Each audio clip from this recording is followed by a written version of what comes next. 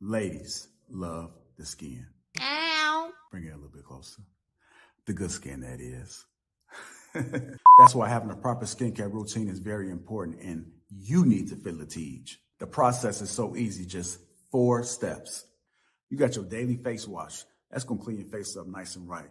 You got your exfoliator scrub. That's going to open up your pores. You got your AM moisturizer with the SPM 20, which is going to protect you from the sun. You also got your PM moisturizer, which is going to make sure your skin is protected throughout the night. Teej has tons of reviews from dedicated customers across the world. I know I said a lot, but it's okay, because guess what? It comes with an instruction card to explain to you in detail what to do morning and night. And because Teej is a sponsor, they're offering my family 30% off along with a free gift. Just click that link that's in the description and feel the Teej. What's going on, family? I'm Lapeef, and I'm here to show you my daily routine using the Sure Man King on top. Sure Man presents to you a men's 4-piece beard, hair, and body grooming kit that stimulates your hair follicles, strengthens the follicle wall, softens, hydrates, and controls your hair. The system doubles as a hair, face, and body care application. The first thing you want to do is you want to make sure your beard is clean using a beard, face, and body cleanser. It also has hemp oil, omega-3, omega-6, and omega-9. Steaming is great for guys with a coarser beard texture as the extra moisture softens and smooths the hair shaft, making it easier for combing and brushing and styling. Now we want to use the beard and hair oil. The beard and hair oil is for hydrating your beard to help soften and tame the thick hairs. It acts as a way of conditioning the hair without drying it out, giving it a sleek, groomed look. It's also aimed at taming flyaways to keep your style in line. Now we want to use the beard growth balm. Our beard balm ingredients nourish your beard so that it stays conditioned, and we use only natural fixed oils that will nourish the beard hair. Keeping your beard moisturized will help do away with dryness by conditioning the beard hairs and the skin. Our beard balm helps reduce breakage and tangles. Now we want to grab our pick. Pick out the beard to give it that full look.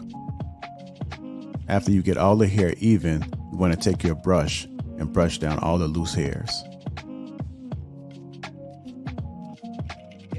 Before I go to bed, I use the beard, face, and body moisturizer lotion. Using this lotion helps moisturize and conditions the beard hairs, leaving the hair soft and tangle-free.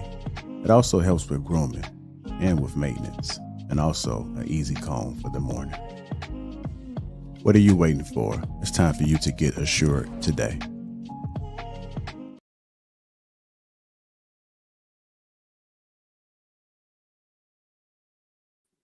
Hey, how y'all doing? I don't know why I thought that would just be like, oh, we go back to behind the scenes. Like, no, you're live, bitch.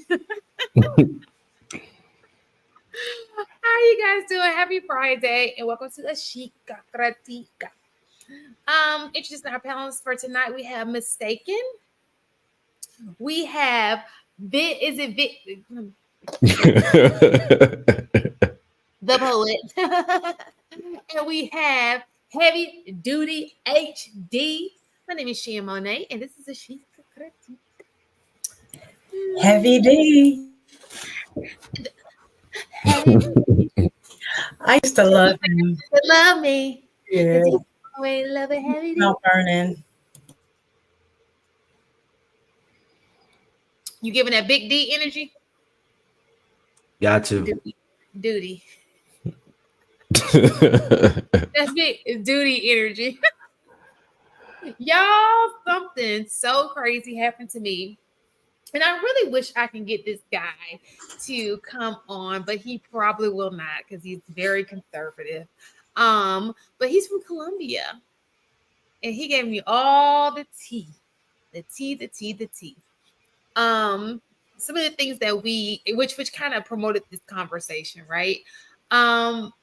One of the things I asked him, I said, give me an honest opinion. What do people think of us? Because he just got here not too long ago. What is your true observation of African Americans? And so he was like, well, Black women, the strong Black woman. he said, do y'all actually say that on a date? I was like, I've never heard anybody say that on a date. Have you heard a woman come on a date with you and say, well, I'm a strong, independent Black woman? Have you? No. I don't recall ever saying that on a date, but I could be. I've never been on a date with women. So I just wanted to know if you guys have experienced that. I think that a woman that would say that would she'll show that or say it on her social media or something like that. You know what I'm saying? Like it'll already be kind of laid out that she's one of those that thinks and talks like that. Well, so it's an assumption. It's not reality. It's just you're assuming that is what she would. If that's what she's trying to get out there. Is that what we're saying? No, not at all. No, I think that a woman that says that or thinks that she would say it, you know, on social media. A woman, a strong Black woman wouldn't say that she's a strong Black woman. You know what I'm saying? Unless she's looking for the reaction of it. You know what I'm saying? Mm-hmm. Other than that, then you know, a woman that I would be interested in personally wouldn't say that. That's like a dude saying like, "Oh, I'm a real nigga." You know what I'm saying? Real niggas don't say that they are real nigga. You know what I'm saying? Them hood ones do. Most of them not real though. Y'all ain't never heard them say that before. When they get in a fight, they're like, oh, like you messing with a real like when they about to amp it up, like you like, oh, that's the conversation that something's about to go down. I should probably get in my car and leave right now. Like that. Well, in the fight, that's kind of a different scenario, I think. Gotcha. Oh yeah. So that was one of the things that this individual brought up. Another thing that this individual brought up is I think, look, everybody's looking at Sexy Red like she's the poster child. Like she came out of nowhere. And this is the thing. It's like all these years of having great people, you know, as the image of Black, and all of a sudden everybody's focused in on Sexy Red. It's like that bad. No, she didn't come out of nowhere.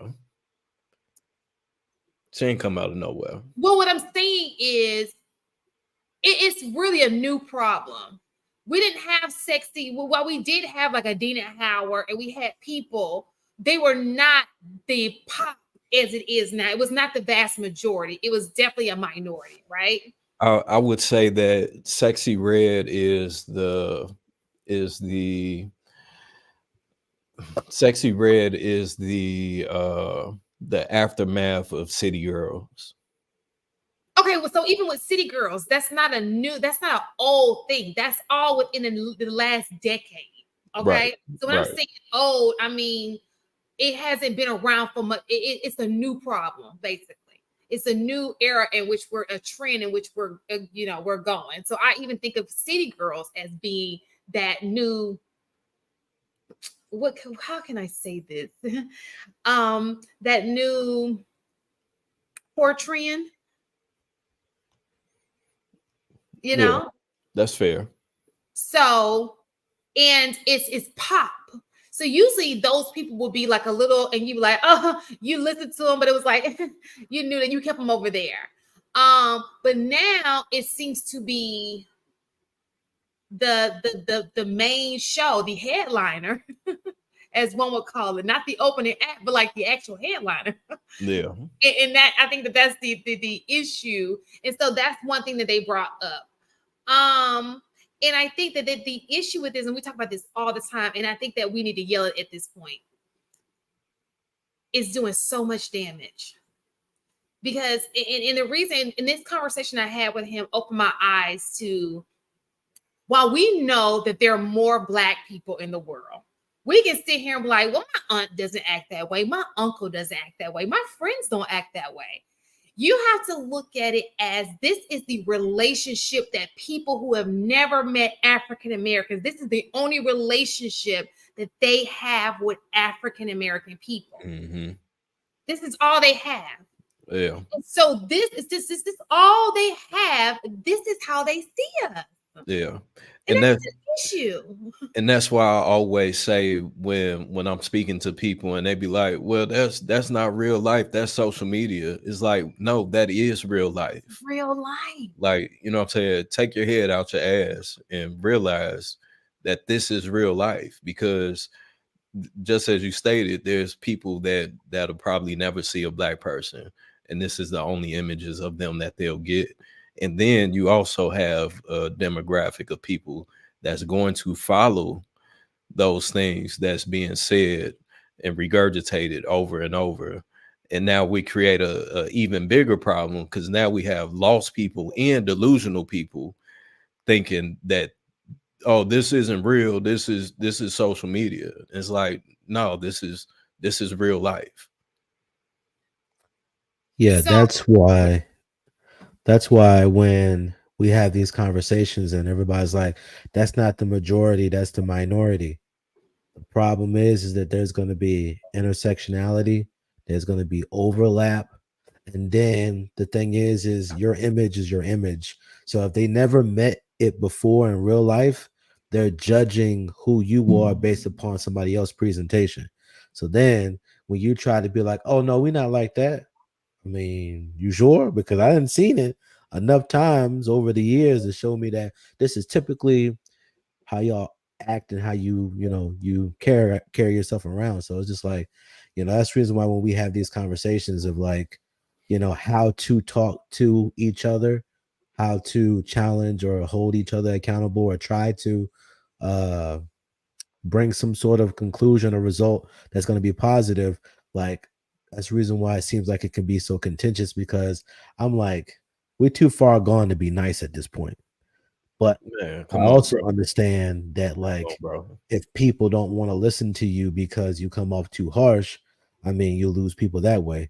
I just say, hey, listen, some things work for other people, and they're gonna go the harsh route, and some people gonna go the easy route. Pick one.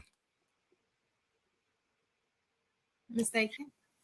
I was gonna say, I just don't think it's limited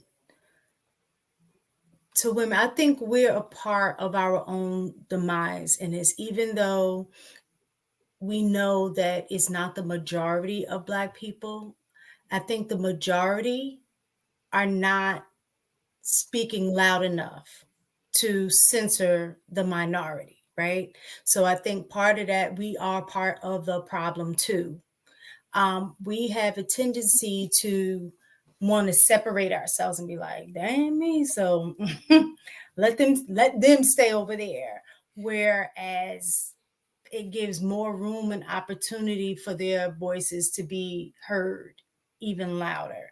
And it's not like just the women, it's even the men in that music as well. Like, certain, rapping about how they, banging all of the women, or they are gonna shoot up, the club or whoever. I think shooting up the club is the wrong word, but y'all know what I mean.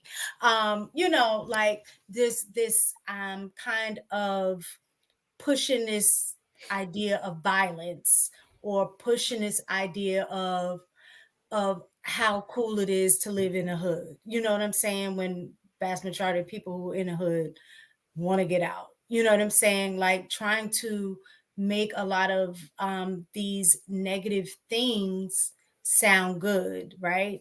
But is promoting a different image, like you said, when you have minimal interaction with these people, right?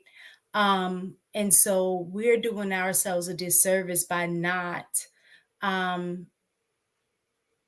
speaking loud enough to try to curtail a lot of this. Like we don't boycott, we don't, write or like our, senators, or what I'm saying. We just are not involved. We're just really in our own little circle doing our own thing. And so until we get more involved, it's gonna stay like this, which sucks, because for those of us who are not being like that, we're lumped in together and get treated initially the same, way in terms of the expectation that is, that other people have. What's so funny about that? It was so one of the things, it was something so funny because you kind of hit on the conversation that he and I had, right? So I tried to explain to him. So it's really hard to explain to somebody who's just not been over here long enough that that's not the majority, especially when he's not even around us like that, and try to influence him that, hey, you should probably just hang out with more African American people instead of just watching TV, Mm-hmm. stay off the internet.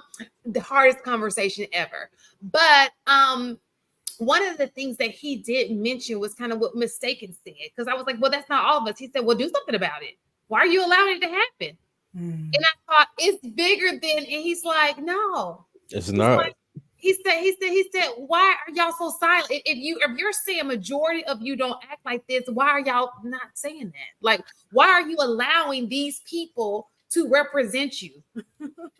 Like, you got to be smarter than that. Yeah. And so it goes back to what Mistaken was saying. Go ahead. I think that in one of the, I would say this for me, with me being in the type of business that I'm in, and cancel culture being so predominant in our own culture, is kind of one of those things of where you have to pick your battles. I always speak out against, what I'm saying, that type of music, that type of portrayal, primarily amongst ourselves. I don't think that this is necessarily something that we need to go and reach out to and write senators and politicians and stuff like that. That's something that we need to fix in the house first. You know what I'm saying? And then outside of that, but just off the strength of it appearing that so many people are for it, because when we see it come out, you know what I'm saying, we see people laughing at it, we see people share it, we see people encouraging it, and we see that more so on a mass scale, much rather than, like you said, people speaking out against it. So it's one of the, I think that is one of those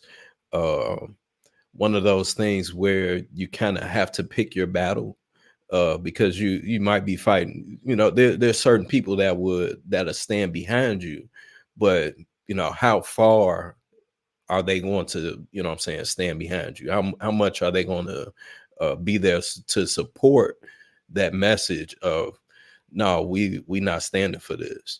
But again, I feel like we're kind of in one of those generations of where it's monkey see, monkey do, and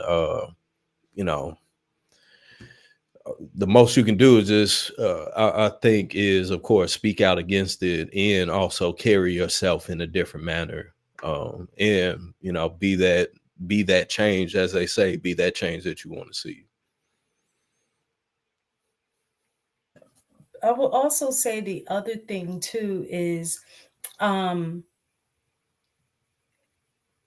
raising. So I think what has happened is that the society has moved into this era of just do whatever you want to do and it should be fine. Like, just do whatever you want to do, live your best life. Just, YOLO. right, exactly. Like, it has moved into that direction. So no longer are there expectations or things put up on you to make you feel like you're not just representing yourself, you're representing the family. You know what I'm saying? I don't think that there's no longer that burden of making sure you stay in line, because when you F up, you make me look bad. Mm-hmm. Right? It's this individuality, like, I'm just my own person. I, do the things that I want to do. So because we've moved into a generation of just me, and my only focus is my individuality, that it makes it easier for this, like, stuff like this to perpetuate. And I don't know what's going to happen to dial it back. Because it's like, once you let the cat out the bag, how do you get it back in? And I think that's the point that we're at. I can't even say it's going to get worse before it get better, because I don't know how much more like my mind can't even fathom or picture what worse would look like, because I already kind of feel like we're already there. It's pitiful. I think we're kind of making it kind of worse than what it actually is, because in reality, I think that when you compare your reality versus what you see on TV, you'd be like, oh my God, it's just so crazy. But and honestly, I kind of don't think it's that hard to fix. It's just that, when we've created a culture that as long as it doesn't harm somebody, that it's okay to do, and that we're not a monolith, we think differently. There's some people that's like, nah, we need to act this way, like, nah, we got to act this way. you know I think that if we just would understand that, there's a bigger picture, and that our overall image is affected when one of us look crazy. Because, I used to read and I used to watch all the shows and all the TV shows that would show that how black parents would be like, you can't do this because that's going to make us look bad. You had to wear a certain type of shoe. You had to wear a certain outfit. It had to always be clean. Don't dirty up your clean clothes and this, that, and the third. Like, you always had to present an image because, like, the people around you saw you as less than, and that you went above and beyond to try to make sure that your image looked a certain type of way. But now it's just like, we're comfortable, we're free, we got all the opportunity, all the things that we want. And it's just like, I don't think the problem is as big as what we think it is.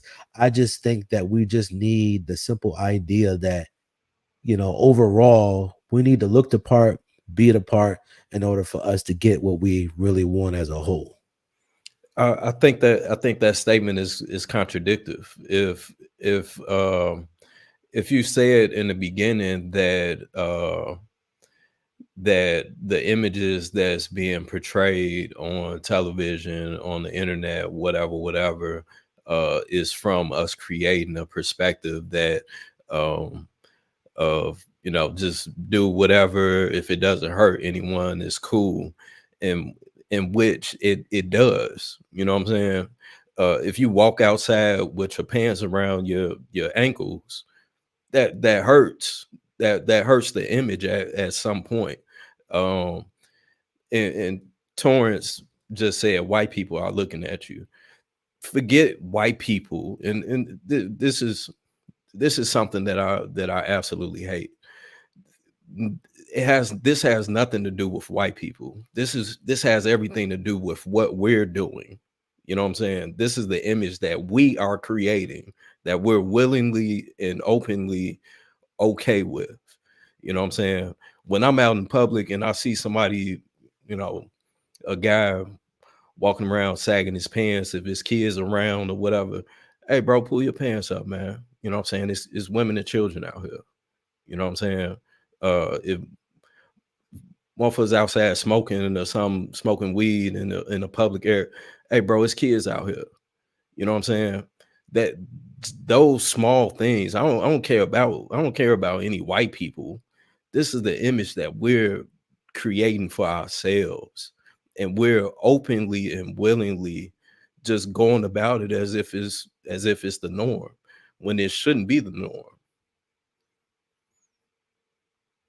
Yeah, I think that just as easy as it is to show yourself in a negative light, it's just as easy to show yourself in a positive light. It's just that you have to change the mindset of the people who are the ones that people look at the most. Because if all the people that we're saying is influencers and have influence in big platforms, if they change their dress, they change their tone, Like their audiences would be like, yo, you killing it today. You look different today.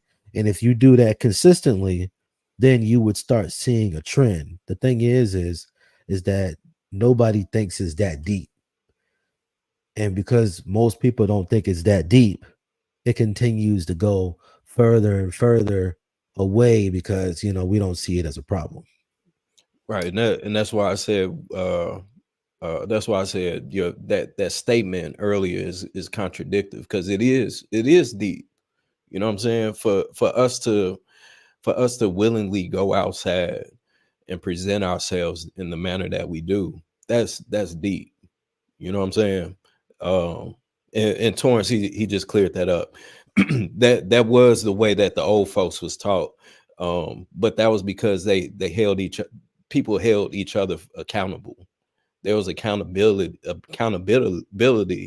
in the community. There was a community of where in this area of town, we're going to keep this to look to par. We not going to litter here. If we catch you outside littering, we catch you outside doing whatever, hey, it's consequences on that, and you're going to pay for it. Now we don't have that. It's just bar none. You know what I'm saying? This anarchy. I hear often in these spaces we talk about, oh, we need to bring shame back into the community, and so often we talk about certain areas of shame, like single motherhood shame, but we never really talk about just how you carry yourself. Shame, like you should not even be carrying yourself. That's the emphasis right there. How you carry yourself, how people see you. Right. You should be shamed for that. Yeah. Let that slip, because it's like, oh, like mistaken say, oh, she's creative, she's just her individual, but when the way you're carrying yourself is like degrading you in an entire community, that's the problem. Like it's just going down, because there should never be anything right with showing your own in public. There's no reason for you to be outside in lingerie, even talking about it yeah. Just confused here. Did you have anything else to say about that? Yeah, I was just gonna say it's kind of like a double-edged sword to a degree, and what I mean by that is when you look at other cultures or other people, groups in general, that they have the privilege of not being judged as an entire group by one person or a few people cutting up, right? So they don't feel like those people represent all of them, right? So they have the ability to move as individuals. Like if somebody does something, oh, it was just that individual, right? But on the flip side, for us, is completely opposite. So it's like if somebody does something, or like we said, a few, they end up representing the vast majority, as opposed to it being, no, that's just them, and everybody else understanding that they don't represent the vast majority of us. So we get judged on a very different scale, which really sucks. You know what I'm saying? The fact that we have to, because I've even done this, like with, felt like this myself, or if I have my kids around or something like that, feeling very uncomfortable with, if I'm in a space and I see somebody, cutting up, that I'm like, oh my God, like they're making us look so bad. You know what I'm saying? Like we automatically default to thinking that they're representing us. Or when we're in spaces where is not many of us there, to feel the extra need to be on our best behavior to kind of overcome stereotypes that we're perceiving that other people have. You know what I'm saying? That's a lot of mental work or burden to just carry around, feeling like you got to carry the weight of your entire race. You know what I'm saying? Right. So I think that what has happened is that this is where we play a part in this, right? And we talk about this all the time. When we think it's okay to even promote or even bump, like for example, he said City Girls. If you're a City Girls fan, I don't care how conservative you are kind of voting in that manner. Okay, if you stream it, that's the vote. We talked about this. I think it was a Sunday show. And so that's where we go wrong. We think of it, we know how at this point, we know how powerful music is. It's a universal language, right? But yet we still vote into it.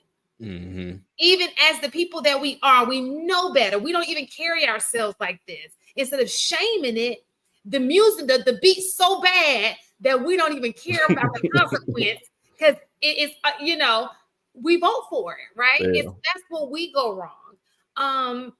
In the entire situation, even as it relates to YouTube or when it relates to Instagram, we see foolery and we watch it. We even share it with a friend of a friend of a friend. And yeah, we're laughing at it, but when you're sharing it, you're kind of circulating it, the views, which means the algorithm is going to pull it up on a pedestal and you're going to see it more. The difference between African Americans and other cultures, especially in America when it comes to white people, is they have had enough history of good things out about them in the media where the small because we see ratchet white girls on YouTube too, but because there's so much good stuff, it's like that's a small group, right? But when it's with us, all the bad stuff is in great numbers, and the good people are like, here. So it's the exact opposite. You understand? Well, yeah, that's the thing though, because it's those bad things. We're laughing at it. We're ha-haing at it. there was just there was just a video that was going viral on social media of that Shamar guy or whatever, that's on that one show with all the women. In that clip, he was running towards one of the girls sitting down, to assault her. We can only assume, and the security guard grabbed him and threw him back. Now, mind you, everybody is ha at what just happened, but this man is running to assault a female on TV, and we're laughing at it. We think that is funny. It's amusing. It's entertainment. What is wrong with us? You know what I'm saying? And I point that out, and women are coming to me in the comments like, well, that's read the comment. That's not what we laughing at. And how, no, that is what you're laughing at. You know what I'm saying? Because at the end of the day, why is this man on a TV show with women? You know what I'm saying? If that was a problem, then he wouldn't be on there. But due to the fact that we think that it's okay, you know what I'm saying? That's why he's on there. And that's the problem. Well, I think the other thing too is the way we engage and treat each other indirectly gives other people permission to do the same. Absolutely. So I think that's also a part of it. You know Absolutely. what I'm saying?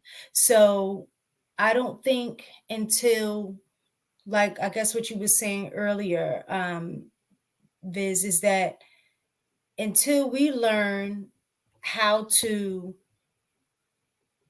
build relationship with each other, how to talk to each other, how to interact with each other, that other people are going to feel very comfortable assuming like they do, stereotyping like they do, and engaging with us like they do. It almost is a level of giving them permission to do so. Exactly. So I think that's, so if what they see, like how Shan was saying earlier, because you have Like when you just start thinking just outside of our little the community that you live in, and think broader, and then think more of a global view, because that's where we're at now with technology and everything, is these stereotypes and the things that people are seeing. When you go to other countries, those expectations are the same. You know, I know when my husband, he went to Nigeria, he was talking about how everybody that, you know, he was where he was at visiting thought that everybody, all, you know, Black people that lived in the States had, you know, money. They kept saying like P. Diddy, right? Because that was who they saw, you know. So it's just things like that, that if people's only interaction is through media, we're in trouble, because they're not going to be exposed to really meeting African American men and women to the level that can change their, you know, opinion. So that's what I'm thinking in a broader perspective, where we perpetuate this treatment of the way we are with each other, just even outside of the United States. Yeah, no, absolutely. I think another, again, going back to what I said earlier, another huge part of that is us as individuals carrying ourselves in a certain manner. There was one situation or an experience that I had. I was at a Steak and Shake in Indiana, and I'm not sure if you guys are familiar with Indiana, but Indiana back in the day was one of the Ku Klux Klan, you know, that was their headquarters type of deal or whatever. So long story short, I was in Steak and Shake, and it was this older white gentleman that was in there. And around this time, this is when I really started to uh, you know, carry myself differently, present myself differently. I feel that I always kind of had the same aura, but just off of appearance of how I presented myself, I intentionally made it different because I understood the impact and the power that it had, not only on me, but also other young men that see me, and also people outside of our culture.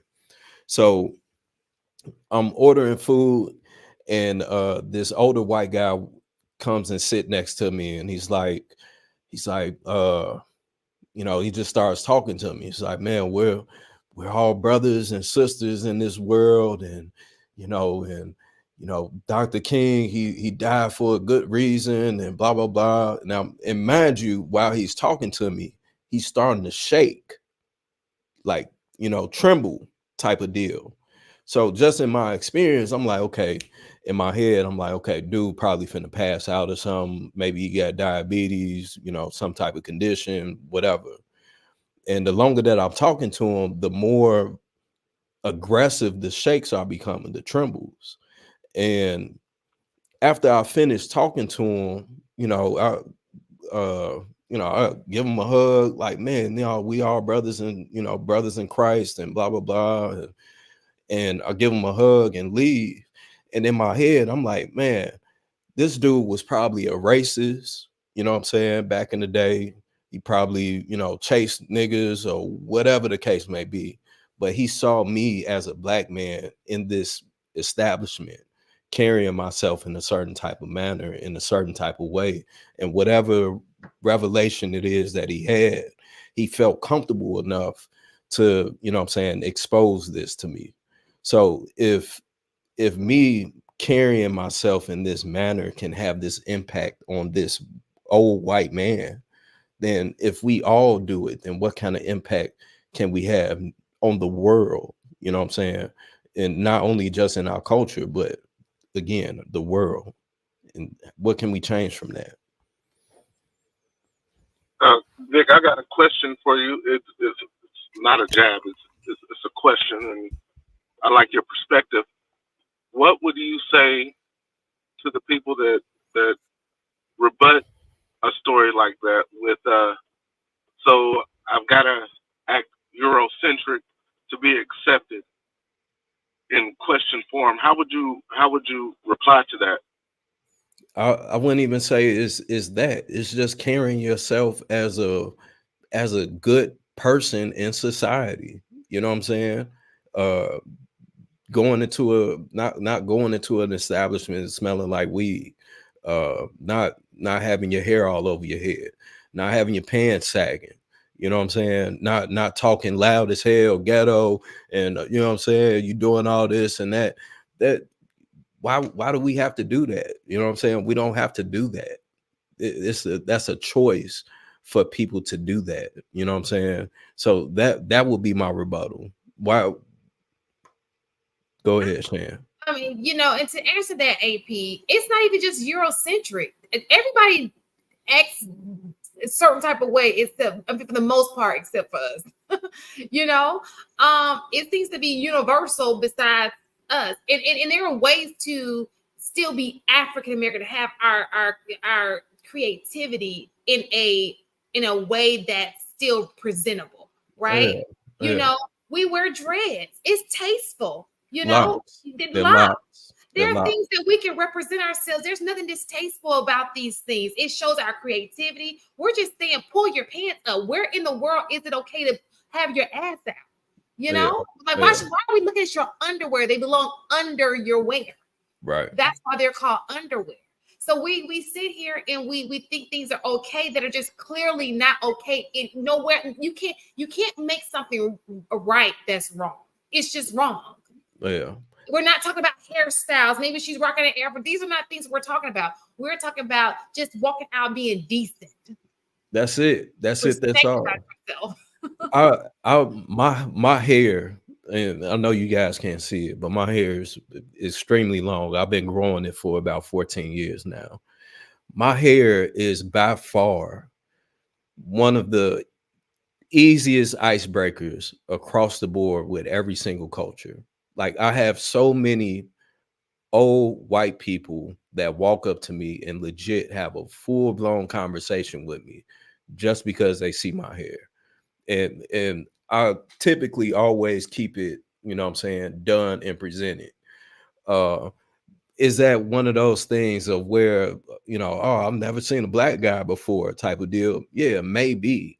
But the fact that they're able to see a black man carry themselves in a manner of where it's presentable, I still got the swag, I got the strut, you know what I'm saying?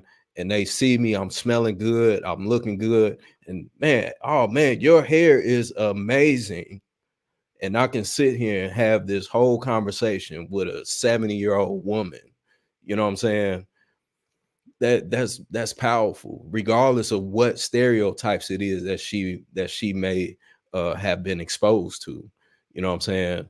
It's just all in how you present yourself.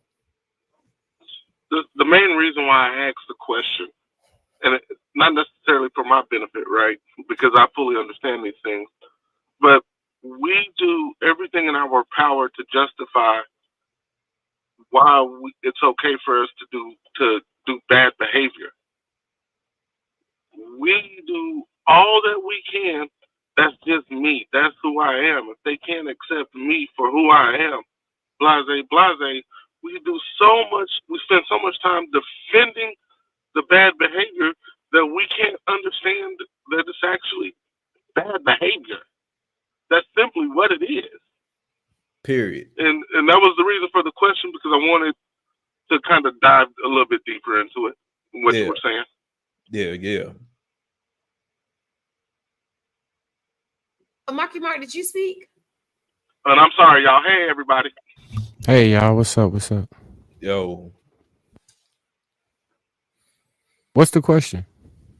So we were just talking about, you guys are late. So I ran into this guy, right, who's from Colombia, and he was just giving me the lowdown on, and I asked him a question, how do men in Colombia or, people in Colombia view African Americans?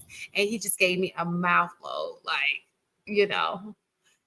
I'm pretty sure you can understand some of the things he had to say. Like black women, even though he said he would love to date a black woman if he had an opportunity. He hears like the strong black woman. And so he was like, do y'all say that on dates? And I was like, I don't think so. I've never heard anybody go on a date like, I'm a strong, independent black woman. And so that went into the conversation of, he brought up Sexy Red, and he just didn't understand it because I had explained to him, because he's new here. I had explained to him that's just a loud minority. That's not how all, you be here long enough, you'll know that's not how all African Americans work, right? And so he just not depending on what area you in, that might be all he see. Oh no, he's not in that area. And so he's in an area where a lot of us probably aren't, right? Is he in an area that a lot of us probably aren't? Yeah, he's not around a lot of us. Okay. Mm-hmm. And so we went on to say that he talked about the Sexy Red, and then so I tried to explain to him that the loud minority, and he did not understand why we allow the loud minority to speak on our behalf. He felt like, he was like, well, you're being misrepresented. Why don't you say something? Like, that doesn't make any sense to me. He said, do you understand that every culture has that group of people, but they don't allow them to speak for them? Like exactly. He said, so it's kind of your fault. Like, you're just allowing them to speak for you. And so that's the conversation. That's how we start the conversation now.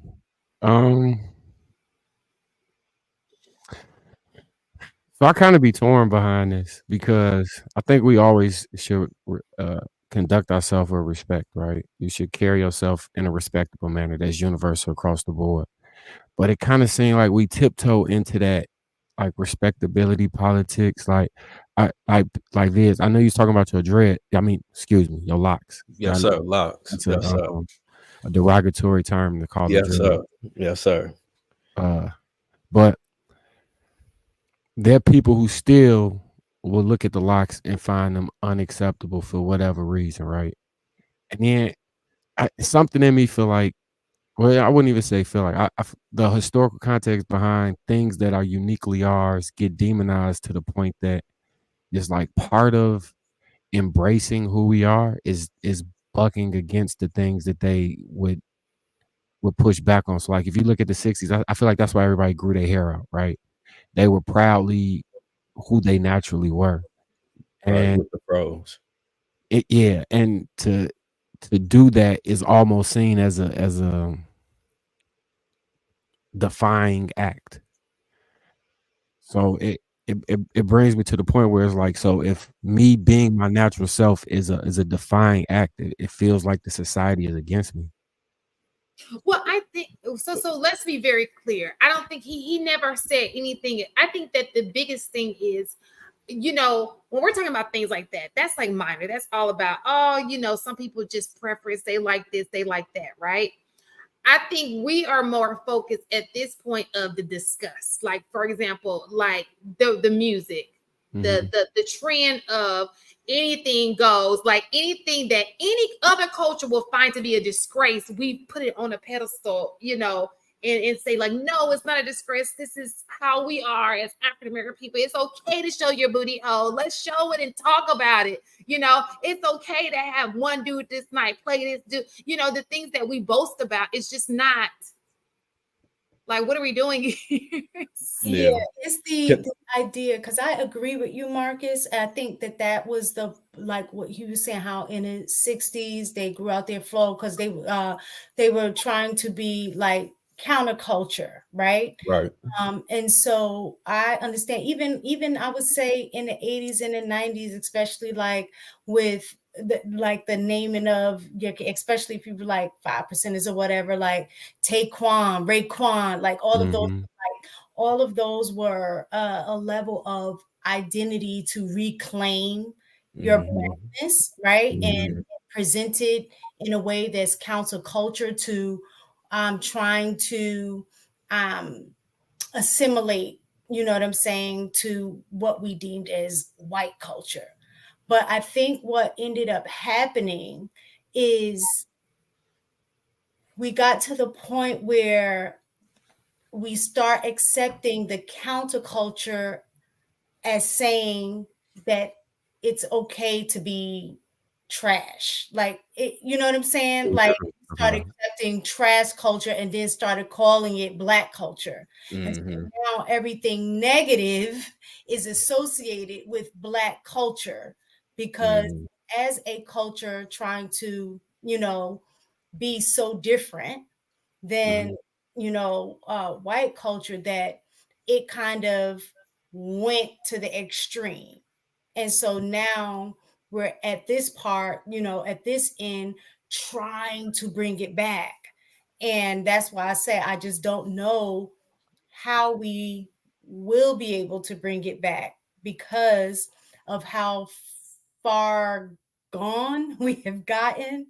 You know what I'm saying? So that's the part. So I agree with you, but it's the how do we still maintain respect and dignity as a people while still maintaining our own culture, doing our own thing, because we do have that natural influence, just in a way that who we are is just natural. But now we're, having influence in a negative way. Yeah,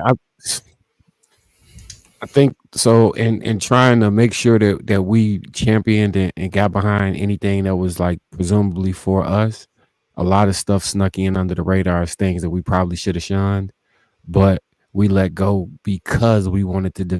It's kind of like what they say with women right now, right? Not to just drift this conversation. I'm just using this as an example. Let's not get on the women, but I'm just kind of like with women when they say like, all right, the behavior of some women, instead of women just outright saying we against that, a slut walk, they don't speak on it or say anything. But you look at it and you're like, well, it's because they sexuality been demonized so much that they don't want to partake in demonizing the sexuality of women. So it's like the black man and black women been demonized so much, you kind of don't want to jump in and stop people like or champion when somebody is going against another black man or woman. Unfortunately, it's got historical context as to the reason we feel that way, but it does come out on the negative end for us because we allow things to get pushed forward. And then in us defending it, the people who are in charge of programming, be it like television programming, movie programming, media programming, print ad publication, they focus on it. And the sensationalized things become what is the representative of our culture. At this point, we're not really selecting what our culture is. We kind of getting our marching orders and falling in line. The people that's selecting it are the people who sign artists, who sign models, who sign clothing lines, who's the people who push the money behind it have the ability to push those things. But we to this day that a lot of us never heard of, right? What'd you say? My bad. We have to also pay attention to the fact that the only way that these people are going to sign these artists is if there's a demand for them. If there's a desire and a want for them, then that's who they're going to sign. You know what I'm saying? It isn't current day. I can only believe maybe back in the 80s, in the 90s, yeah, there may have been for sure an agenda to push and promote a certain type of music to get black people to go astray, for sure. But right now, I don't think that that's necessarily the case. Who the number one consumer of our music? You said who's the number one consumer of our music? White people. Who cares?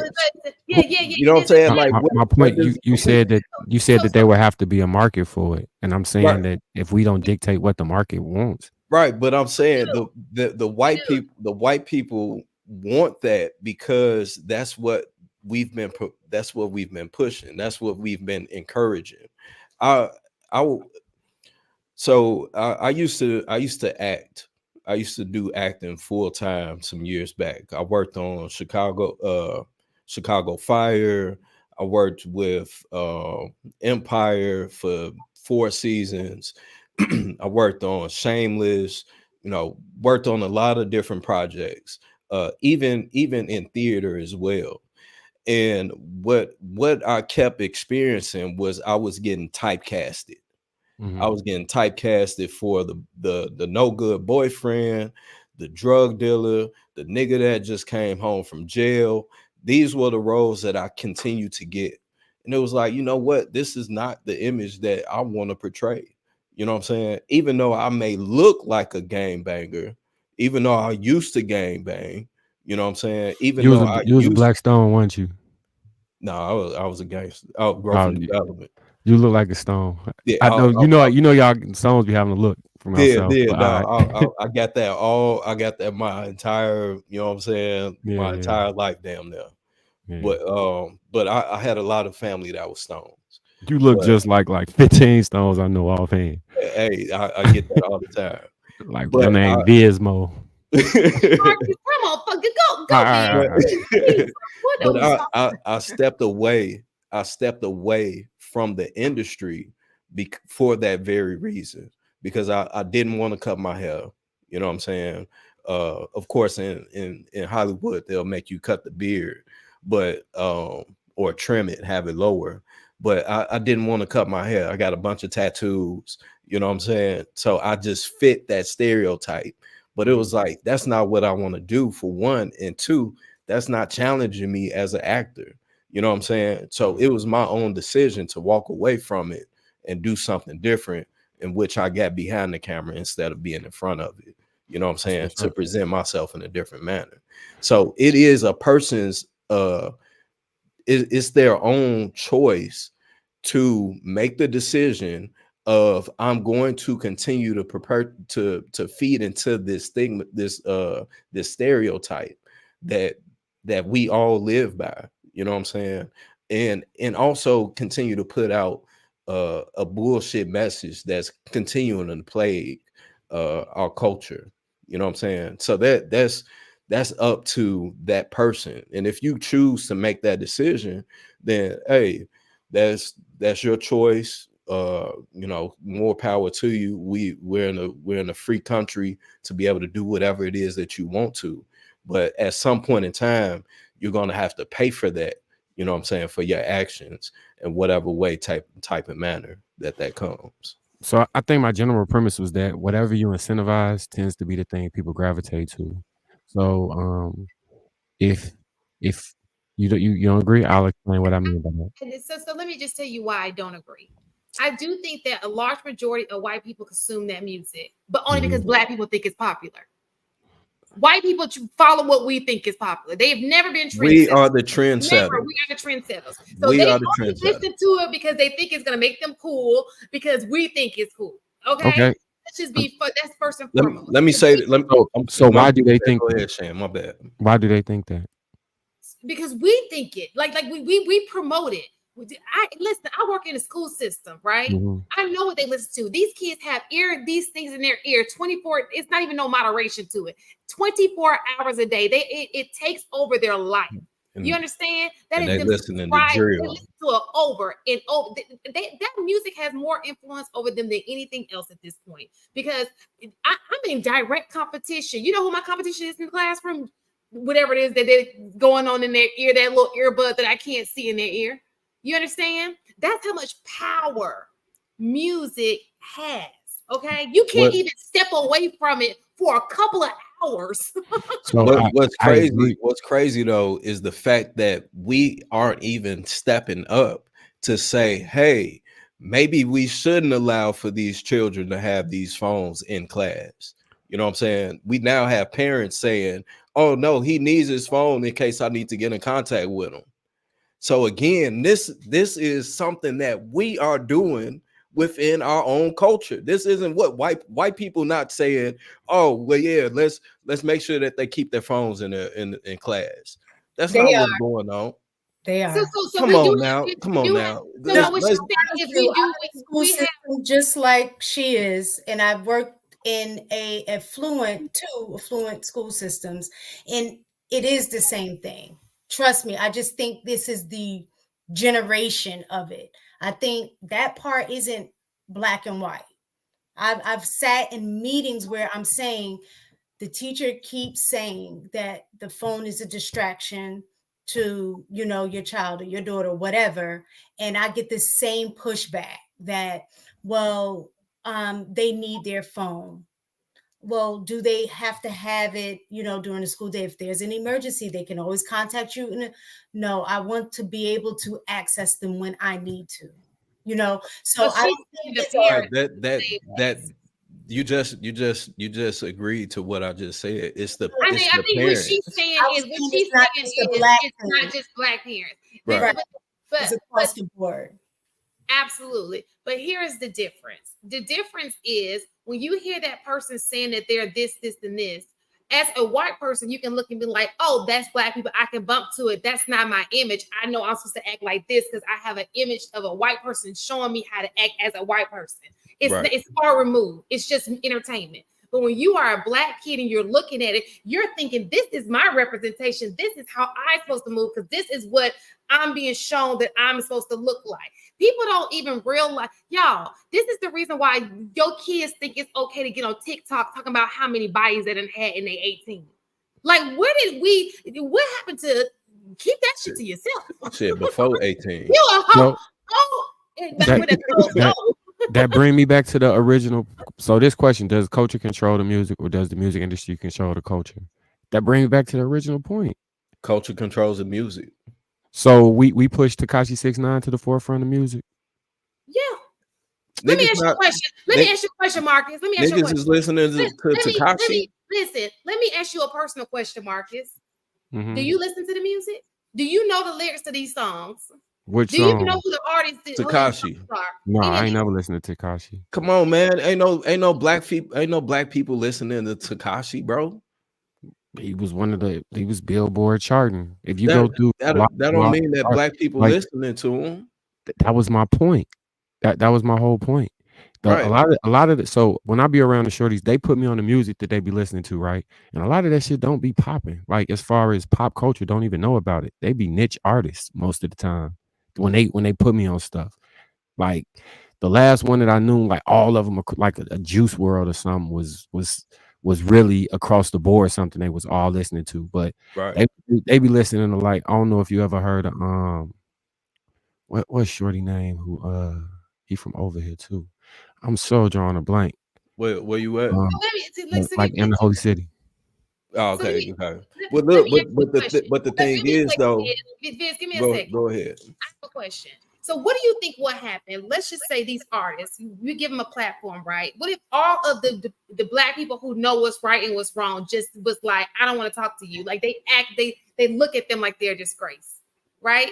You don't even invite it into your home. Whenever one of the city girls comes in for an interview, she's not even allowed to be on the Today Show. She's not even allowed to be in the presence of you because of the way she carries herself. If you keep doing that, what do you think that's going to do?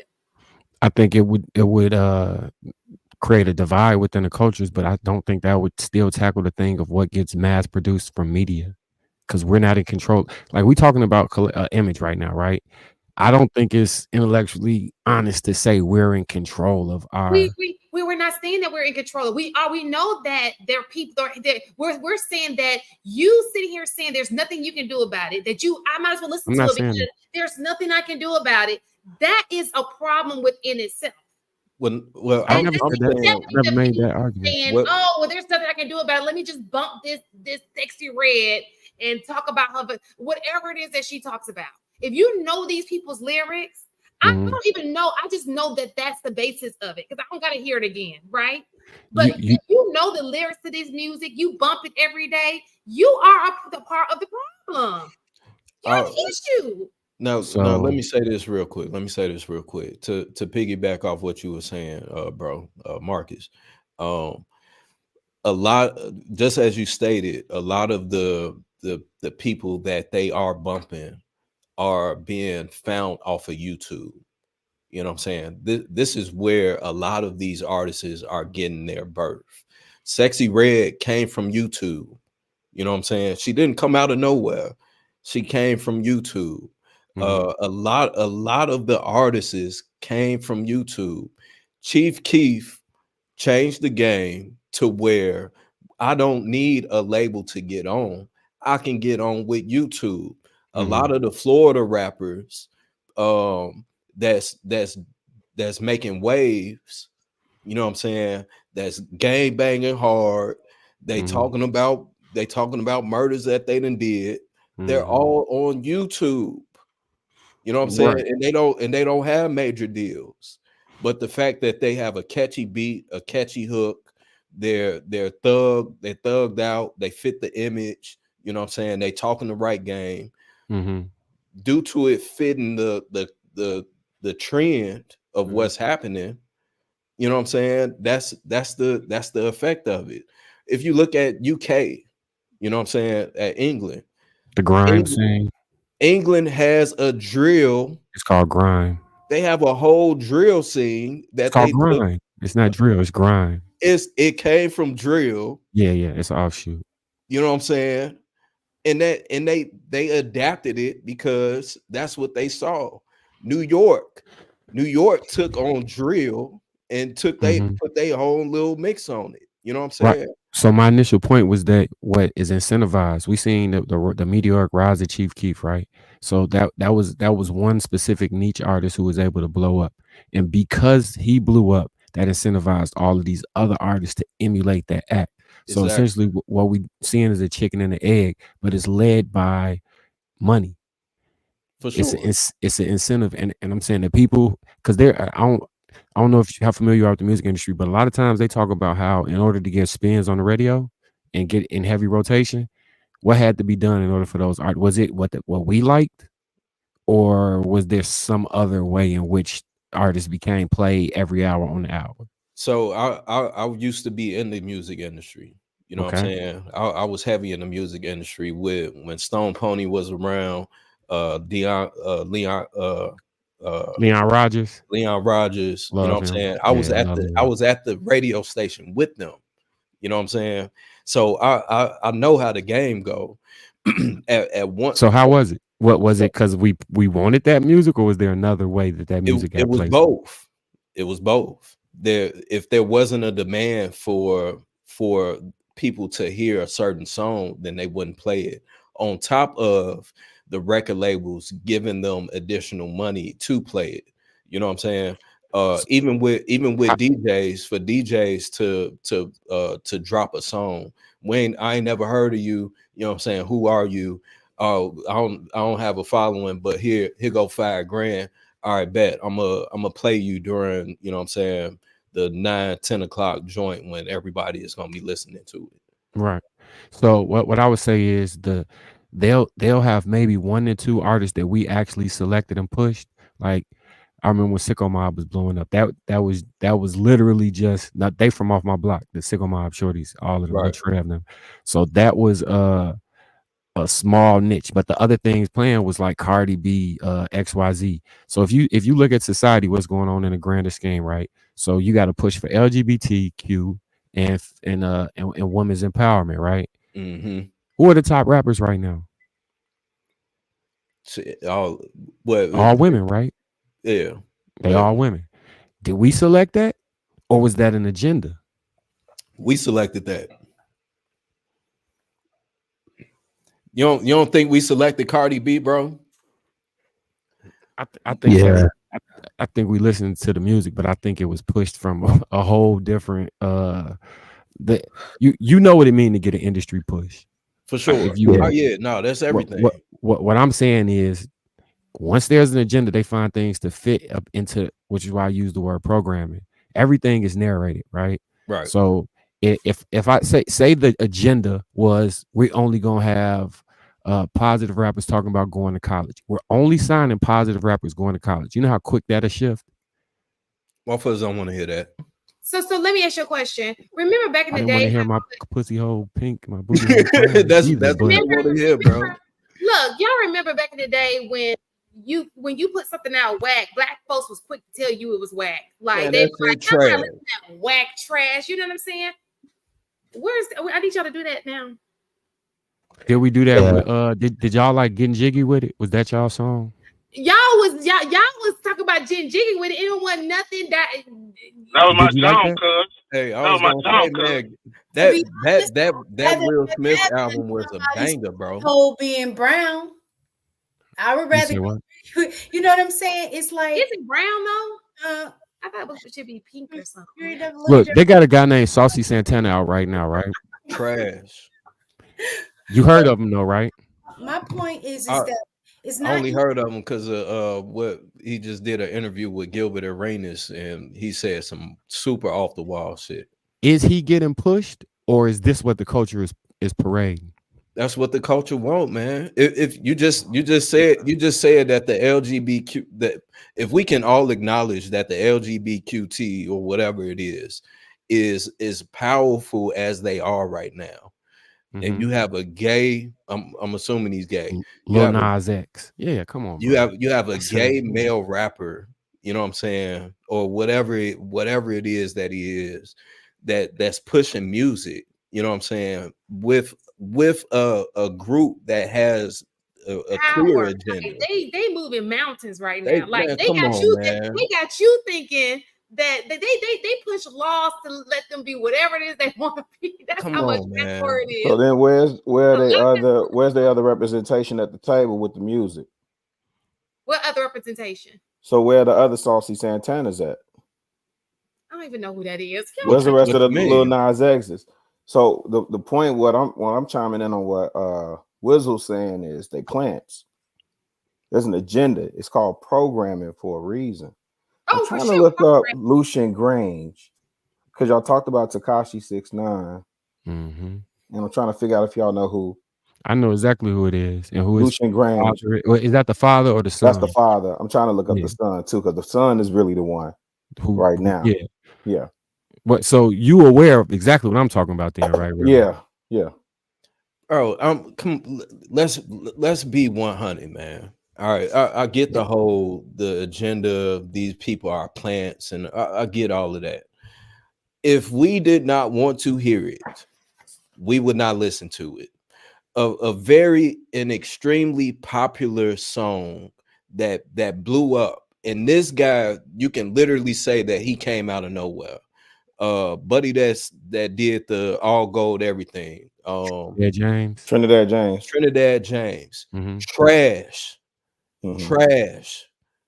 On that album, he only had one song on that album that was good, and there was that song.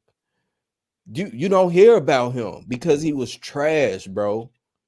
You know what I'm saying? No, so there's no demand, and you can't put out consistent good music, then you're not going to be in demand, bro.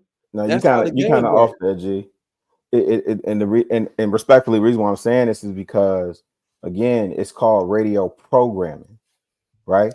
I'm not a fan of Ja Rule, but at best, I could sing his choruses for you because they ram it down your throat 18 million times a day, and they have you second guessing yourself like, oh, that might be hot. They play it in the club. There's a reason. I did a street team, right? There's a reason why we up there at the DJs asking them to play the record, break the record. So you saying Ja Rule wasn't solid? You said he didn't. I'm saying Ja Rule wasn't what? He said he wasn't a fan of Ja Rule, but he knew. I said I wasn't a fan of it. Okay, I didn't listen. My personal choice was not to listen to him, right? But I'm saying there's a machine. It's called the machine. I'm not saying some people are sitting in a weird room trying to create a plan how to denigrate black people. No, they're doing it right in your face, and they're using capitalism, and they're getting paid off doing it the whole time. And some of the times we're saying, well, as long as I think mistaken. That's when I put you'll spend fire. You know, it doesn't matter as long as they're not hurting anybody. Or, you know what, a lot of this to your point, you know what a lot of my industry heads are saying now, the people that I knew in Atlanta that greenlit a lot of these garbage projects.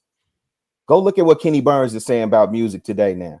They sign an Afro beat artist. Oh, yeah, they definitely going for the Afro beats because it ain't gonna be no fight breaking out. Right, for sure. But they second guessing now. Kenny Burns' latest rant was on Sexy Red at Rolling Loud, just trashing her set. It's not that there's a demand. The music business has been behind the 8 ball for at least the last 2 decades, probably since Napster. So it's a crapshoot for them in terms of what's gonna come out. Right now, I'll concede the point about Sexy Red. What you said earlier, she broke on YouTube or SoundCloud or whatever. I don't know, but what I do know is that they are looking to see if there is some type of audience for it. Right? I just don't know many brothers rolling down the street talking about you thought I was a munch or you thought I was feeling you or whatever that have of the song go. I don't know too many dudes rapping these female lyrics. Matter of fact, I don't know too many white people, right, rapping their lyrics, but I'm pretty sure they are. My point being ultimately of what y'all was talking about, because I'm not to really go down the rabbit hole, and I appreciate y'all letting me pull up to the adult table. We don't control our image. Say it loud. I'm black and I'm proud. My pussy. You understand what I'm saying? My booty hole brown. we control the cool. We stamp what's cool, but we don't control the culture and we don't control the narrative. And that's what we got a problem solve for. And most of what I heard y'all talking about, I was punching the air. I was driving home as quick as I could, family. I was punching the air because in these spaces, we talk about community, and the community is dead. When actually what we're saying is we need community. That's how you correct a lot of this is community. For sure. And I feel that for us to say that we don't control our own image is giving away the power that we do have. It's allowing for us to continue to go down that rabbit hole of us believing that we don't control our own image. When we do, we are the influencers of this entire world. You know what I'm saying? I worked with I was a part. I'm a part of Creation. It was this. I don't know if you're familiar with it. It's a footworking group. Yeah, I know. I was about to say the footworking group.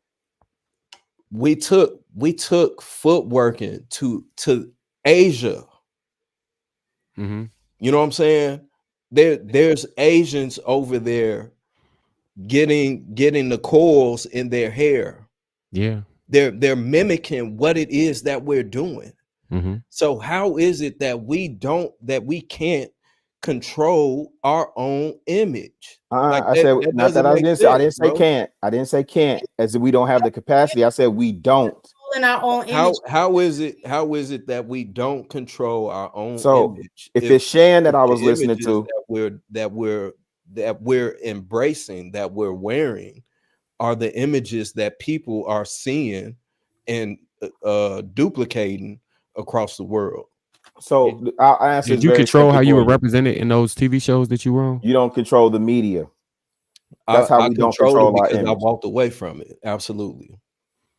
But how so many? You intentionally wanted to participate and be typecasted in those roles initially. Okay, I'm going on mute, mistaken. I hear you. I'm sorry. I'm going on mute. How many roles, because you kind of named it, how many roles did you do before you walked away? Because by the time you walked away, it's already been put out there. You know what I'm saying? So I think our biggest issue is for us, and then this push of capitalism and all of that, is money over everything for us, period. I agree. Even if we start off with an agenda that's in our best interest, it's always easy to find some people that are willing to go against the cause for the money. And historically, we could see all of the movements that we had of Black people. This go back to slavery, from meritorious manumission. If they were having a slave revolt, if you told on the slaves, you could gain your freedom legitly by stopping the revolt.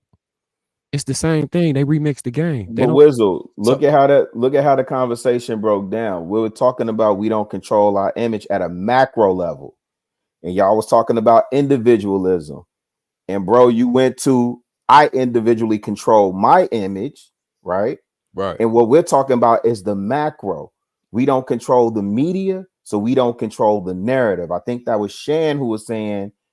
Somebody you was talking to was saying, like, viewed us as one way based on the images that they get of us via media. Right. And she said, that's not all of us. All of us are not like that. Right. And this is the dude that you're saying is incensed. Like, why are y'all sitting there taking that? Why are y'all not fighting back or controlling your image? So that's what I'm saying. when I say we don't control our image, we don't control the media, therefore we don't control the narrative. I'm going on mute. Yeah. It's So funny. Let me just piggyback off that real fast, just to give you something else that he said. I thought that was crazy. He said, so we went back to the 90s. He said, well, I listened to, American music in the 90s, and all he can reference was Tupac. I said, there were more artists than Tupac, right? He's like, yeah, I know Brenda's Got a Baby. I said, but do you know R&B? Like, I was like, sir, but you're right. Because then you have to think about too, what are they pushing in other countries, right? So you can, even if it's 5 artists who are doing wrong and it's 100 that's doing right? All they gotta do is push the 5 that's doing wrong and play that over and over again in other countries, and that's how it works. So we got to do something inside to build our foundation amongst each other, so that we don't even have that 5 that even want to do it. Does that make sense? And that's the point. So if we can literally sit here and acknowledge that this Colombian man says, hey, why are y'all just letting this happen? Why is it that we can't take on the same idea and concept of saying, you know what, you're right, maybe we should stop doing this? You know what I'm saying? And if the people that choose to continue to do it, we're going to blackball them. The same thing that happens in Hollywood, the same thing that happens in the music industry. We're going to blackball them. We're going to stop listening to them. We're going to stop promoting them. We're going to stand. We're going to protest against them. We done did it with everything else, but for some reason, when it comes to our own image, we give the power to everyone else instead of claiming it for ourselves, and that doesn't make sense. And to piggyback real fast off of that, it's so funny how we have a problem doing that, but y'all quit to call somebody who go to college or some cornball. Y'all, the things that are good, we be quit. No, they do.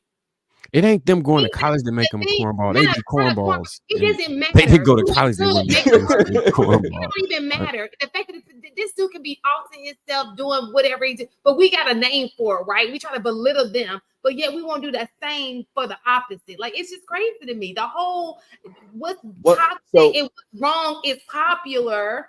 And what's good is looked at as you a corny dude. You talk like to piggyback off that real quick. When I began to dress differently, when I began to wear a shirt, collar, tie, slacks, just on a regular day, motherfuckers, man, bro, what you had court today? Yeah. You went to court. You had court, bro. How the court go? Nigga, I ain't go to court. Why I gotta go to court? You know what I'm saying?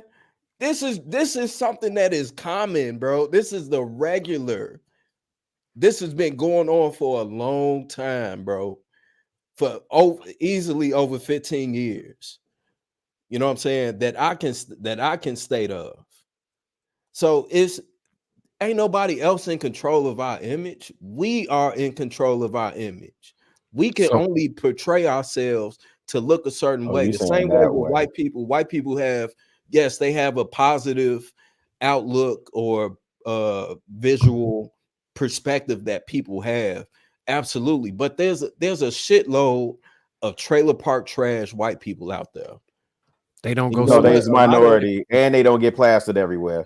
And and that's the point, because they aren't being, because they're in control of who represents them. That's correct.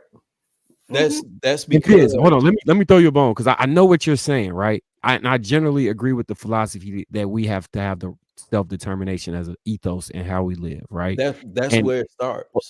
We have to have self-determination as an ethos in almost everything you do. All of us agree with you on that. There's not a person, I know all of them individuals, there's not a person on this panel who does not believe that as a guiding principle in their life, and that we should preach self-determination. What we was talking about specifically is, are we in control of the narrative and the programming in regards to our collective image, or are we not? and we're not. And that's not from a defeatist perspective, Marcus. It's not. It's just a No, reality. we just addressing what is as it is right now in front of us. We can move forward and problem solve for that. But that's the truth, family. Like real talk. We got to at least acknowledge that we do not control the media. We do not control the narrative, right? At all. So therefore, we don't control our image, fam. I know you've been HD. I know you've been trying to come off the mic, man. My bad. Go for it, fam. We don't control it, but we do contribute to it. If that makes sense. Well, in what way, Shan? So like we were mentioning earlier, right? Mm-hmm. If you mentioned airways and you mentioned radio. There's certain radio stations I don't even listen to anymore. Mm-hmm. I used to, but they have become trash. I don't even turn it on there. And guess what? These radio stations get pumped by how many people listen to them, the ads that come through, right? So and they're alternative stations, you know, I listen to an R&B channel all day long, right? But somewhere along the line, we are listening. Okay, that contribution. Yes. This because we have choices. The great thing about America is you got choices. You got choices of what you watch. You got choices of what you listen to. You have the choices. When my thing is, yes, we do not control the narrative. You are absolutely right, but you have control over what radio station you listen to, what music you listen to, all of the which you consume. You have full control over, and that's what we have to start. We know the problem is bigger than us, but it can start with us. I think that our biggest problem, and then let AP go after you, so because he has to get in. Go ahead. I think our biggest problem is that we have relinquished all of our power to someone else. That is our biggest detriment. We are so lost and confused that we have given away our own power to someone else when we are in control of it. You know what I'm saying? If we literally set the trends worldwide, how is it that we can't control our own image? That's mind-boggling for me. You know what I'm saying? Of course, we have stereotypes, absolutely, but there's always going to be stereotypes. You know what I'm saying? There's not much that you can do to get away from that just because of polarity. There's always going to be poor, rich, good, bad, whatever the case may be. There's always going to be two different sides of it. But to say that we don't have the power to control our own image is crazy, bro. I couldn't picture me saying that somebody else has more power over my own image and me making the decision to carry myself in a certain type of way and to hold my community to a standard. You know what I'm saying? I think you conflated something right there. No one said you don't have the authority or self-determination to control how you navigate throughout this world. In fact, I tried to disassociate the 2 points for you so you can understand where we were coming from and understand we weren't making a disingenuous argument. We're literally saying that as an individual, yes, you control those things. As a household, you can control those things. As you navigate through this world, you can be seen in however you want to be seen, right? And whatever, positive or negative. The thing is, narrative and programming is not a collective of us doing X, Y, and Z. Narrative and programming is a selection of something and placed in another place. So it has a pyramid effect that its reach trickles down. And unless you control distribution, unless you control means of production, then you don't have control over that thing. That is what we're speaking to. And I get the frustration because I'm one of them people who divorce is high. Everybody gonna get divorced. No, you're not. You don't have to get divorced. When they speaking about it, they're usually speaking to the system at play, and the system exists, right? I think you can navigate through it. So I agree with you on that, but I'm just saying it does exist. You understand now? I'm not saying that. I'm not taking away that there is some type of system and structure that is placed, you know what I'm saying, in order to keep people in line, in check, whatever the case may be. I'm not taking away from that narrative at all. That's a common fact all throughout society. That has always been a thing. But to say that we don't have the power to control our own image, you know what I'm saying? I can't agree with that, because that's, in my opinion, that's simply not the truth. Are you? Oh, go ahead, AP. I'm sorry. First, and I'm not trying to pile on you, Vic, but Hey, from an bring it individual, on. pause, by the way. From an individual standpoint, I 100% agree with you, and I think everybody else actually agrees with you from an individual standpoint. What you're suggesting, though, takes a collective effort in order to pull it off. And I agree. We should work as a collective in order to pull it off. But when I look at it, I'm like, what have we done collectively since somewhere right around the mid '80s, where we controlled something? And I also disagree with you on our biggest issues. Our biggest issues is actually fear and money. We got the money. Do we though? We absolutely got the money, bro. I'm gonna ask you this: what do we own? What do we own as a collective where we have some place to go to throw all of our art? Before you answer that, Viz, I'm gonna explain. I used to work for this company called Pangea Real Estate. I'm pretty sure you heard of them, right? You see the buildings all throughout Chicago. Yeah. So what they initially did was they took a payday lending store, because a lot of us live check to check and have a bad habit of overspending, right? And overextending ourselves. And they put them all in the hood. Yeah, they put them all in the hood. So what they did was took those payday lending stores, and from there they used their connections with banks, judges, and land trusts, and all these different things to buy block abandoned buildings. Then they fixed those buildings up, and then they had a rent to earning ratio. So most of the people who stay in those buildings, they if they own if they make $2,000 a month, then their rent can be 60% of that. So it may say we collectively bring in 70 million. Well, I'm just gonna give an average salary. So it may say somebody bring in $65,000 a year, right? And you'll say after living expenses, you're left with discretionary spending, but that's not actually what's happening, because we don't own the homes that we live in. That's not going into a fund that we can withdraw from. It's going into the pockets of the people who own the building. It'll appear as though we have discretion or extra capital to spend, but if we're not owning the place we live, and a lot of us are living check to check, those numbers start to change, because really what they're doing is just extorting wealth from the communities by doing that. Then you throw in interest rates. If you're living check to check and you get behind the interest ball, now that $100 can balloon up to $700. So it will appear that you're earning this. And now this is the part that we mess up on.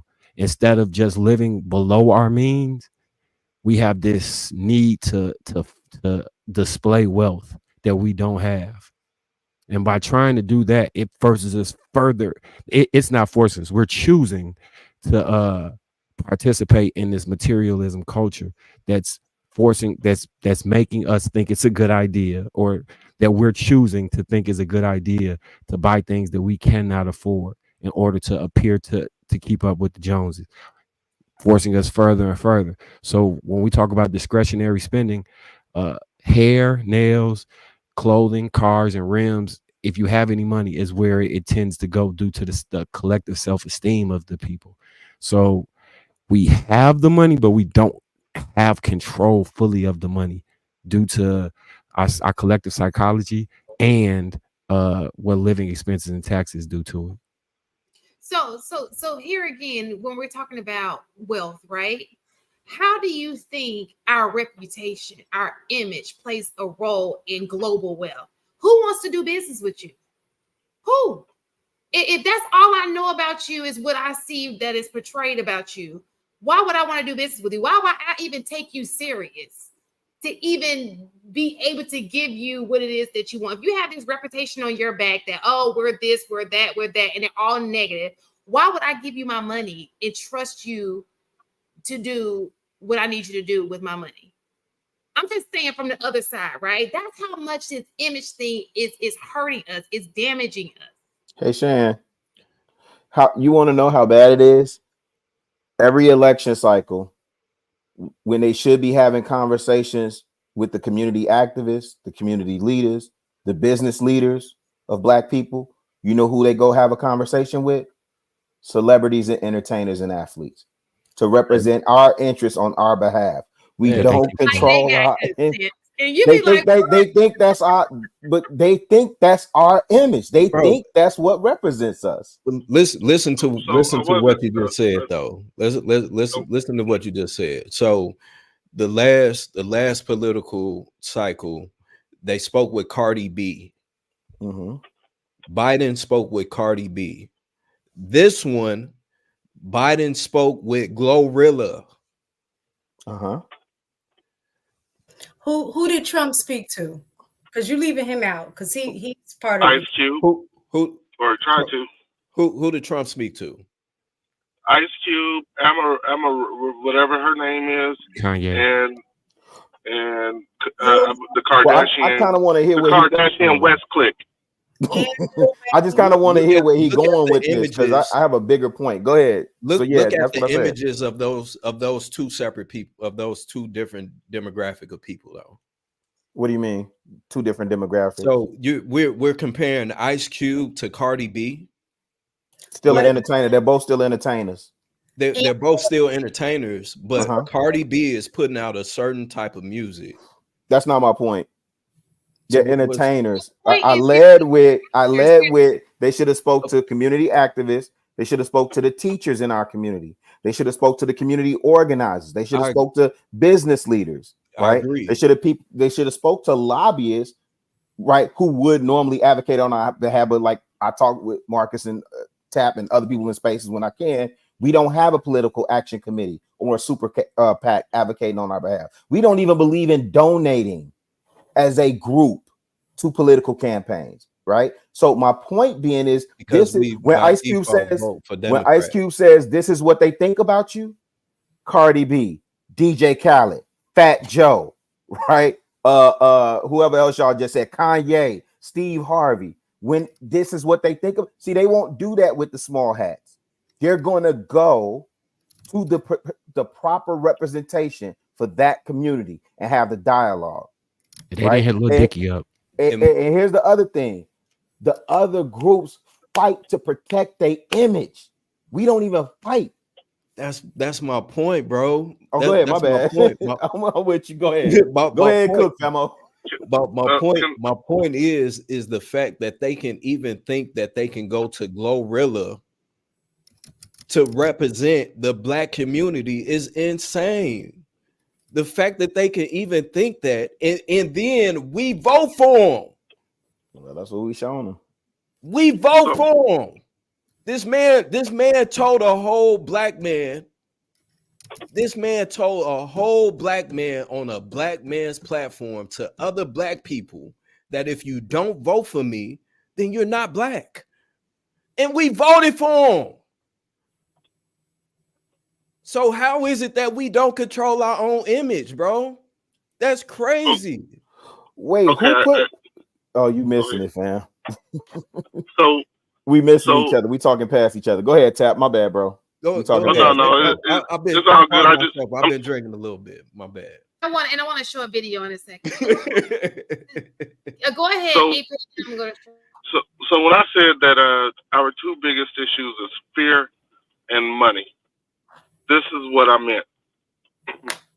We're afraid that whatever money we do have will be taken from. It'll be taken instead of us spending it on whatever fucking we want to spend it on. So instead of building a community with strong black leaders, we have the dude that did movies that dressed as a woman, built a studio for black people, and he's only allowing certain projects. That's what happens. And then when we talk about the radio, those projects. The what? I said, but we're feeding into those projects. Because what else are we going to do? Continue to give our money to white Hollywood? I mean, because that's the other option. And then, for example, one of the things you said was you decided that you would no longer be typecasted. There's a dude that was on the first 2 seasons of The Chi. I don't know if you guys watched The Chi. I love The Chi. Who was asked to get engaged to a transgender person. And he decided, said no. And he said talking no. about And he got blacklisted, and they brought somebody else in to do it anyway. So if you don't follow their rules, you're going to lose your money. That's where the fear is. And since we don't own any real studios, thank you, Tap.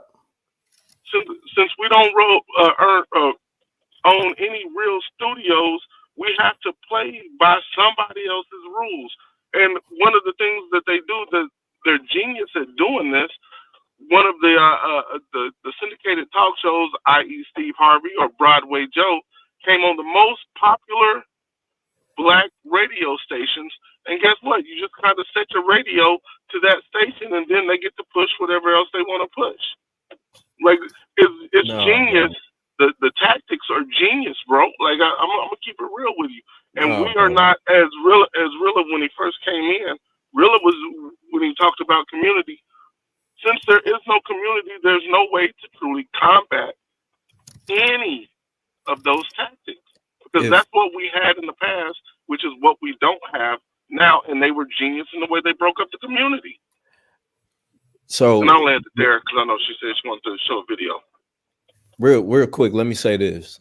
I'm not the biggest fan of Tyler Perry's projects, but one of the things that I absolutely agree with him on is the fact that he said that I'm not finna make a table. I'm not finna sit at their table if they don't want me there. I'm gonna go and make my own. And this is why he now has one of the largest, I think the second largest, biggest production set in the country. So if he can do it, then why can't we do it? And the only reason why he's creating the type of material that he's making is because there's a demand for it. Can I say one thing? Oh, go ahead. My bad, mistake. We're talking about before that I wanted to point out, which actually kind of supports kind of what Marcus was saying in terms of an agenda to a degree. So when you guys were talking about, you know, who like these presidents will pull, right, as entertainers, I think the problem with that is that for us in a Black community, our entertainers and, you know, athletes and stuff used to be the voice for the community because they had the stage. They had the platform. Right. The difference was they were informed entertainers and athletes. So you had people like Muhammad Ali, Harry Belafonte, James Baldwin. Jim Brown Was a activist. Paul Robeson. All of those people had a stage and a platform that could speak to the issues of the Black community, and were pretty much on the same page because the environment then was, regardless of how much money you made, everybody was still experiencing the racism and, you know, wanting this push for change. Whereas now, those issues are not necessarily creating an environment that will force our entertainers and our athletes to truly be informed that can speak on our behalf, because it goes back to what we were saying before. Everybody is about their own, you know, individual needs. So if my needs are being met, I can't necessarily speak to yours because I got to make sure I maintain it. You know what I'm saying? So I think that's the difference. I don't think there's anything wrong with using entertainers and, you know, athletes, but it's just a matter of choosing the correct ones. I agree. I disagree. So you're not. My bad. I'm gonna say this real quick. And you mentioned Muhammad Ali, and I may be incorrect on this, But I want to say Muhammad Ali at one point was supposed to be drafted into World War II. Yes. And he said that I will not go over there and Yes. fight this white man's war. Vietnam. Was that Vietnam or Vietnam? Vietnam. He said I will not go. Right. My bad. That's why I said if I'm incorrect, then fix me. If this man at the peak of his career can say this and take on the risk of him going to jail, then you know what I'm saying? That in the grand scheme of it all says a lot. You know what I'm saying? So if we can't do that as individuals, then that's something that we need to really check, because we the individuals are the society. We make up the society. We make up the culture. So if we all stand together, just as back in the day when they boycotted the buses, right? We didn't own no buses, but guess what? When we did it, they felt it and they made a change. Yeah, but Viz. So idealistically, I think Tap was telling you, like, we agree in principle, right? Here's the thing: Muhammad Ali had support behind him. So he didn't go. Hold on, brother. Hold on. Because that's a different question, right? So we can't. Like, I agree with you. We haven't had another act like that since Muhammad Ali. The closest you came to it was Kaepernick, and look at what they did to him. And when I say they, I'm not talking about Roger Goodell. I'm talking about us. I'm talking about us. Look at what they did to Muhammad Ali. Muhammad Ali, and I'm talking about like they like for 2 years he couldn't make any money, no money, zero money. Right. So when I talk about that fear, could you imagine not being able to make a living for 2 straight years, then having to call a mortal of what they were at the time, mortal enemy, to say, yo, bro, can you please give me a fight so I can get back in this? And fortunately, Frazier was a stand-up dude. But like, that's a lot. That like, wait, you're asking people to sacrifice a lot. You said Joe Frazier was a stand-up dude? Never mind. Man, stop that. Can I say something to Miss Taking Point real quick, and then you can? Yes, sir. I'm sorry. I'm quiet. I just wanted to say this just really quick. So I disagree with the entertainers and athletes, right? Because listen, when you look at Trump cabinet, he had Stephen Miller, what's the dude, the Bannon dude, and you look at the people in his cabinet and who he considered confidants or whatever. Those people spent years looking at numbers, statistics, data, putting policy together. I don't want LeBron James going to advocate for my community and have an audience with the king. I don't want him going in there to do conversations with Stephen Miller and Steve Bannon and whoever else is in that type of cabinet. I want the most educated. When W.E.B. Du Bois talked about the talented 10, that's who I want to see at the table representing us. But that's my point. Back then, with the people that I named, they had the platform, yeah. Right. They had the platform and they were educated in what was going on. Now that's not the case. Oh, that's what you were saying. I'm sorry, I misunderstood. My bad. If we use athletes and entertainers, then they have to be those who are informed. And the other thing with it too, I understand the rationale behind that is because these are who the young people, they're trying to get young voters, and they know that these young voters are idolizing and following these, celebrities and sports people. So that's what I'm saying. It's which is really sad that these are the only representatives that they have to look up to. You know what I'm saying? But if they were more educated in politics or just what is going on in general, then I don't think it's anything wrong with it. The problem is that a lot of these that they're using today are are not aware at all. So they shouldn't be speaking for nobody. You can't be talking about seeing my booty hole brown and then be up in there trying to represent. You know what I'm saying? See, that's where we go wrong. You said that it's unfortunately have to go to them. No, they don't have to go to them. That's who they chose to go to because they feel like that's who we choose to represent us, right? There are other people they could go to who will be great-minded people who will speak, will represent us very well. But they go to those people because they feel in their head, oh, these are the people they look up to. Let's go to them to get their opinion on what we need for whatever it is that we're trying to push. They not going to go to Killer Mike, and Biden not going to sit down with Killer Mike and have a conversation with him. No, you're absolutely right. Nor would he sit down with Ice Cube, who would have been a great ally for us with the contract with Black America. Like, we forget our history, y'all.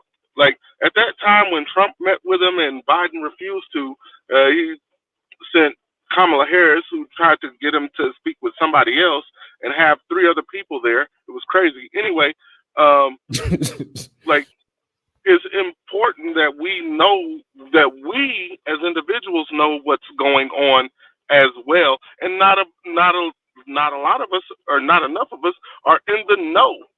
So we get blinded by the Cardi B's and the. Anyway, y'all go ahead. I'm sorry. Go ahead. I'll come back after this. Yeah, let's do the super I chat. disagree with y'all, man. MK Rich. You guys, and then it's gonna circle us right back around. Just want you to see this video, but go ahead, Mark. MK Rich with the 199. Appreciate you, church. Trump pardoned Kodak Black, a drug addict. MK Rich again, coming in with the 499. Bannon was a known racist, Rella. Please do the research. Thank you for those super chats. We're too deep. Yes. Appreciate you. Send more super chats. We're slowly supering. Listen, so I got a video I want you to watch, which kind of goes into the subject, so it'll circle back around, but I just wanted to get it in real. Like, men have a view out here. The stereotype is that I will sleep with them at the first jump without whining and dining. I'll just be like, all right, so you ready to go to the hotel? Where you from? I'm from Boston in the US. How long have you been in Korea? A little over 2 years. As a Black woman, have you gone on dates out here in Korea? Yes, a few. They were eventful a lot of the time, but I actually have a boyfriend and I've been with him for a year and 5 months now. So you say you've been on dates. How was that experience so far? There was a lot of uncomfortable pressure by the guys to do things, even though I'd really shown no interest in that type of sexual stuff. They were always oh, let's go to a room, let's go do this. But almost every single time I went on a date, that's what they ended up wanting. I'd always leave and they'd get mad. So why do you think they act that way towards Black women, or let's say towards you? It's definitely not just me. I would say Black women, honestly, foreigners in general, but especially Black women. I've found that people will be more, I guess, aggressive, and I think it's largely because of the media representation of Black women. What stereotypes would you say Korean men have of you as a Black woman in the dating scene? That we would immediately back you down to sleep with them. I'm a very introverted person, and the one thing that I hear the most from everyone, but especially from men, is wow, you're not at all how I thought a Black person would be. And I'm oh, okay. Again, it's all based off of stereotypes. So they'll expect us to be loud and overly sexual, aggressive and all of that stuff. So earlier on you met. How many times have we heard that? Oh, you're not like all the other Blacks. I know everybody on this panel has heard that before. Yeah. It's crazy. I never heard it. So, you've never heard that before? Hey, Tap, let me just say this real quick on the back of y'all's point, what y'all saying about Biden wouldn't sit down with. Wait, one second. What I'm going to ask you, because I was about to ask you a question. We can go ahead. I forgot what my damn question was. Write it down, AP. You know why I think I never heard it, Shan? Nigga alert. Because I be on the extra black shit. Like I don't like when I be around the white people. You know how you supposed They to like black. We this you act just like I would imagine. Yeah. I'm not. So Marcus, when you're in the elevator with them, do you just look at them right in the face and be like, "What?" No. You'll do that. You'll do that grin they do. Yeah, no. That nervous grin they do. So this, Nah. but this is what I'm gonna say on y'all's point. Biden would meet with Killer Mike if we made Killer Mike credible enough for him to meet with Biden. To even know. Right.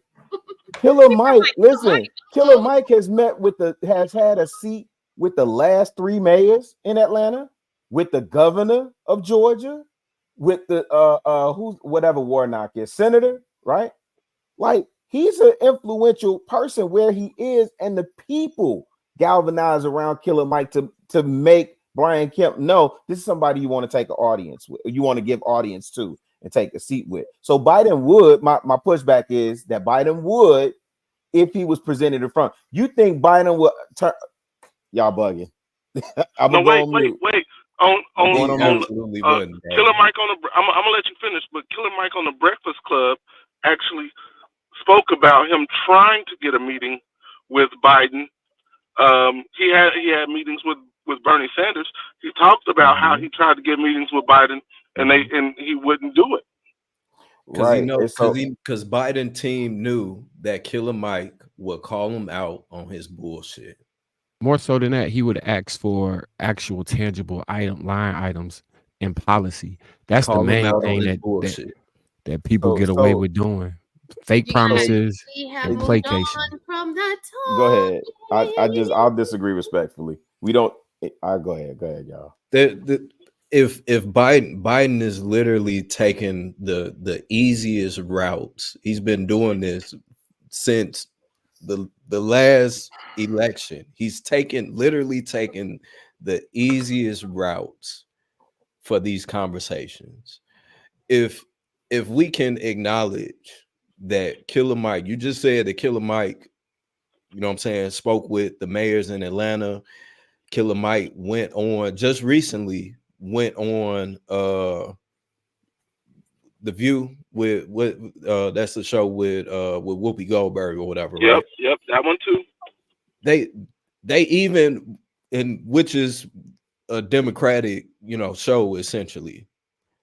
They even tried to push back on him on the things that he was saying, and he called them out on it. I saw that. Sonny Hostin. I saw it. Mine's for interview. You know what I'm saying? So I don't want to belabor the point, fam. I'm gonna let it ride because Shan want to move on. I respectfully.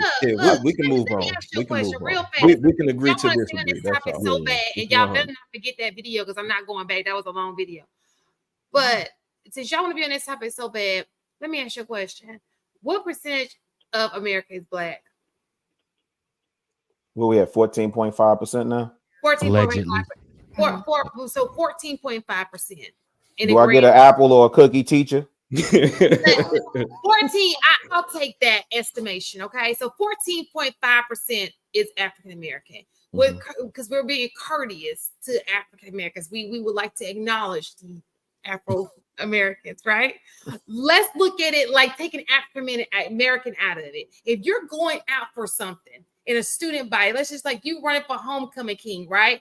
Do you concentrate on the 14% or do you concentrate on the 80-some%?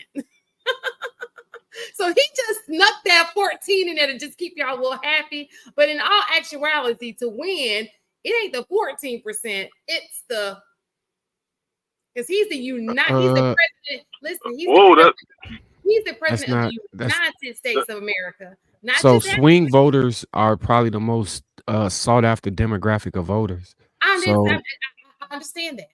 So what I'm saying to you is, in his head, while we want him to do the research, like, hey, why didn't you choose Killer Mike instead of choosing Cardi B? Why didn't you choose this person? He could have went to any black person who is, to say, hey, who should I? And he probably did. It was probably the worst black person in the audience to go to, right? Just to say, hey, who do you think that would be the best person to speak to on this right here, right? But he chose. Who did he choose? Cardi B. He chose Cardi B. He just chose Glorilla. He didn't even put enough research into it. And that's because we don't make them pay for that vote. That's the biggest issue. We don't charge for our vote.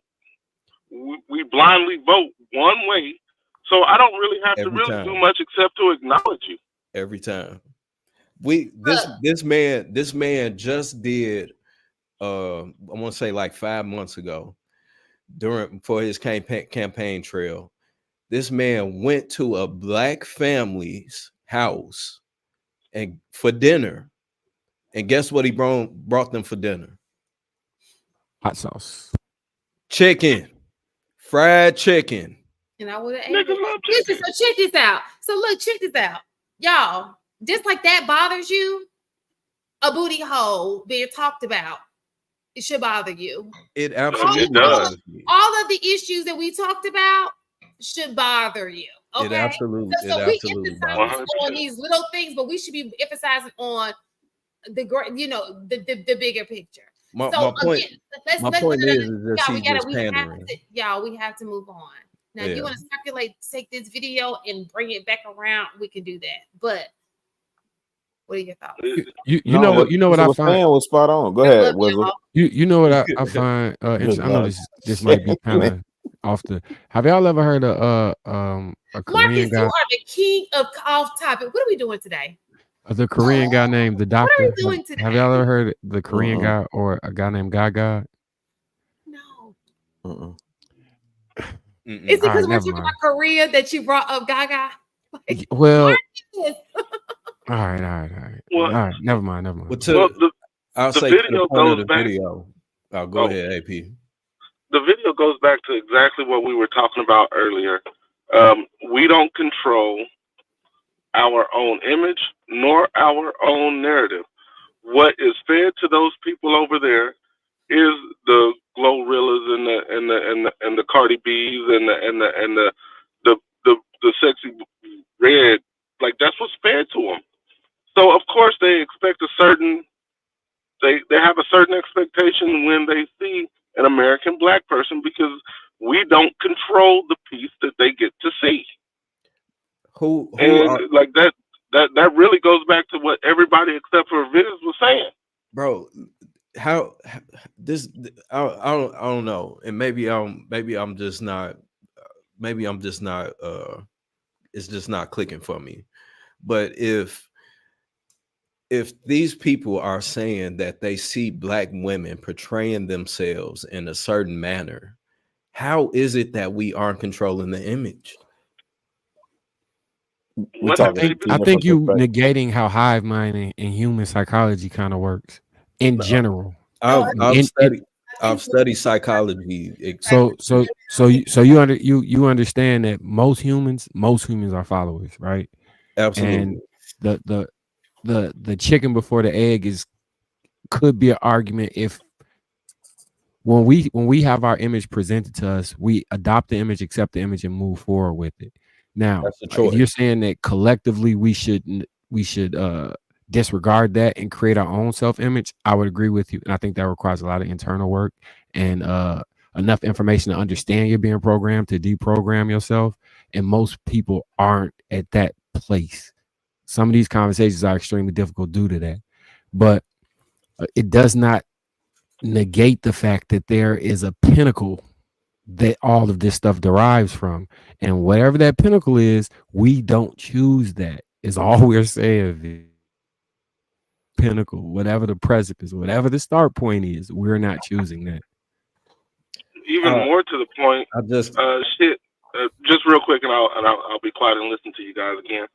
But more to the point, this is how much we don't control our narrative.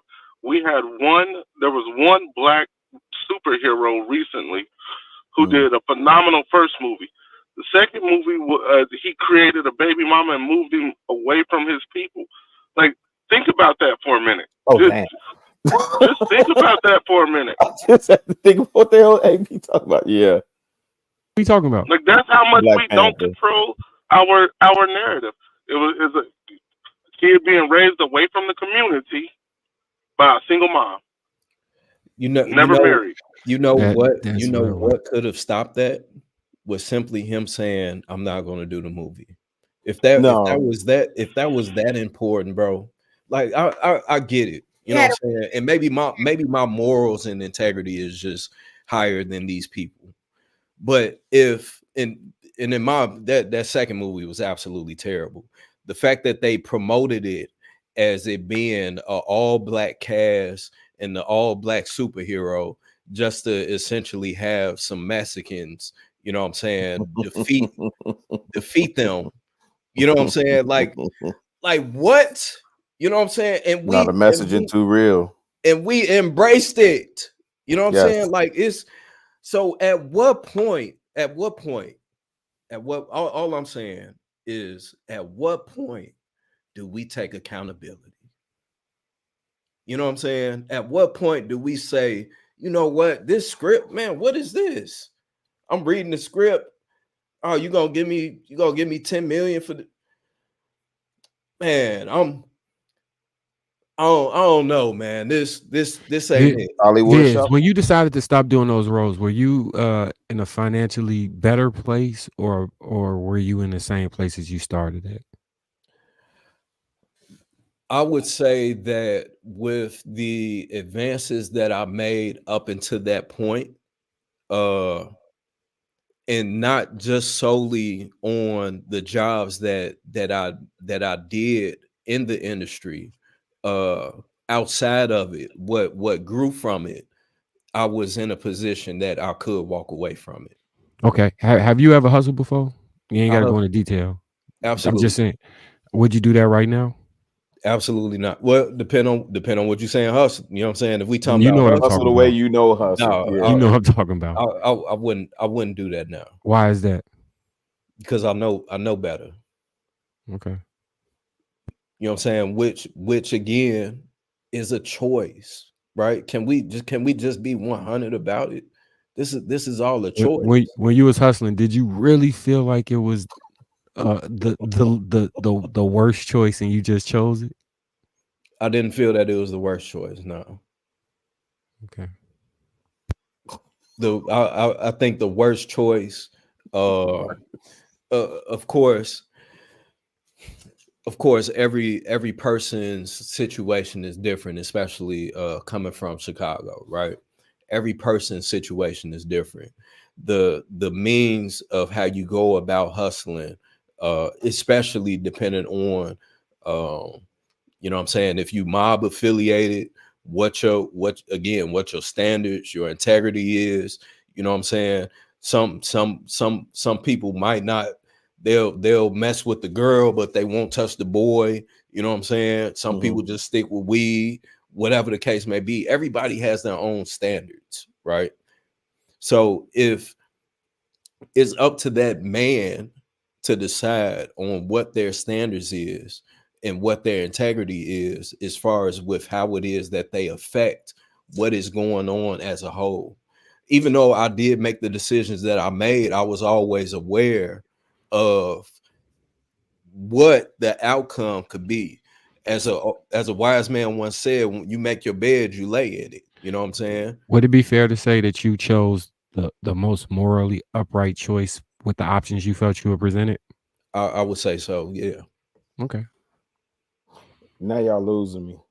Yeah. So I'm when he brought in Boy, Girl, and Green, he might have been talking about Green, right? No, and I'm saying why not go out and get a job instead of hustle?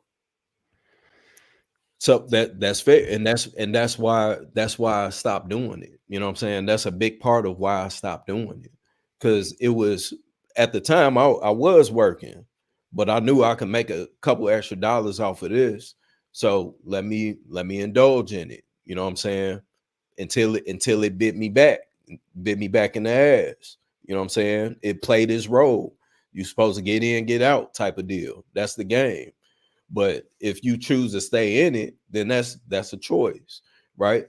But of course, what we will want to see as a whole, as a community, as a culture, is for you to go out and get a job, get a career, you know what I'm saying, and grow as a human being, as a man, as a person, as a civilian, as a community activist, whatever the case may be, we all have those choices.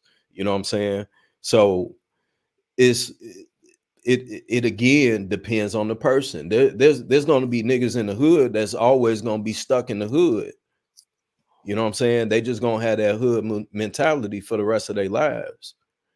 But you know what I'm saying? At some point, you got to grow up, right? That's what we all did. If you did run the streets, at some point you grew up. Most people that change, it ain't that you grew up, is that the consequences became more than the benefit. Most of the time, it's so if you had a clean run where nothing ever happened to you and the money was coming in, I don't think that anybody's stopping like that. You know what I'm saying? Unless they feel like, all right, I got enough money where I never got to do this again. And I think the risk, again, the consequences potentially can outweigh the reward at that point. Most people that I know that switch it up is after they done did a decent bid, or ran into a situation where they was going to do a decent bid, or almost lost their life, or the person next to them lost their life, and they rarely escaped. And then they like, man, this ain't worth it. I'm gonna stop throwing rocks at the penitentiary. But before that, when you do your cost benefit analysis as somebody fresh jumping off the porch, you know it don't. And to a large extent, that's what a lot of people are faced with. So when we talk about, is it a choice? Yeah, it's technically a choice, but you don't feel like it's a choice in that moment. The choice is to eat or starve. You feel like in that moment, if you put yourself back at 13, because most people that was hustling start at 13, 14 is when you jump off the porch, right? I don't know how to get no job at 13, 14. You can't even get hired for the most part at that age back then. Yeah, my first job was at McDonald's at 15 years old. I've been working since I was 15. In Chicago, you can get a work in that time. You could get a work permit. My first job was at Wendy's on 117th and Halsted. Well, that's what I'm saying. You get your working papers at 14, because I started working at 14. But the vast majority, I would say back in the day, they actually had like youth programs. They had things that kind of encouraged you to go work. Whereas now that all of those programs are pretty much gone. I mean, they may be gone, but they're still there. You know what I'm saying? There's still programs there to think that is. I didn't know about none of those programs. So like when I'm not saying they didn't exist. I wasn't aware of them, but I did know that as soon as I walked out this house, they was outside. I did see the represent. That's why. So you probably ain't watched a lot of episodes, but I have a issue with people becoming successful and leaving the neighborhood for representation purposes, because when I walked outside, I seen a specific group of people doing what I wanted to do as far as life was like lifestyle. And I ain't seen no other version of that. So to me, that was the only version. And the other version was the ones on TV. Right. So somebody be like, yeah, you could just get in marketing and advertising. What's that? I don't even know what marketing and advertising is.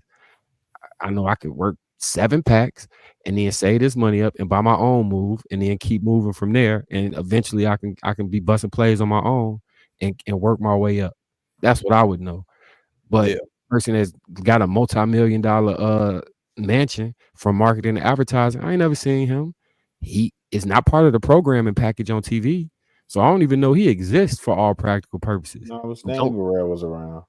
You said what? I would say this though, Marcus, because I grew up, again, I always talk about how I grew up on the Neutron block, and my family was like that second wave of blacks moving out the Taylors and the projects into working class neighborhoods. So my view was different. The people that I saw hustling and slanging and all that other stuff, that was really to get the trinkets. I didn't see nobody whose stomach was touching their back and they out there hustling. I knew that was happening in the Taylors and on the low end, but I ain't see out in the hundreds. I ain't see people starving like that. You know what I'm saying? Hustling like that to feed family. They got it, let's say hypothetically that was the case. I saw more people going to get either a 5.0, you know what I'm saying, or a box Chevy and some cement threes, and they was stunting. and that's what they was hustling for. So on the block that I'm come from, one of the moms was two of the moms was drug addicts. So he was trying to help feed his younger brothers because they were selling. It wasn't Link at that time, but they were selling the stamps, and he was making sure they were straight. He didn't go to school, but he was trying to push the other ones to school. Like 3 of them ended up outside. The other one, his mom was a crackhead, so he was literally sleeping in the bandos, him and his cousin. This at 14, 15. One of them, he had his parents, but they wasn't making much, so I won't say he was starving, but he wasn't in no good position. You know what I'm saying? I'm trying to think who just was choosing us to get in to just stunt. I think it at a point after being in so long, but at that point, you got cases now, like it's just flipping and changing your life kind of don't seem realistic. So I'll say this, and I would say that this was definitely an advantage for me, is that I was able to see both sides. I seen the worst of the worst, and I was able to also see motherfuckers getting to it. You know what I'm saying? People living in $1 million houses, they driving the whips, they doing it the right way, as we would say, right? I seen both sides. I was exposed to both sides of it. One way appeared the easiest way, you know what I'm saying? Of course. But it was still the ability for me to make the choice of, okay, well, I see that they getting it this way. Let me try to, you know what I'm saying, mimic that, because what I've learned and heard that entire time of me growing up is that is that if you continue to run the streets, it's only going to lead to one thing, of you being either in dead or in jail. You know what I'm saying? So my mentality was, I know I'm not a in jail nigga. That's not for me. So I'm not finna. I did make decisions, and we all do. I did make decisions when I was younger that could have absolutely put me in those positions. But by the grace of God, I was never, you know what I'm saying, stuck in that. But I feel that over all things, exposure is extremely important.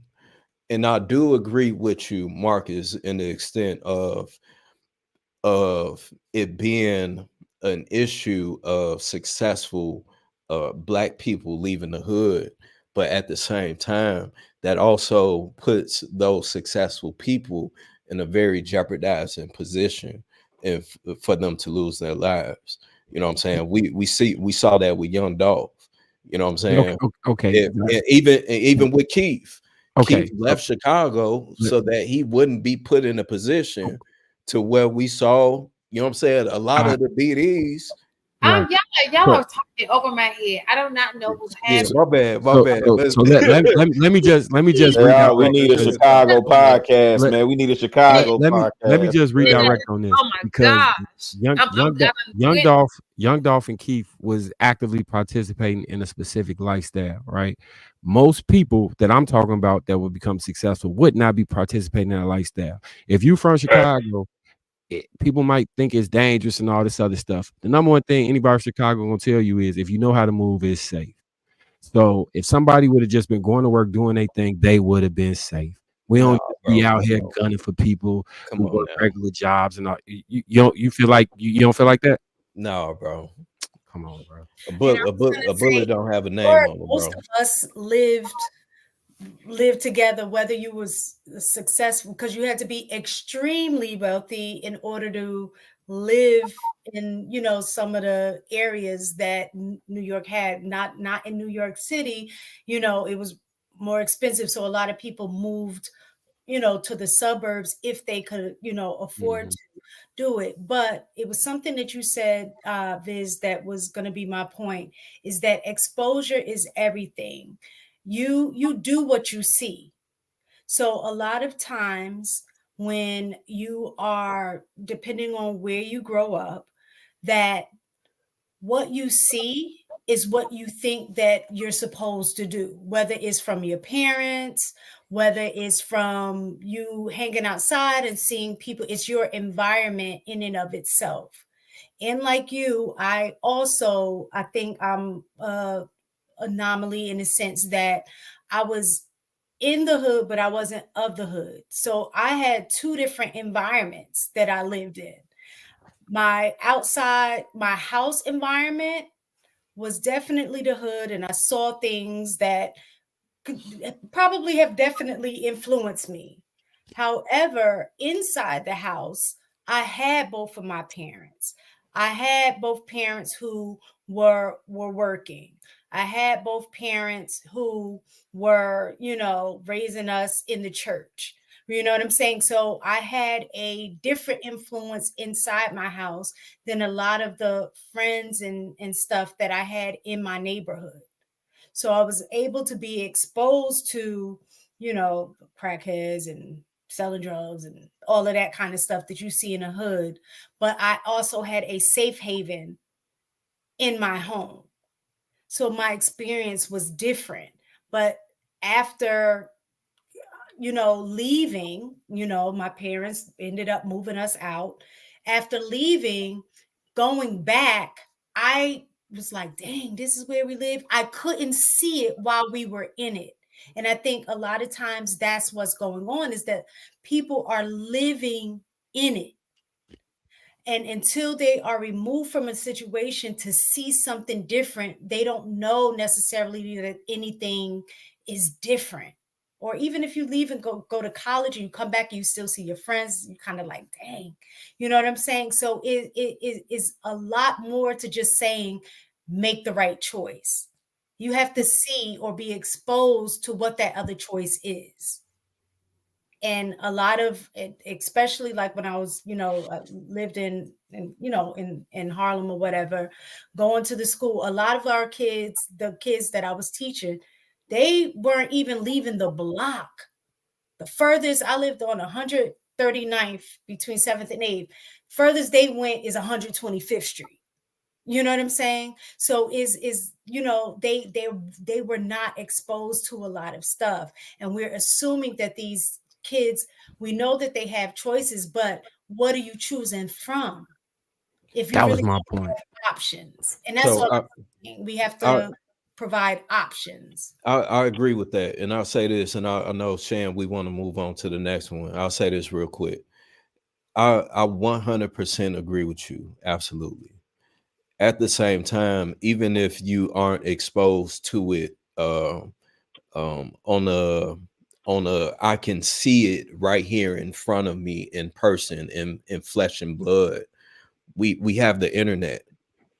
We have movies. You know what I'm saying? We have those role models. So you can still create those role models out of people that we see in movies and entertainment and television. You talking about now or back then? Back then.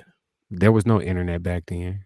I'm saying we had movies back then, though. And what was those movies about? Which is what we're doing now. It was media influence. Bro, if we didn't, you weren't subjected to only watch hood movies. Give me 10 movies that portray Black people in a positive self-image.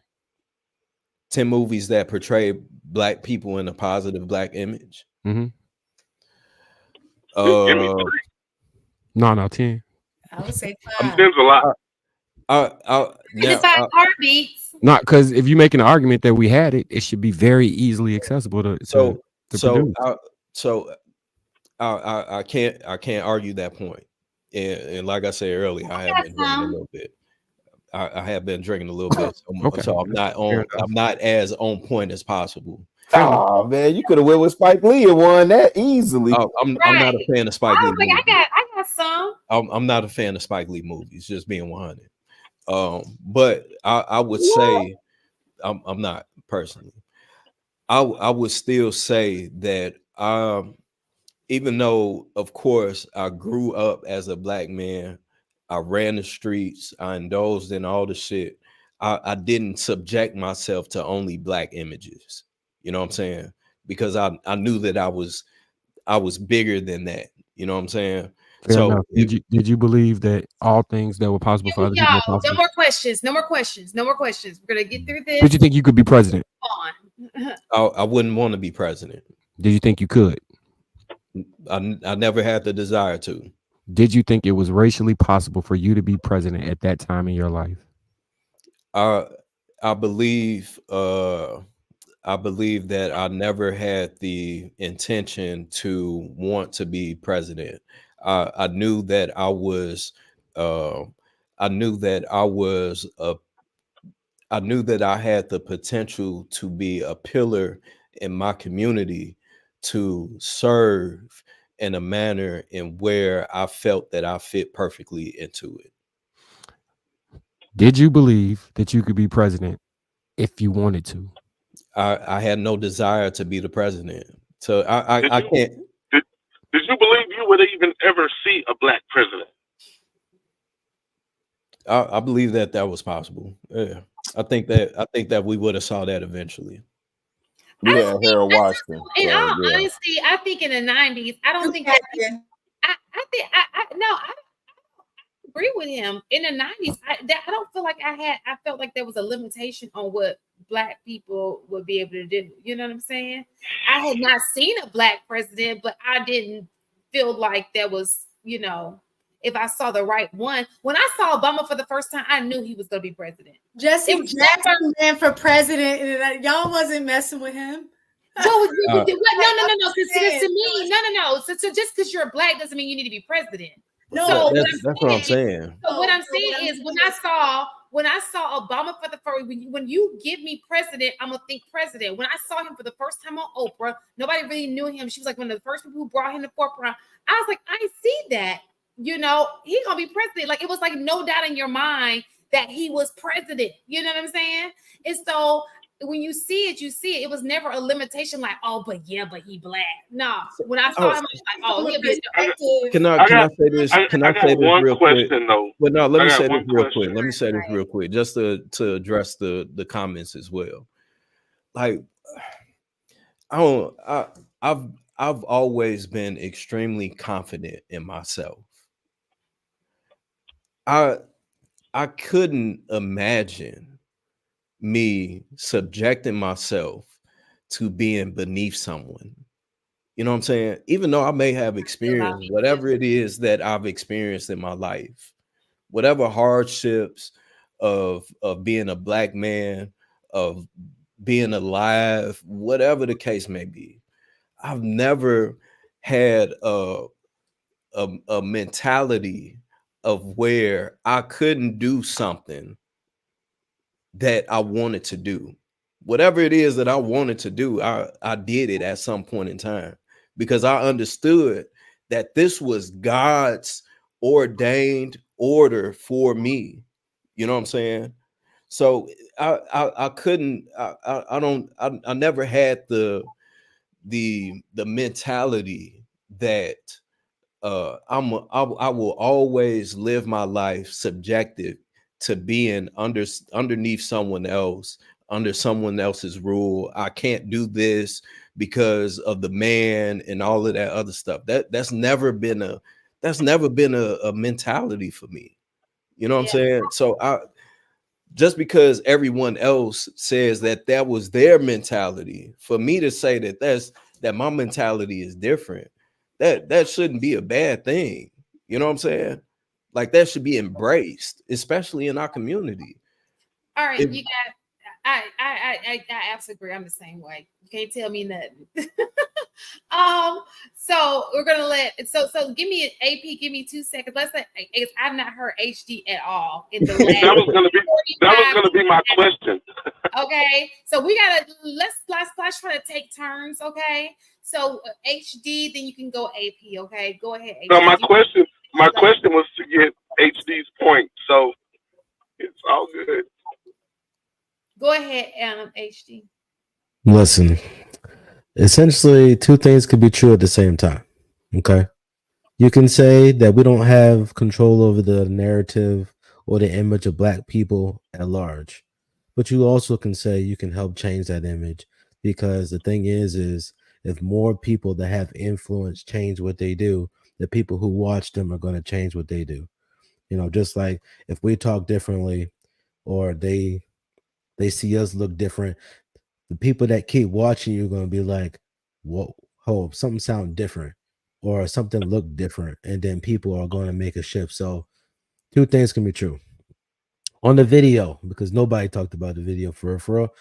On the video, they just walked all around. Thank you, HD, for bringing it back. Go ahead. It was Nightmare on Elm Street out here. Cats was getting shot. Cats was slinging that dope. Cats was payola. You know what I'm saying? Cats had it all rolling. You know what I'm saying? I ain't mad at y'all.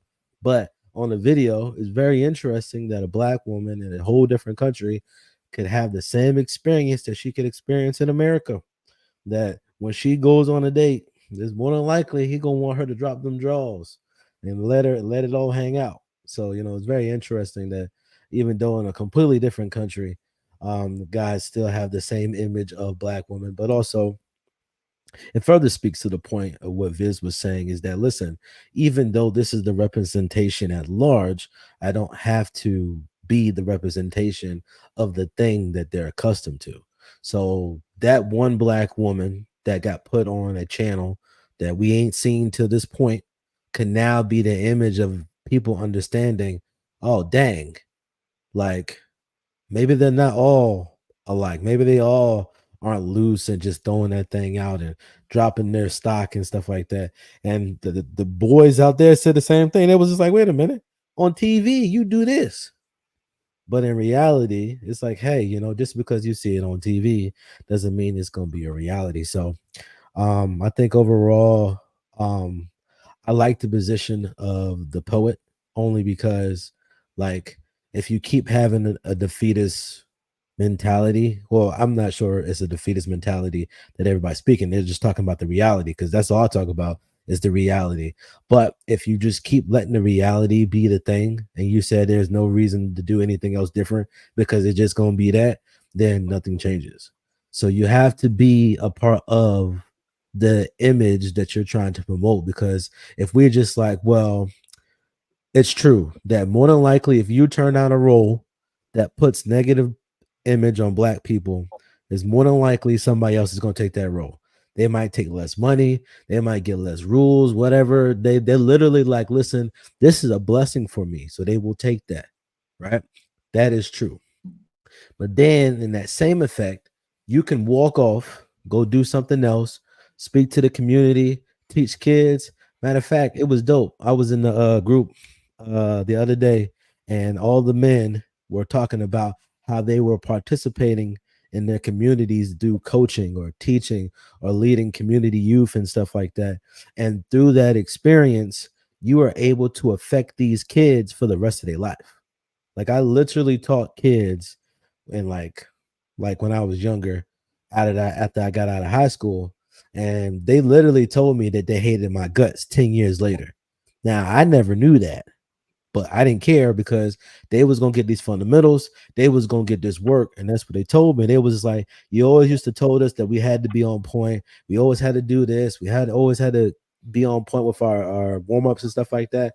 And then it was like, we didn't realize that you were putting us on game before we recognized what was the thing that we needed in the future, you know. And they came back and told me like, yo, like we got to give you your flowers because you tried to change what was normal for us, because they didn't care about anything besides what they saw online and stuff like that. So yeah, that's all I'm gonna say. I'm going back to the kitty table.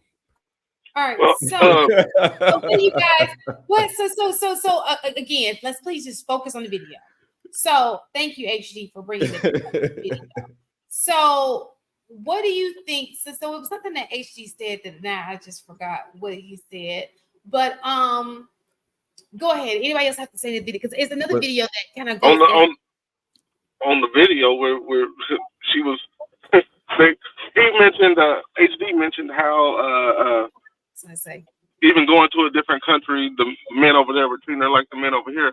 But the truth of the matter is, she was moving just like the black chicks over here. She said she had a boyfriend and she had been on 3 dates. What are we talking about? Like no, she said she'd been on. She didn't say that. She said that the dates that she said I have a boyfriend now, but she was reminiscing on when she went on dates. Okay. Not at the same time. She said, well, I have a boyfriend now, but when she was dating, blah, blah, blah. Okay, yeah, I'm gonna have to rewatch that back. But again, it still speaks to she was impacted by image, even though individually he presents, and they said, "Oh, you're different. You're different from the rest of them." What was the initial response? They went off the image that she did not project, she did not control. Fully how they saw her on the street. That's what I said when I spoke on the video. I know. I was bringing it back to it. This is the deeper like that's exactly what I said. Yeah. So this is a deeper issue, right? So this is the problem that I have. It goes further because even the men on this panel, the same thing. Because AP just brought it up. Do the women that you come across on a daily basis, do they move like this? No. For you to say, well, because I think that even if we don't see it every day, even in our minds, we believe that women move this way. So my question is this: when you go, how many first dates do you go on and that woman drops them draws? All of them. Hey. So listen, we're not talking about college. Listen, for real, and stop trying to vote like I want an honest answer. We know you're the man. The box is cheap. So what I'm saying to you is, listen, in all honesty, how many times have y'all been in a date in the grand scheme of things that a woman just goes out and just has sex with you the first night? You're saying how many one night stands have we had? I'll say this. I'll say this real quick. So I've been a tattoo artist for 15 years. Okay. I also work. You Jamaican, Viz? No, sir. I'm full blown Chicago. Yeah, 20 jump. You know what I'm saying? From the land. I've been tattooing for 15 years. I've bounced in a club for 8 years. Mm-hmm. Is that something that I see every single day, every single woman? Not necessarily, but in those areas, is that something that I see that's somewhat common? Absolutely. You know what I'm saying? So my question is, if that is the case, if majority of the women are doing this, we should not have any problem with men having sex. Because you go on a date with a first person, it's saturated. You should be having sex on the first date. You shouldn't be complaining about the date. Because what you're saying is that is the majority. When women, it's the majority thing. When I go on a date with a woman, I know she's going to put out. I ain't got to complain about it because that's what's going to happen. Because it's so normal. Well, so why are we complaining about men not having sex? Men talking about only these guys get it if everybody's getting it like that. But she still has to like you. Well, so I don't think the way they put it off is like it's normal that this is a normal thing. So if it's so normal, then everybody should be getting it, right? Well, so no, that's not the case because every man isn't created equally. What social media has shown that a lot of these men out here don't have a lick of game.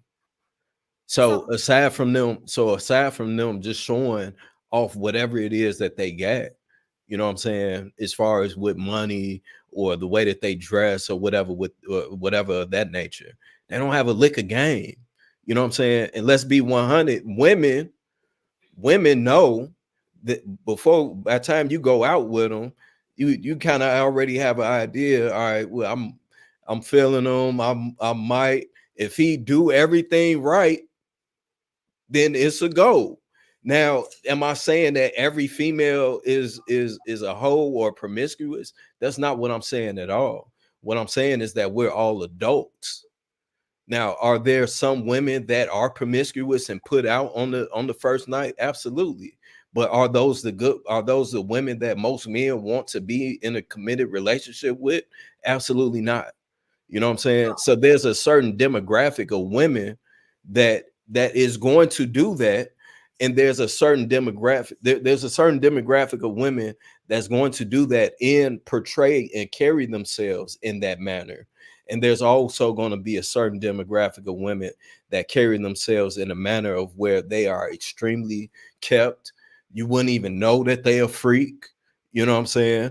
And until they say, okay, well, yeah, you the one, you did everything correctly. I'm feeling the vibe. I think I could see something from this. We had the conversation. All right, this is what it is. This what is not. You know what I'm saying? Those are situations that really happen. You know what I'm saying? So I'm not. So give me a second, because okay. I get that. But what I'm saying to you is for it to be so normal to the point where that is the poster child of another country. Okay, even in the poster child in the YouTube streets, y'all complain about women don't want good men. First of all, one man, if you're saying one man got all these coochie, right? So he got 30 girls. How he sleeping with 30 girls in 1 week? It's not even, he's not, okay? I think that you guys, so this is the thing. Y'all get this idea and you just run with it. You're not even experiencing it yourself. You just like, oh, but he getting it. You giving him bodies he ain't even got. You understand? What you talking about? Listen to what I am saying. Let me finish. You giving people bodies they don't even have. Do you understand?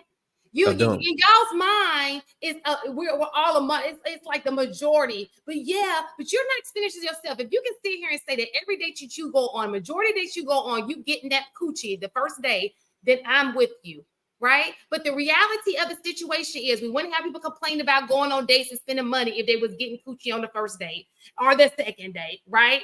Or women don't like them, or all of these complaints that men get, right? But you sit here counting another man's bodies. No, but it ain't me getting it, but he getting it. How do you know? Do you sleep? Are y'all best friends? Do you keep a calendar of all the chicks that he has had sex with? Like it's like you're going into his head or his life and assuming it is what he's getting. And the reason why that is important is because there's this assumption that all women, when you go on a date with them, and it's so frustrating, when you go on a date with them, you're supposed to have sex with a man, right? That is the assumption. Because a small few have made it so cool to have sex on the first date, right? Just a small few. It's not everybody. Majority of people not giving sex on the first date. They just not. I never. What age group you talking about? Yeah, I never said. We know kids is out of control right now. I'm just talking about the mass majority, to the point where it gets to another country, and it is what is portrayed. Even not even with another country, but it's portrayed in YouTube too. But I got you. But that young lady looked pretty. She looked pretty young. Yes. She does look young. Okay. So then, for the argument that you're making, because it sounds like you're vested in that argument, I'm asking, what demographic are you saying? So I'll concede we agree with the young generation. Now, are you saying 35 and up? Or are you saying generation? Can I say something just to that?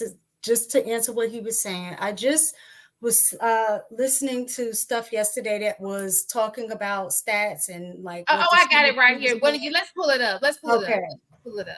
So this guy he does research for Oxford University, right?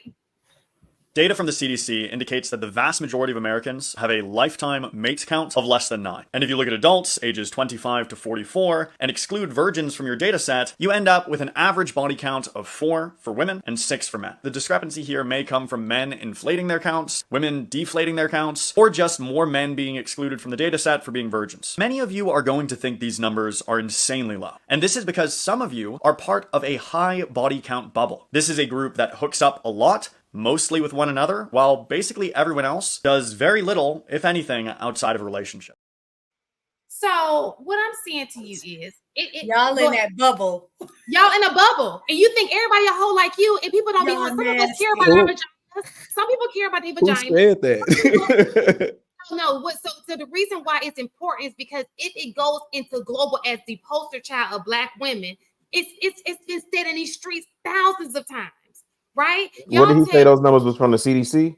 So the CDC. So listen to this right here, right? See, and you don't even believe it. And I'm telling you as a woman. I'm telling you as a woman who is around women who don't get down like that. I don't even know many women who get down like that. You don't even believe it, right? But what I'm asking you is, if you don't believe it, how many of these women have you been sleeping with on a regular basis?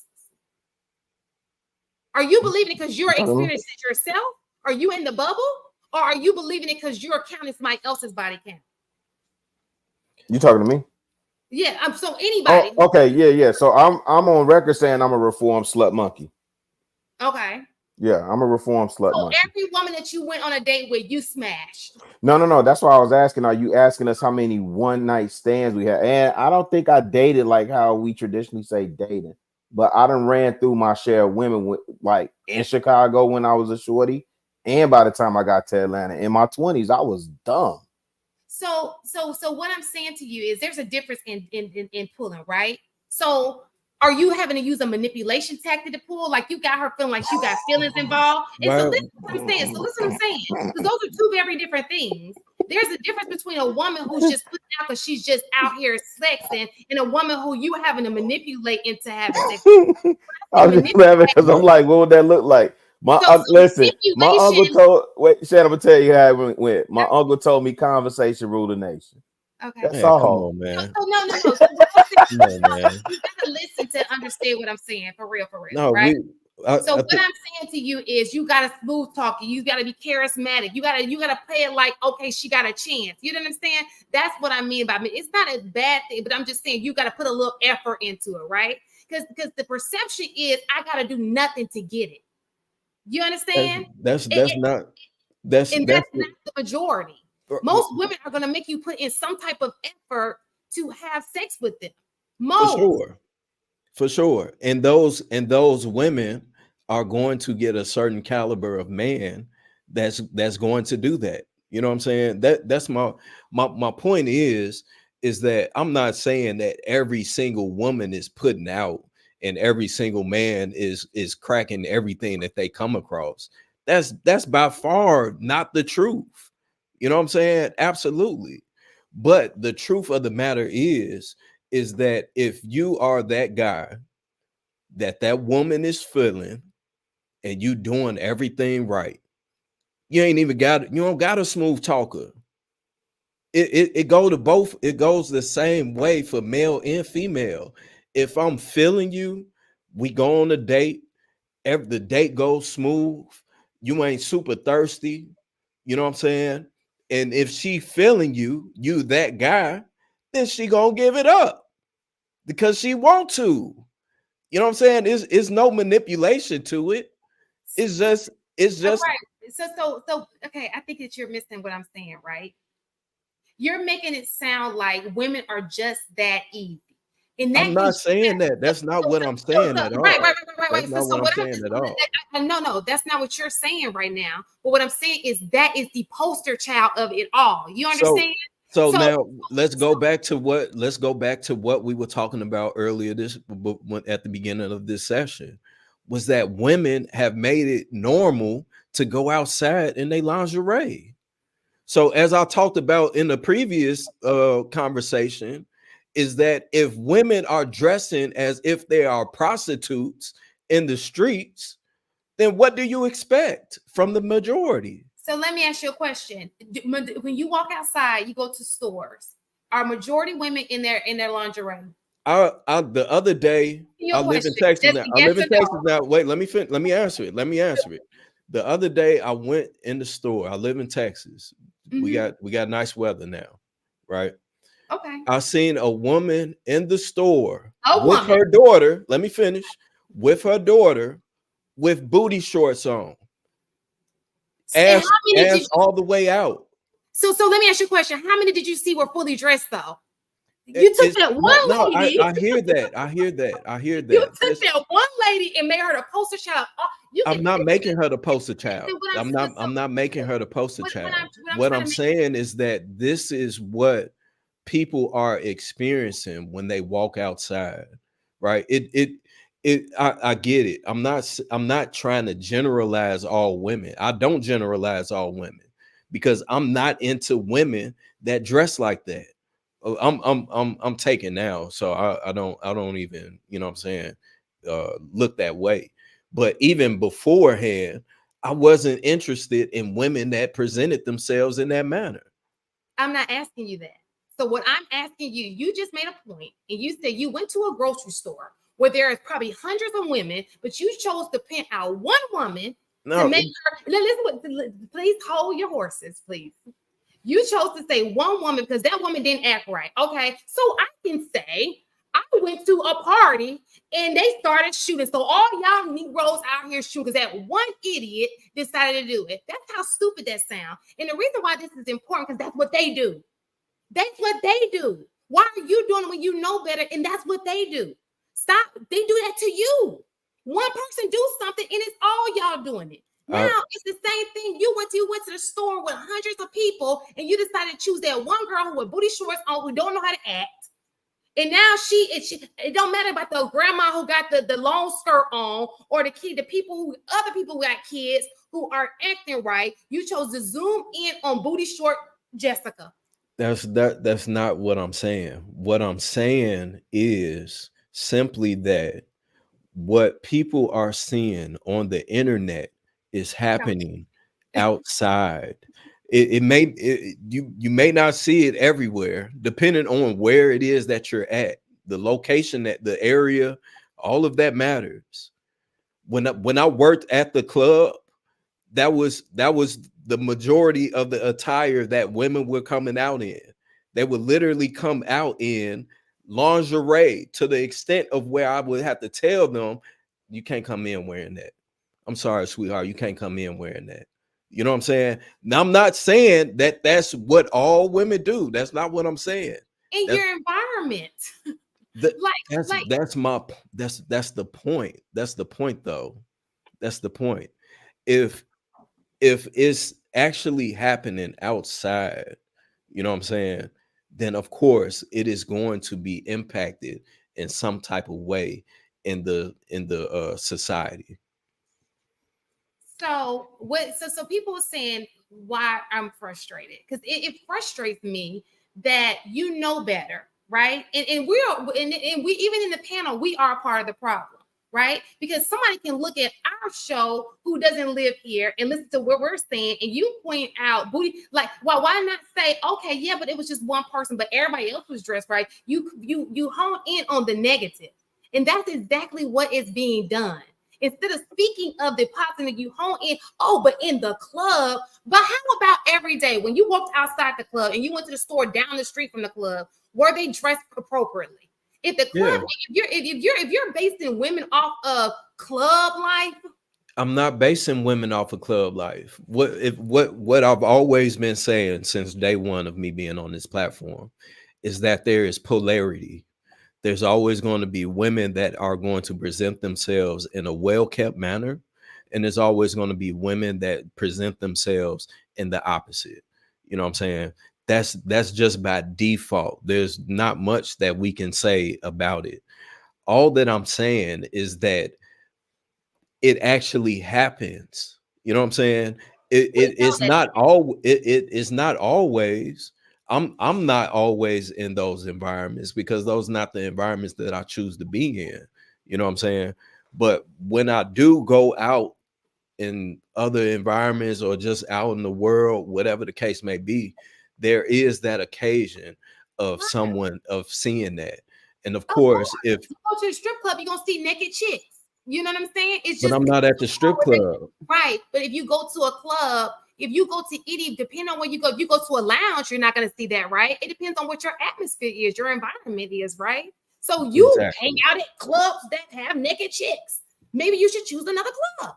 Well, that's why we told women, that's why we told people, women, we'll have the same dress code for men as well, that if you're wearing X, Y, and Z, you can't come in because that's not the type of environment that we have.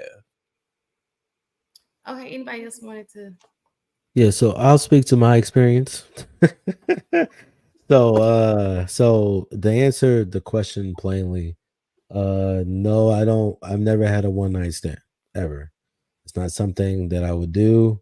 It's not something that attracts to me, and vice versa. I do think that it is true that if a woman really likes you, you know what I'm saying, especially when you was younger, they come in the house and they be like, oh, they have regular clothes when you see them. Then they go upstairs and come back with some shorts. And I'm just like, whoa, what just happened here? So there's that experience. But, a woman that like you, she want to give it to you. She gonna give it to you. But I do think that kind of you're proving the point that it's kind of hard to quantify the picture at large when you're looking at your own finite life, right? So the reason why this space is interesting to me, because a lot of the experiences that these people are claiming that they're having is different from mine.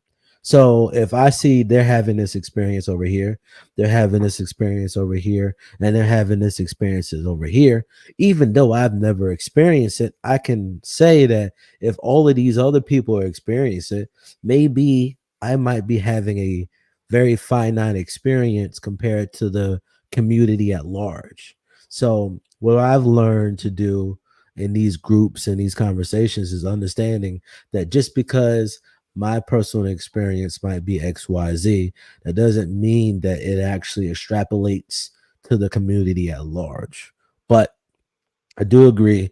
I don't think most women are just throwing themselves out on first nights, because of the simple fact of the matter is it'll make them look terrible, and most women don't want to look terrible.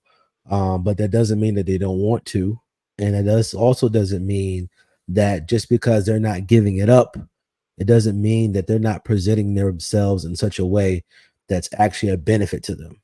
Because I do agree with that some women, not all, I think that some women do present themselves in such a way that makes the other women look crazy.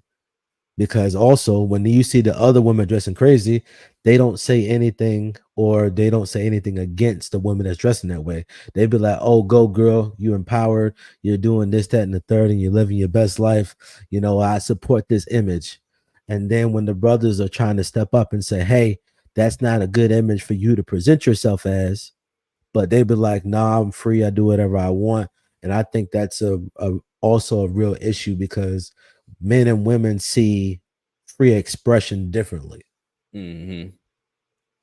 For sure. So, did anybody else have to add to that? Because I wanted to get to the guy side of it. Okay. Okay, just real quick. First of all, it depends on the goal. If the goal was to smash, yes, I'd say, I bet 1,000 if the goal was to smash. However, you might have to, shoot your shot at 8 different chicks to make that happen. Like that's the other part of it. The chicks that don't move like that, and you're gonna, as a dude, you identify that pretty quick and you move on. Like it just really depends. And if I'm going on a date and it's already in my mind and I've already had conversation with the young lady, right? And I've had it in my mind that I'm a smasher, I have yet to be turned down on a first date because it was all done, all the work was put in prior to the date. So yeah, women do go like that. Like I don't know any other way to say it. Yeah, I mean, y'all may not admit to it, and there's nothing wrong with that. I get it, but again, just as AP said, for me, the majority of the time, and I know Marcus, we talked about this on the previous show as well. Majority of the time, for me personally, if I take a woman out on a date, I've already established myself and what it is that we're doing within us having the conversations beforehand. You know what I'm saying? She already has a good idea of who I am, what it is that I'm about, what I'm looking for, X, Y, and Z, so that she can already have an idea of, okay, well, if this guy is what he is and he does everything right, then he just might get it. You know what I'm saying? There's been occasions where I turned it down on the first date. You know what I'm saying? And respectfully. But it of course, I get it. That's not every man's experience, but every man doesn't have the game or understand the game in order to do that. You know what I'm saying? And that's part of the game.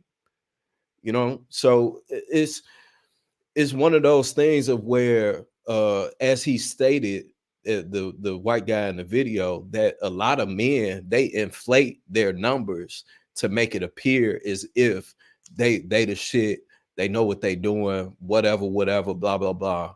And in many cases, social media have showed that, because women are showing these niggas talking to themselves for years in their inbox, sending unwarranted dick pics and all this other stuff.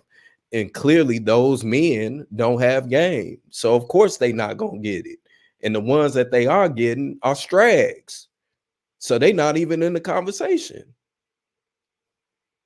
So you know what I'm saying? If you I just think that is that this is one of those things of where of course everything is being generalized, but I think that is, and if that's what you own, that's what you own. And if that's not what you own, then that's not what you own.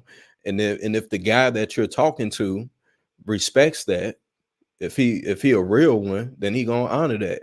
And if he want it, he gonna put the work in to get it, and at whatever cost that may be. And if not, then he gonna move around. And if he a lame, then he gonna go about it in a lame manner. You know what I'm saying? It's not difficult.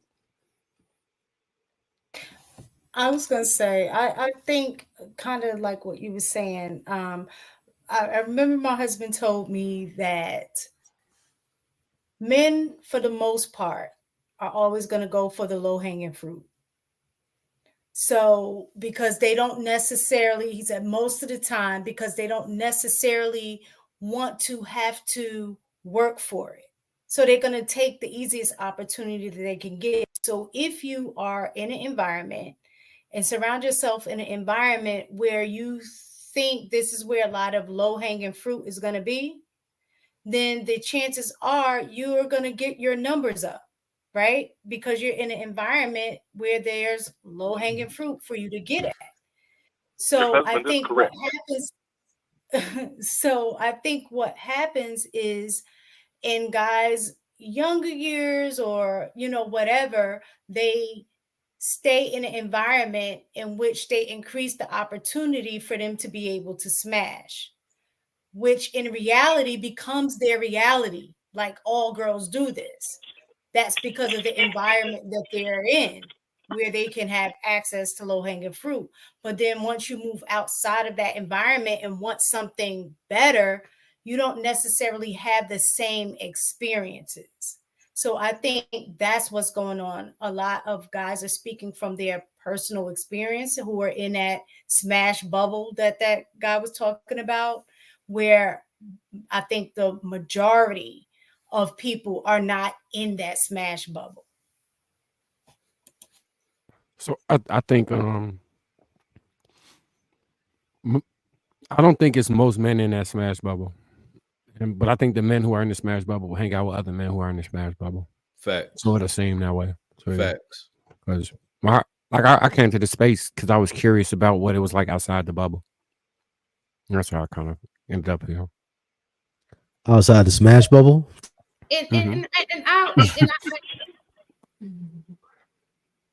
I think the mistaken hit it right on the nail. You know, I think that the women that you're talking about, possibly, you know, because I know a few people who that's how they get their recognition. They got to have sex to get you to even pay attention to them, right? If we look at all the guys you had sex to, all the women you had sex to, it's probably one in there. You'd be like, oh, okay, why do you keep her? The rest of them, you like.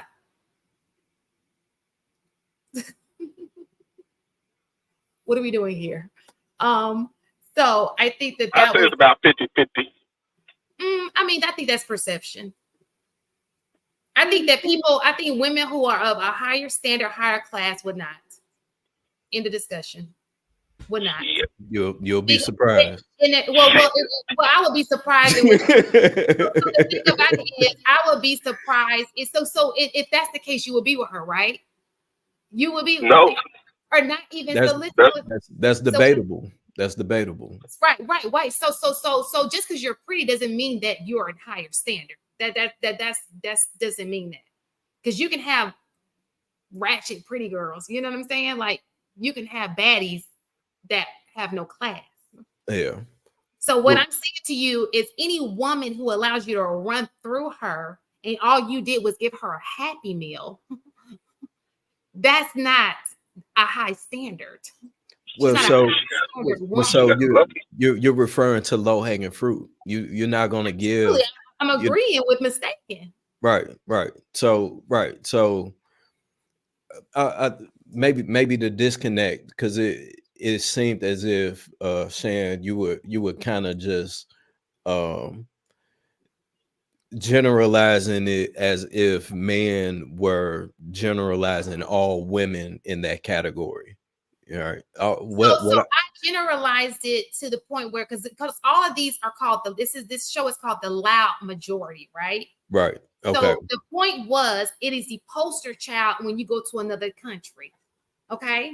So we keep it going even in these spaces as if it is our majority, because we talk like, even though we know it's the minority, we talk like it's the majority. Even in this panel today, we talked like it was the majority. AP was the only person who said, okay, yeah, I had to go through 8 people to get to that one. So he acknowledged that it was 8 turn downs to get to one, which means that he understood that it's not the majority, it is the minority. But everybody else talks as if it was the majority. Do you understand what I'm saying? Well, no, I said it was the minority of men. Oh, I didn't hear you. You had that, sometimes you got that microphone voice going on, and it just. Maybe. See, that's what. Well, you said the minority of men, but that doesn't have anything to do with women, because in their mind, we all having sex with the same men. Well, so I think the other part too that we need to ask AP is what type of woman was it that he was going for out of those 8? Probably high class. Well, he probably was going for some high standard women. You start at the top and work your way down if you have to. Hey, and that's how it be sometimes. Sometimes if that's your mission that night to, you know what I'm saying, bag you something, you gonna shoot for the highest that you can get. And if you can't get that, then you gonna settle for whatever the lowest it is that you're gonna get. Now that all depends on the man. If you know what I'm saying, if the man is just looking just to get it off, then that's what he on. But if the man is looking for, you know what I'm saying, something a little more a little deeper than that, or maybe he's has a standard of where I won't go below this, then that's not gonna happen. Does anybody else want to contribute to this? Now I'm gonna go and tell you what he said about men. Go ahead, mistaken. I just have one question. So if you know that you have as a dude, if you know you have no intentions on really trying to be with a woman, like, make her your girl or something serious or what have you, and the only thing that you want to do is smash. My question is, if it's going to be an exchange, then why deal with chicks or even mess with girls creating extra body counts or breaking hearts or doing all of those things that you do to get it, instead of just going to women that are going to give it up, like prostitute, like that's their business, that's their exchange. And it seems like in this environment, especially now, that everything is about an exchange. So why go after just the regular girls as opposed to just going to somebody that made it their business? Most men do that. And most men will actually go on Craigslist or whatever sex website that they have prostitutes on. Also, let me address Andre Cable in the comments. Just because you don't have a standard don't mean that all men don't have a standard. Let's just put that out there. But to go back to your point, all men, I don't think that all men are out there just being predatory on women and taking advantage of them. You know what I'm saying? that I don't think that that's the case across the board. Well, what do you call it? I don't know what you would call it, and I don't mean predatory in terms of like trying to go after young women, but predatory in the nature of men wanting to clap them cheeks. You know what I'm saying? So my point is instead of playing the game and playing around with all of these women that you have no intentions for, why not just go to the women who are already getting paid to do that? But and let me ask you this real that's fast, my 'cause I wanna point. go into Most this last- men are doing that. Give me a second. Give me a Go second. ahead. Let me add this. It goes into because my God, the guy who I had the conversation with said, he said, and for your men, they don't take care of their responsibility. They leave their families. Wait, what? Remember, I told you the conversation about stereotypes. Oh, you thought he only perceived women? No, he has something to say about the men too. Well, no, I missed it. Say it again. He said that for the guys, he said, we don't think that you guys take care of your responsibilities, and they're quick to leave their families. What type of men are we talking about? No, I'm just telling you what the perception is. The perception of who? Remember, I told you I had a black men, not the guy she was speaking to. Right. So the perception of black men is that black men don't take care of their families. That is a wide perception. It has been for several decades. Because we don't control the image. That's fair. That's fair. Now I would say the men that I know that I'm surrounded around, and we're not talking about that though. Yeah, we're talking about the perception of the majority of black men. My point is that if men did such, then that wouldn't be the majority. You know what I'm saying? If men stepped up and took care of their families and stayed with their baby mamas, or didn't or didn't leave their wives, or whatever the case may be, then of course that wouldn't be the perception. Now, does that happen on a wide scale? That's arguable. You know what I'm saying? Does it happen every day? Maybe. But there's a wide group, I believe, of men that do take care of their homes, their households, the same way that y'all saying that women don't put out and all that other stuff. It's the same exact thing. There's you grew up in the city, right? I grew up in the Heights. Chicago Heights. That might be different. Did most of your friends in the community have their father there in the home? Yeah, mine either. So I think it's a fair.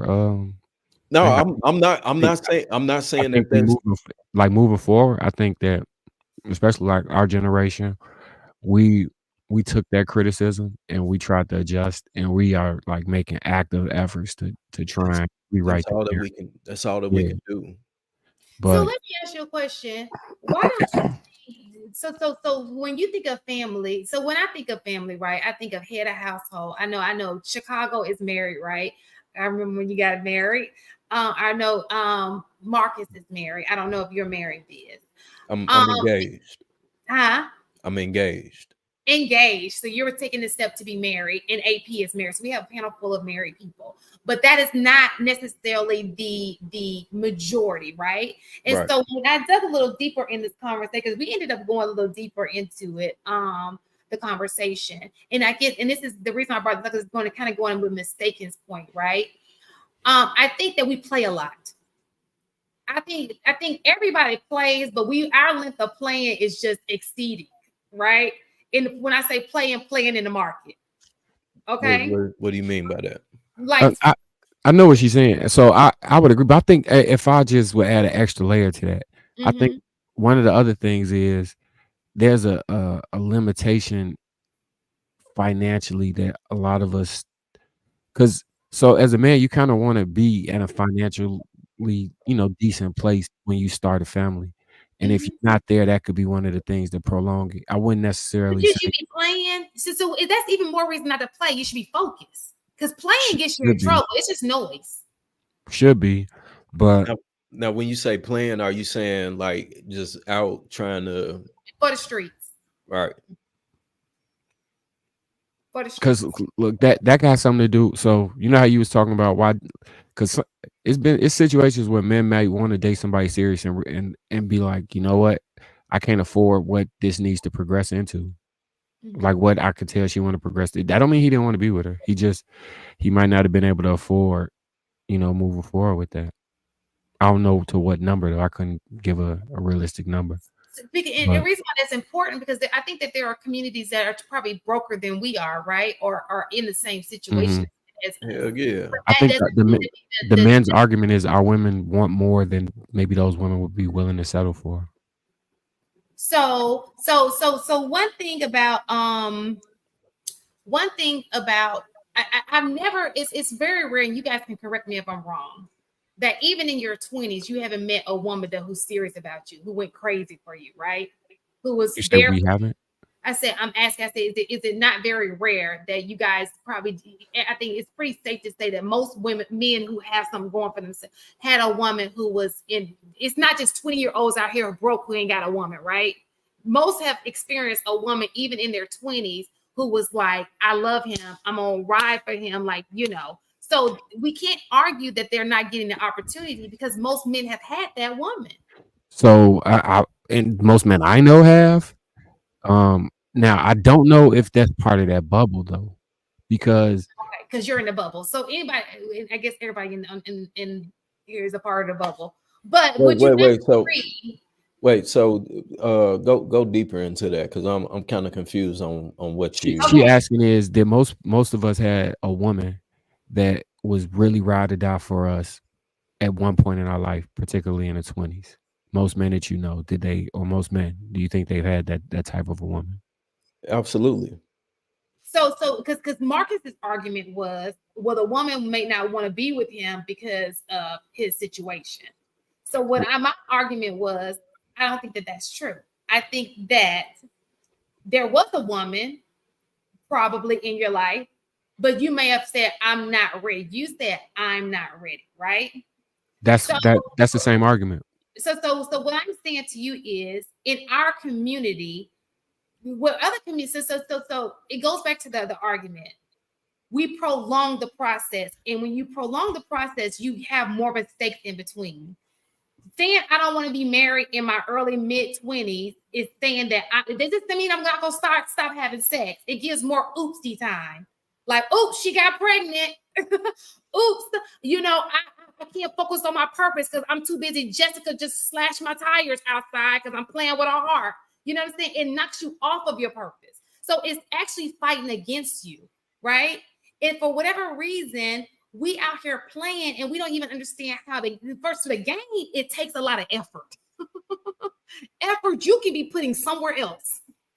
Okay, if people put that game that they put playing on people, if they put that in themselves and making themselves better, we will be so powerful. If we can think about our future and wealth the way we think about vagina, man, unstoppable would we not be? You understand?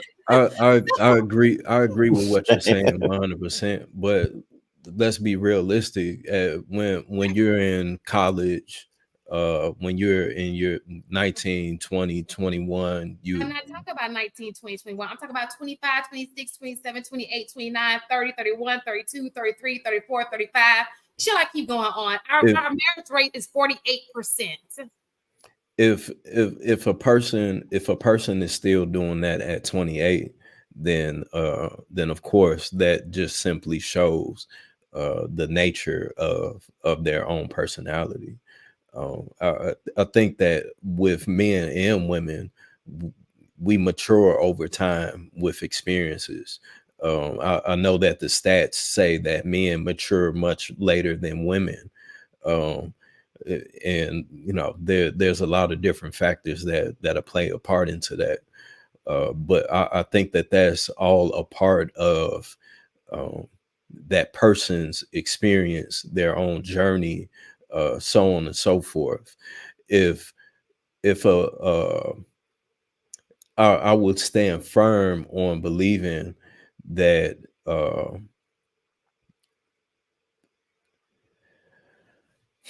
I would stand firm in believing that we somewhat, in a sense, have an idea of if the person that we're investing time into, if they are actually worth investing that time into, you know.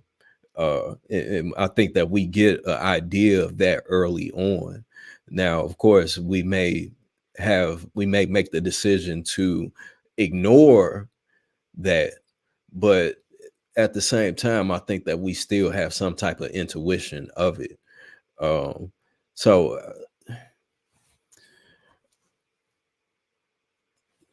I don't know. Right. So I'm just trying to figure out what it is that, and please understand that this conversation is not to come down on anybody. It's to make us better, right? Of course. I'm trying to make better. And what we're in this community, we promote playing in the field. We talked about promoting the music. We talked about promoting, the over sexualized women, sleeping. Now we're talking about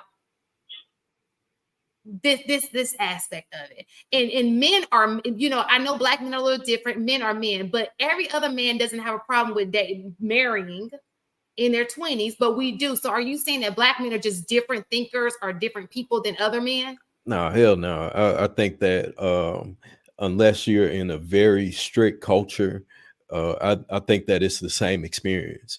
White boys are definitely just as promiscuous as Black men, Black boys. White women are just as promiscuous as white women.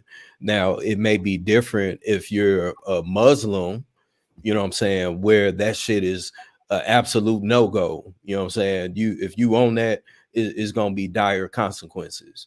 But in a culture of where that's, sex is easy. You know what I'm saying? So in a culture of where sex is easy, hell yeah, that's gonna happen all day. If you in college, everybody having sex with everybody in college. Not going to college though. You keep saying college. I keep telling you outside of college. But the thing about it is, at the end of the day, what sets them apart from us? You're right. I think all men are promiscuous. I think all men have that thing. They have that animal instinct. Some of them may do. But what do you think that the difference is between the two? In women. So what do you think the difference between what they are doing and what we're doing? Out of all what are they doing different than we're doing that they don't they're not looked at the same way. It's not looked at it's looked at differently than how we do it. I think that the difference is that it's happening behind closed doors.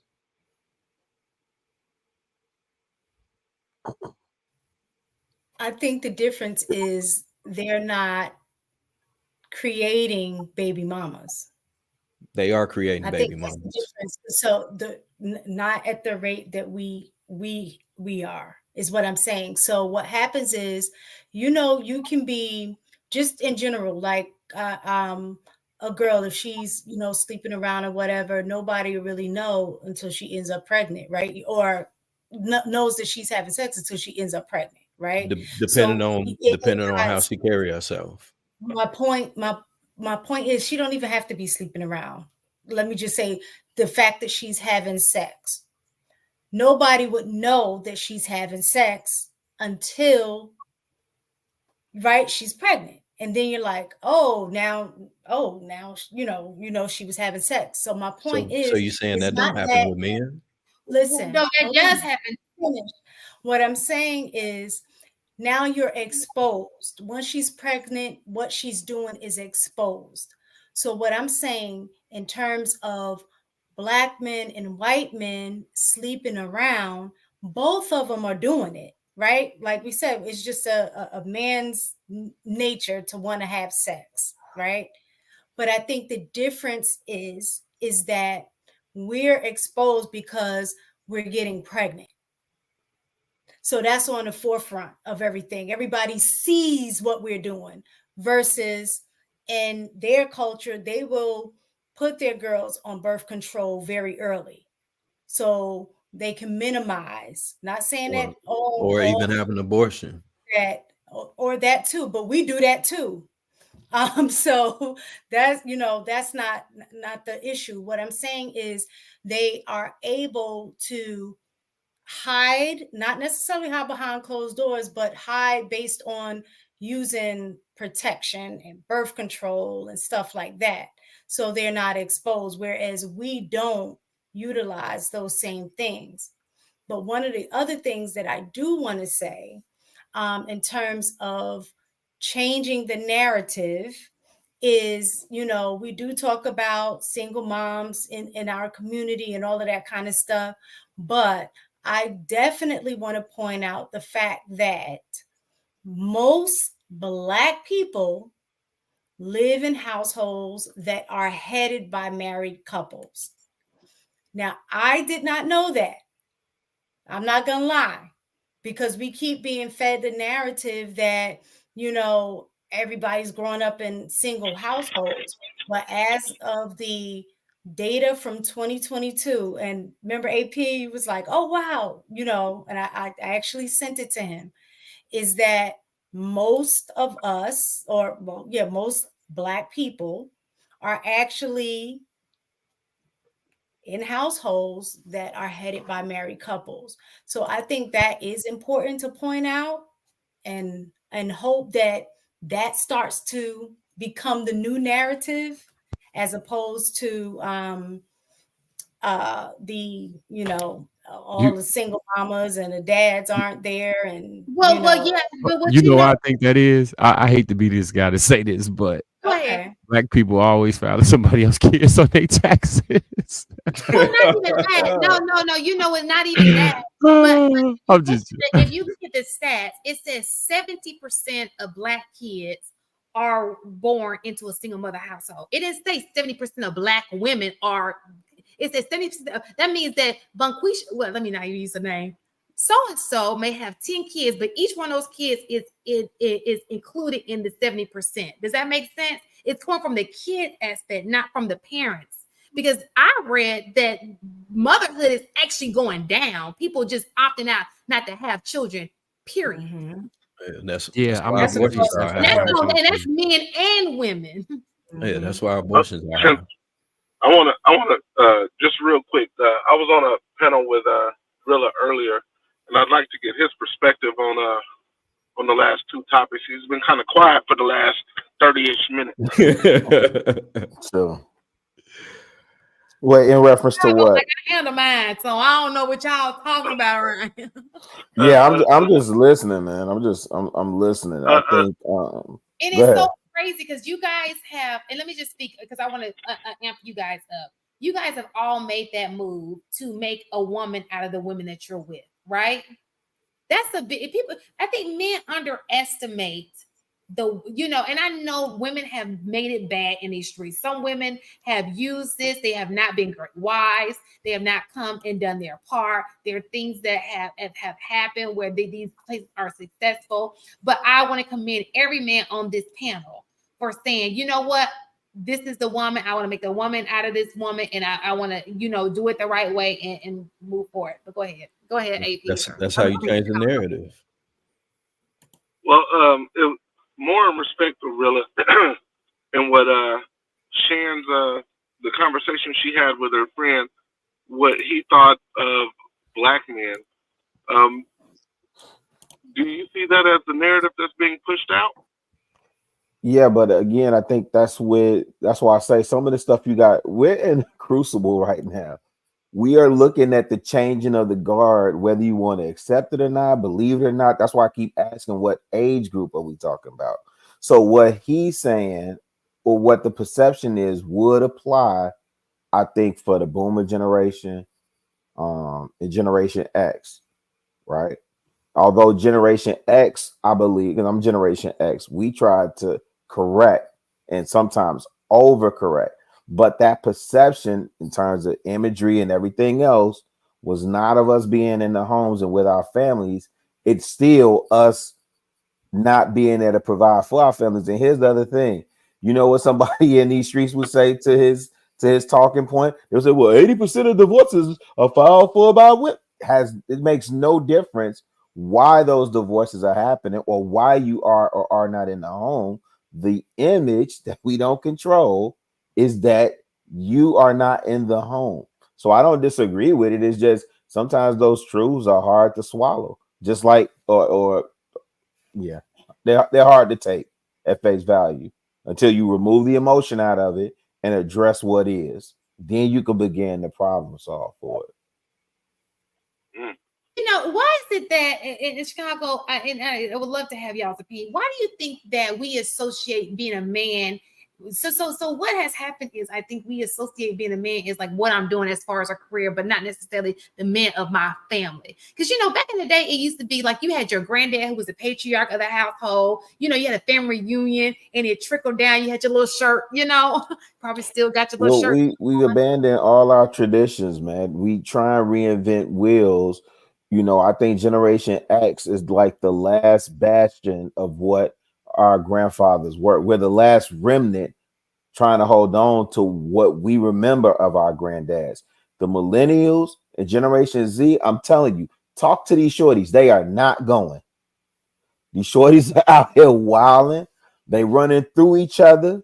They not even thinking about family, let alone a marriage. With these dudes are like, I can get it for less than the price of a Happy Meal. So I'm gonna get that without the commitment, right? And we're gonna keep it moving. And the female of this particular Generation Z, they like they run around saying, "Oh, I hit that." The females saying, "Oh, I hit that. I hit that." So when you talk about morals, tradition, integrity, all those things, and this is why I say it's a heavy lift on Generation X because all this happened on our watch. We were so busy giving our kids. I was listening to Thomas Sowell the other day. I'm really trying to be a lot more open to just taking in the information and then applying critical thinking. Awesome. Yeah, but you know, you say that and people like, oh, you were a bloodic in that. No, I'm taking in the information. I'm making my own assessment. But he talks about in this generation, our children are materially rich. Like they have more material resources and substance and things, right? I.e. Jordans or, you know, these shorties walking around with these Gucci belts. Like, what?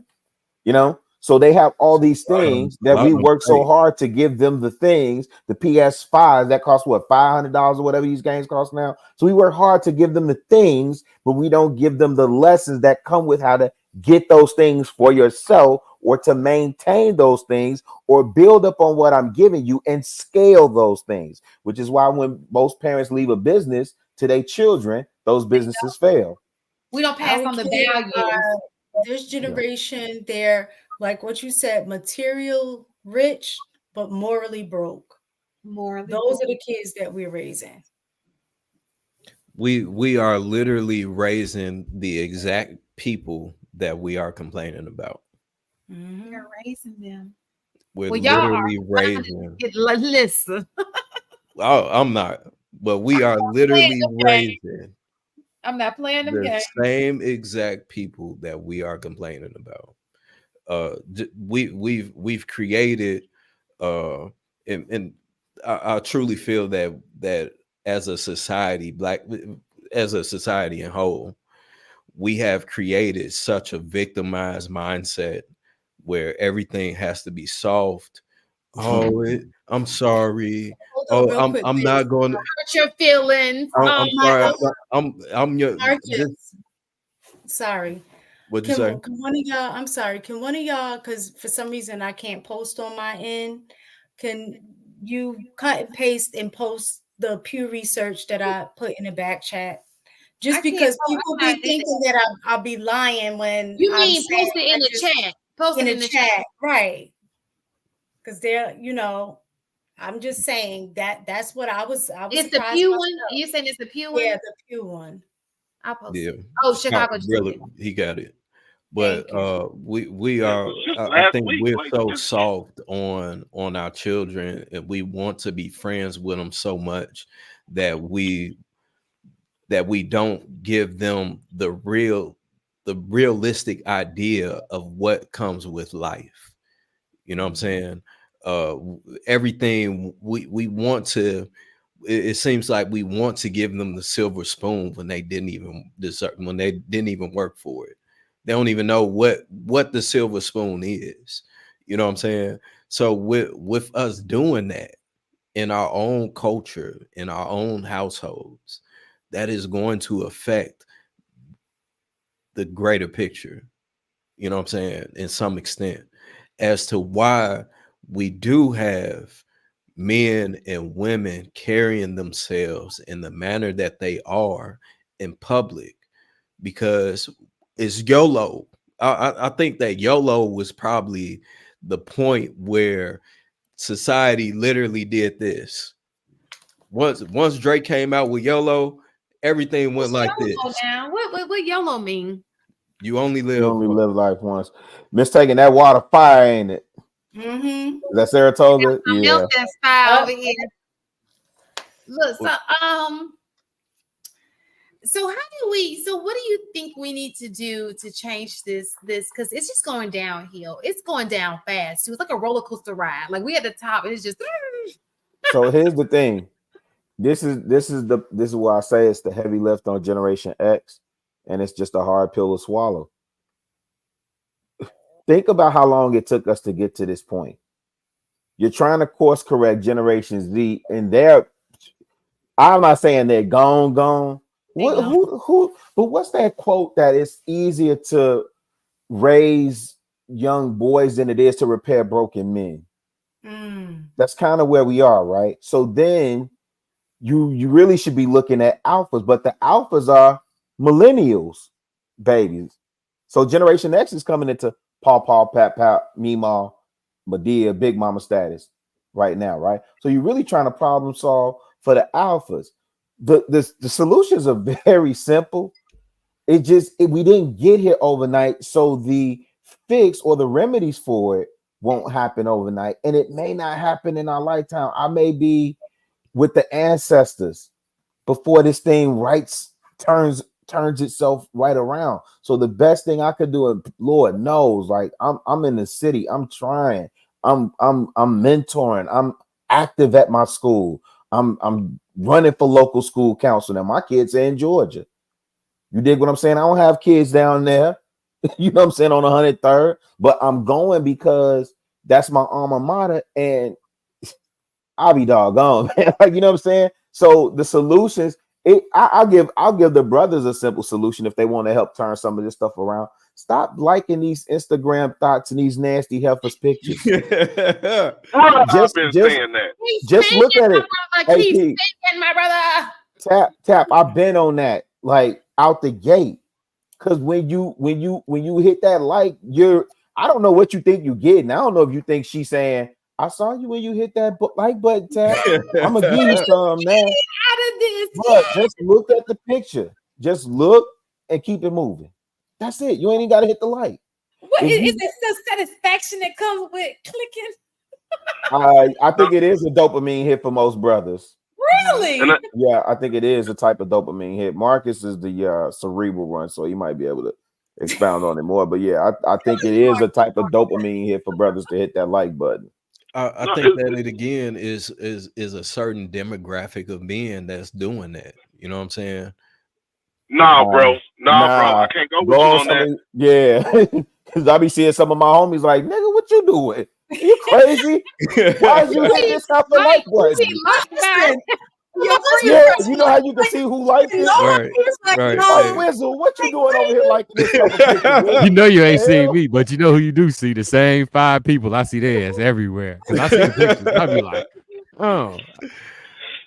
No, they ain't like fair. it ain't on the fair. internet. That's some people. That's fair. Man, that has been my messaging. Oh, go ahead. Oh, that has been my messaging. You got it mistaken. I was just gonna say, speaking of what Chicago really said about how it's gonna course correct, what I'm finding, and if you look at history is, happen in cycles, right? It's cyclical, it comes back. And just yesterday I was talking to my husband about like education. So what happens, it comes back and they repackage it with a new name.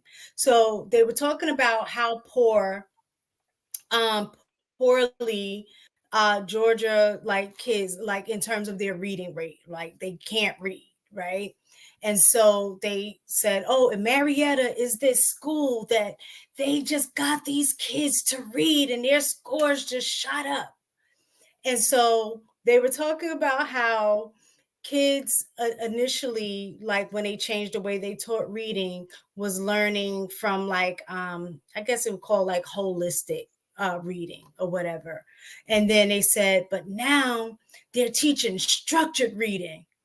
And basically, when they started explaining it, it's just how we grew up in school. They started teaching phonics. They started teaching with the basics. Whereas before, they were trying to let kids guess what the words are using context clues and stuff like that. So a lot of kids were not reading. So they repackaged what they already were doing because it worked. So I think that's the same thing that's going to happen in terms of like marriages and, course correcting in terms of behavior, things like that. I think it's going to have to take another cycle to come around and see where getting married or being with your family is going to work. We're just not there yet. I just want to know, what is it? Because I got men on it. What is it? Like, what is the disconnect? Like, what is the true disconnect that makes us a little different, that makes our Black men a little different from other men when it comes to marriage? What do you mean? When it comes to marriage? I don't think we're different. People don't see the value in it. People again, you got, I'm looking at this. Wizzo, I know you want to go. I'm going to go on mute in a second. But I know for me, you got to break this out by demographic. Mm-hmm. There's a specific mentality within each bracket, right? Okay. And here's the things that I keep, because I deal a lot with these shorties. Man, these shorties, if you listen to them, they'll tell you they're looking at they're like, I'm now. So they're looking at how I speak of my wife, right? They're looking if I'm jumping on this panel talking about unruly heifers, or am I bigging up how dope my wife is? Exactly. Right? Am I extolling the virtues of marriage? Am I talking about, the investment that I made into my seeds and how proud I am of my sons and how they'll be able to carry my legacy because they get their identity from me. They can trace their lineage through me. Right? Am I telling them about those things, or am I talking about, get money, fuck bitches, and YOLO? Right? This is why I say the old school rapper, as much as I love, I'm a child of hip hop, I'm a b-boy at my core. But as much as I love hip hop, you can't get mad at these shorties when for 5 decades you told them it's all about party, get money, have fun, and that's what these shorties is doing now.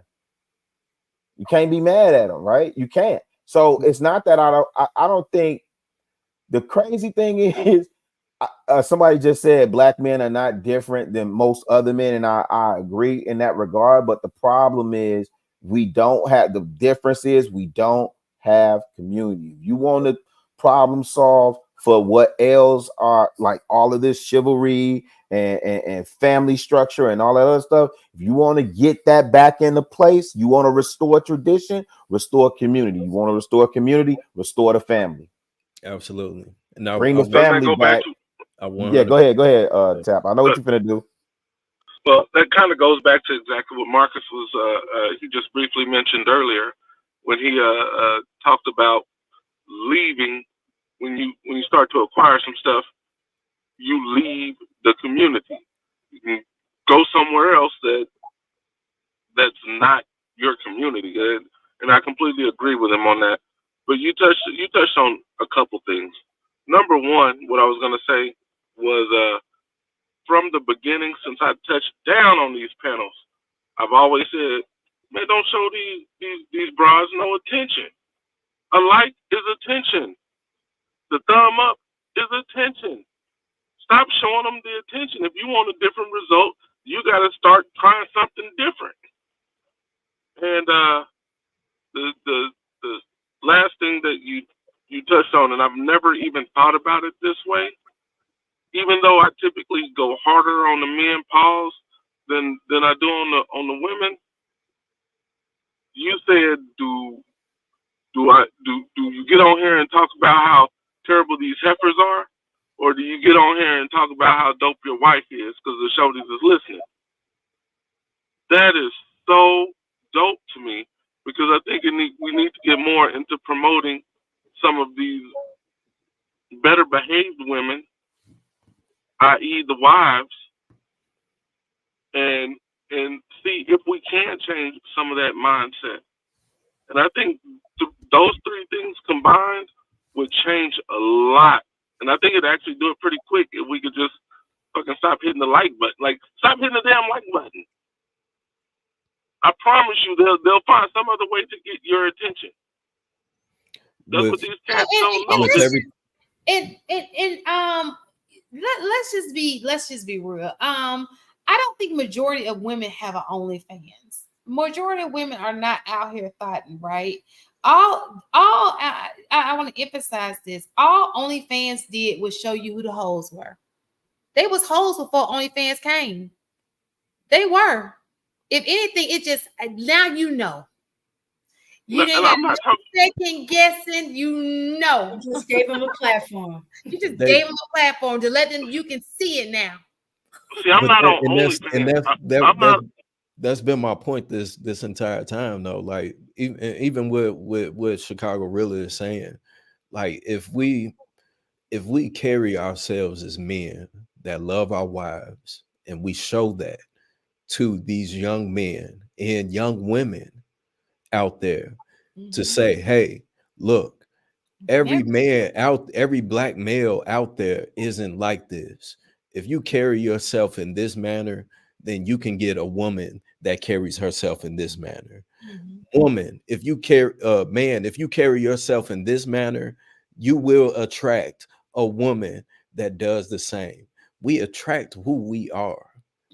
So if we have that capability, and once we give ourselves that power back, then we can change everything of this culture. You know what I'm saying? It doesn't matter who is trying to push whatever out there, because no, this ain't what we doing over here. This is what we doing. We loving our wives. We taking care of our families. We supporting the community.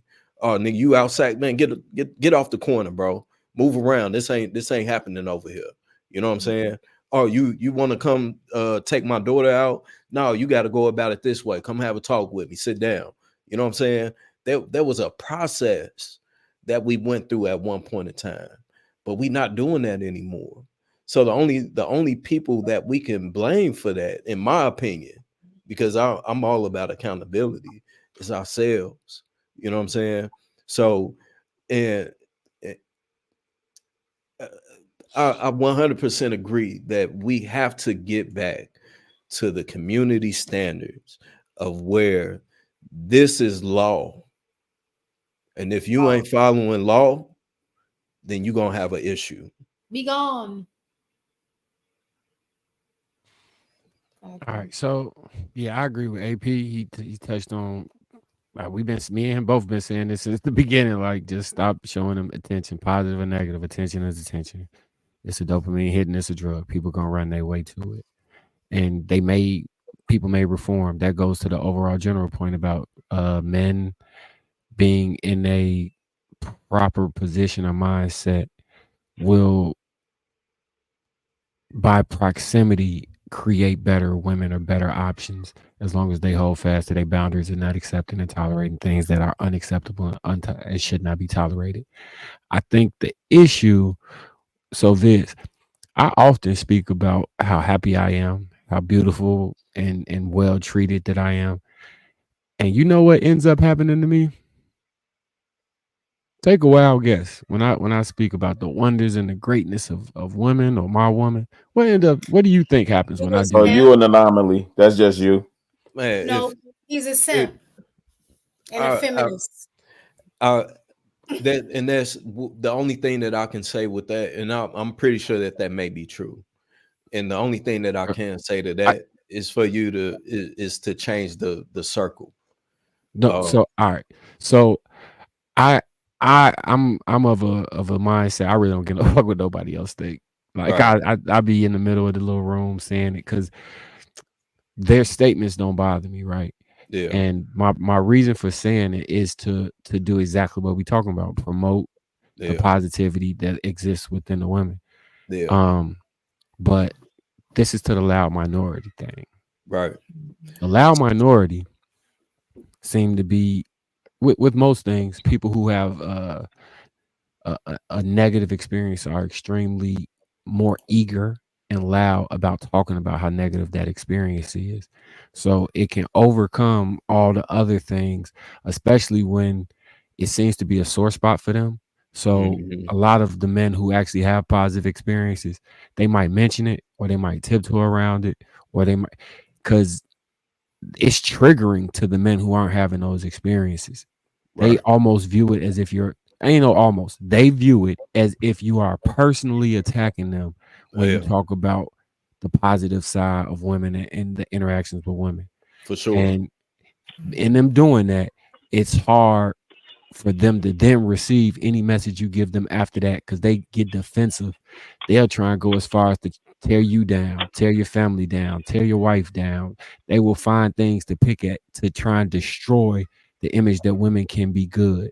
Yeah. And if you don't want to actively engage in that for the betterment of the conversation, it does two things. One, the men who are watching, who may come up on the panels or who go on other panels, if they don't feel like engaging and fighting with these men and fighting all the men that feel this way, that seem to harbor in one space, they'll just be quiet about it.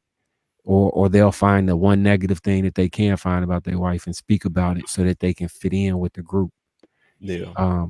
It's most of the time men typically don't be agreeable, but in this specific space, men are extremely agreeable with that concept about how they view women. And I don't particularly think all of them view them that way. I think the loud minority overshadows the conversation and pushes them further to one side than they naturally are. And by doing that, they may, if I was to just give good faith, maybe they feel like they're educating people on their experience and how not to avoid it.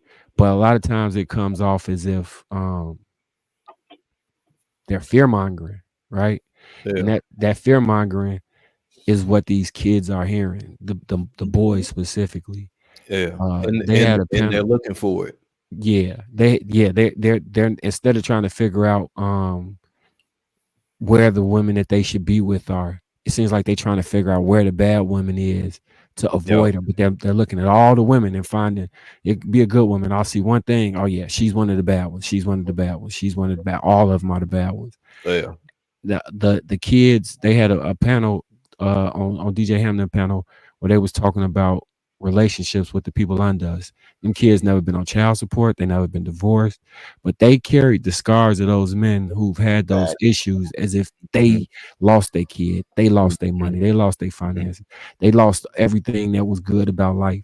And it's disheartening to see because if I'm having a good faith conversation, I want to believe that the men who are telling them the horror stories are just informing them.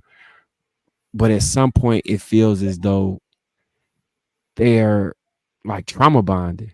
Yeah, and then that's all it is. And then no, that's indoctrination, Wizzle. Yeah, that was. Hey, they? My bad. Go ahead, brother. No.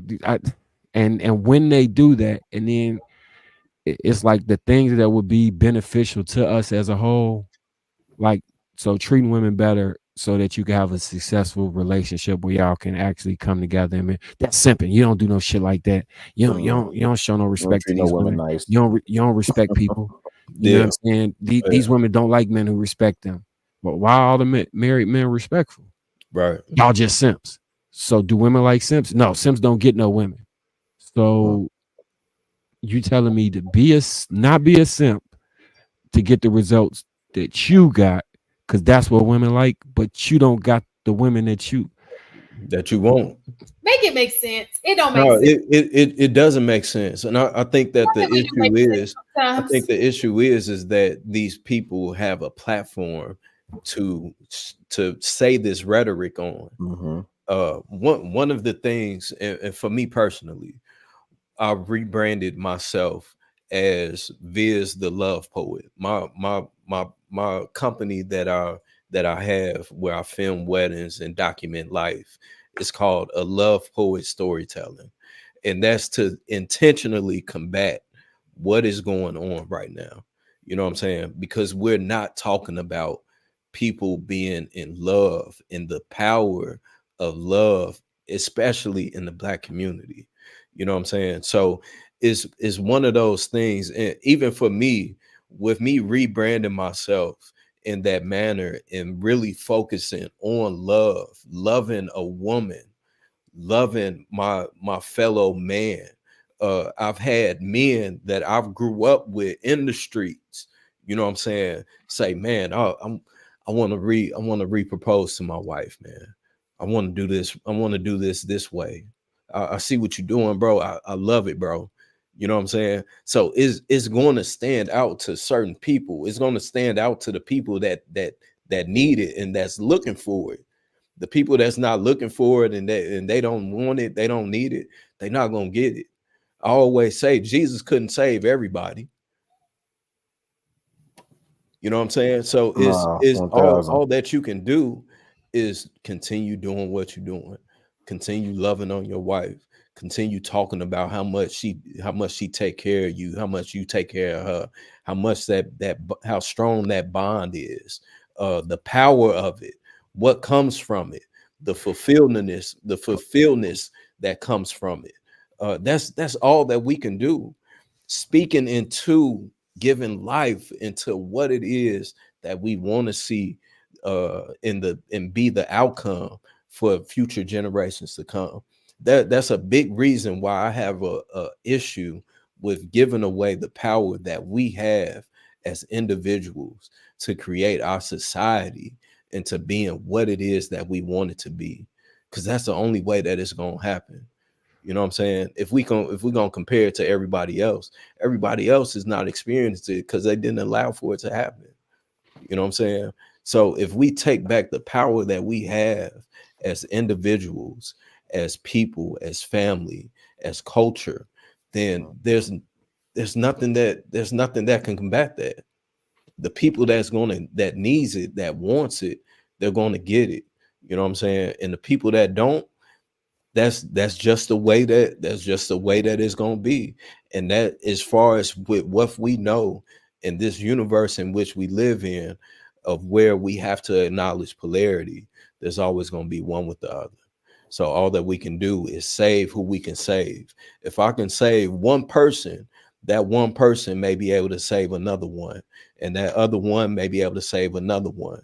And we now begin to see this trickle effect happen, and where we can get our community back to where it is that we want. Truth and reality undefeated. I just realized that's the Red Pill Ranger. If you want to come, we can drop the link so we can. Yeah, please drop the link for him. I've been waiting to get on the panel with him. Y'all, let me just say this too. You can drop the link, but let me say this, y'all. Did you know that 30% of all, I just Googled it. You know, 30% of OnlyFans top creators are men? Wait a minute, hold on. Let me say this again. She said, you said 30%. I don't got access. Do you know? Listen, do you know that Tyga makes $7.6 million a month on OnlyFans? Who? Tyga? You talking about like Soulja Boy Tyga? Yeah, that Tyga. Yeah. Safari makes $1.9 million a month on OnlyFans. Now, who the top female creators and how much they make? Well, it was Black China, but you know she don't do it no more because God saved her. She was a top creator on OnlyFans. $20 million a month. God came in. All right. So look, let me respond to Red Pill real quick, because Red Pill is somebody that's married. I've been waiting for brother to touch the stage because he's one of the people that I know that's in this space that it sounds like informing. Can somebody I think what TLA does is inform men, right?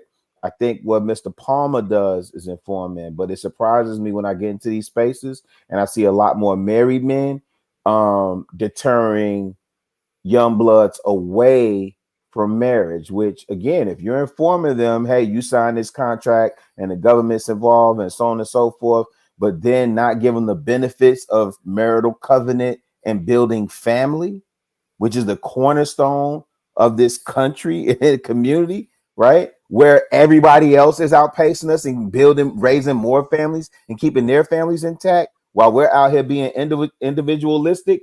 No, when I watched that Hamp show, it was 1000% indoctrination because them shorties was arguing as if, same thing Wizzle was just saying, as if they was the ones who went through it. Where did they get that from? Shan, drop the link, please. Both Shan, on both ends, it was the young bloods and the young ladies. You would have thought they were married and they were having discussions on relationship and how do they see pair bonding and so on and so forth. You would have thought they were 50-something years old the way they was going back and forth arguing with one another. And it's like this is what we've done to these shorties. I disagree with that vehemently. It's not informing them. Informing them says, here are all the options. That's true. Here is all the information that you need. Now make a wise decision, young blood. But what we hear is people get on here and these women don't do, and these women and these unruly heifers and these black heifers and these stinking wenches. And then when you say something about the men, is I'll see you a simp. You pandering to these hoes.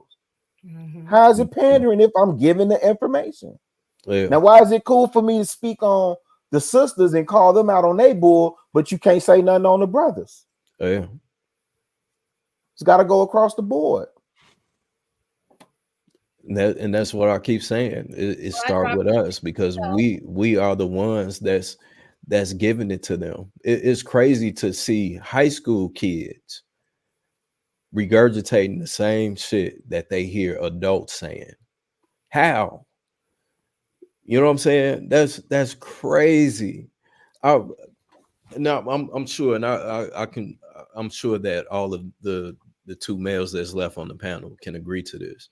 We've all been in situations of where we may have had our heart broken or whatever, but I could never assume, I could never fix my lips to say, man, fuck all women. What? That don't even make sense. But somehow that's the narrative. How do you know what I'm saying? Like that don't even make sense. You had an issue with this one chick. Move on, man. It's a part of life, bro. Grow up. Let your balls drop. Be a man. Man the fuck up. You know what I'm saying? Take care of what you need to take care of. You know what I'm saying? Get your shit together. Check yourself. It's simple, but we make it so complicated. Pull them up. Dang. Can I get him in here. I did. Peace to the God. Yo, what's up, brother? How you feeling, man? Doing all right. Hey, bro, I'm gonna check out because I got to get back to my old lady. I know she. Stop calling her old lady. That's my old lady, man. Hey, he's from the crib. He's saying it right. He's from the crib. Yeah, that's my old lady. I got to get back to her. So shit. See you on. Good night. How everybody doing? For sure. Hi. See that statement I just heard is part of the problem with these young guys. They ain't hearing that, and I don't blame them. They don't want to hear man the fuck up. They don't want to hear you're a man. You know why? Because they're in a generation where they realize that men are human. And we have the right to the whole spectrum of emotions that all humans have. If I want to be depressed, if I want to be sad, if I want to be anxious, if I want to be jealous, if I want to be insecure, if I don't have to man the fuck up, I have the right to express myself. See, our fathers and our grandfathers were people of the silent generation. They suffered in silence. And that mentality come from because they couldn't say nothing to white people. So when they were disrespecting the cross, they built up a mindset of when people said stuff wrong to me, when I'm uncomfortable, when I'm angry, I just tuck my head down and keep on pushing. Well, doing that for all those decades and passing that down transferred into their family life. transfer into how they interacted in their relationship. And we got our fathers and grandfathers that were men that when bothered, because back then, if you showed your anger and expression, you'll find yourself with a long neck from a tree. So that was crushed in these men. So they spent their life and passing it on to, keep the stuff in, man up, accept it, deal with it, suffer in silence. And we pass that on. Where these new dudes, they woke. They ain't hearing it no more. They're not suffering in silence. So when they express themselves, it gets called complaining, which is an insult to male emotions. When they have value in themselves, they being the new bad bees. When a woman has value in herself, she's knowing her worth. A man can't know his worth, then he's sassy. When a man had expectations and standards, it's always frowned upon in most cases. Oh, you want to be the new bad bee and all that. So I never promote telling men not to get married because I got 3 sons. One's 23, one's 18, one's 14.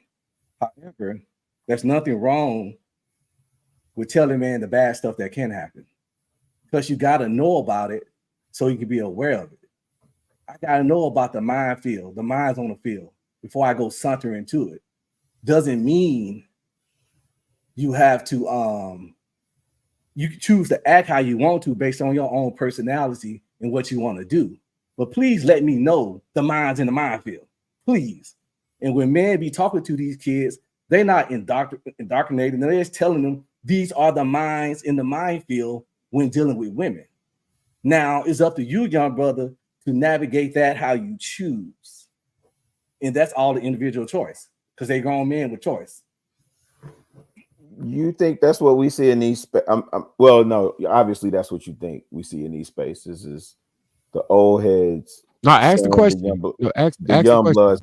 Don't assume anything. Ask the in question. This space, you believe that the men that we see on these panels or in the chats or in the super chats,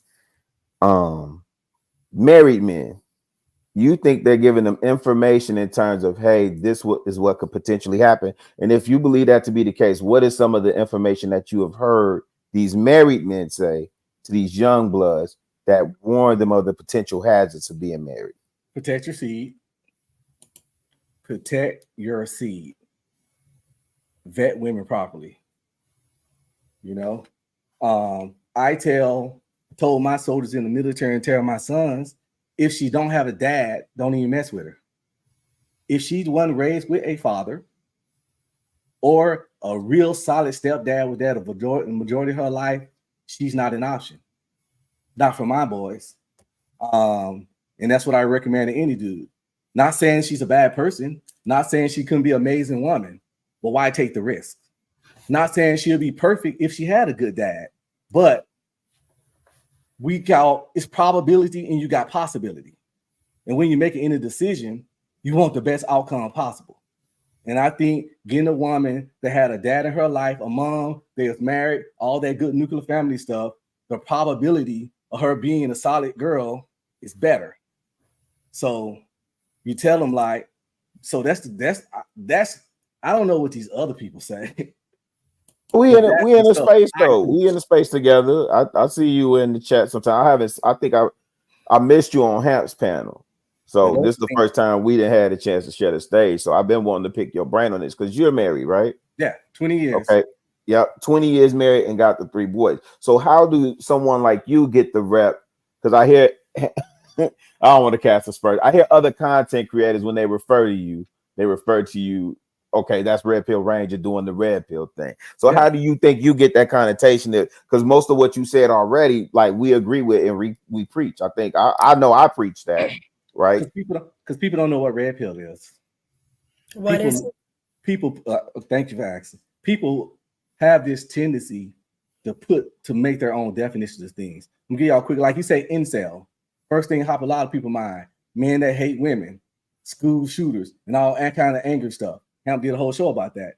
Incel literally just means involuntary celibate. That's a man that wants sex that can't get some. It means nothing more, nothing less. But when people hear it, they're attached so much. It's like red pill. Red pill is about accepting reality for what it is. and then conducting yourself according to that reality. Accepting that reality, regardless of how you feel about it, how you like it, if you agree or disagree. You accept that reality, and then you move accordingly based upon reality. And also, Red Pill is about self-improvement. Because within that reality, if you don't like that reality that you're in, you got to take the self-improvement steps to better it.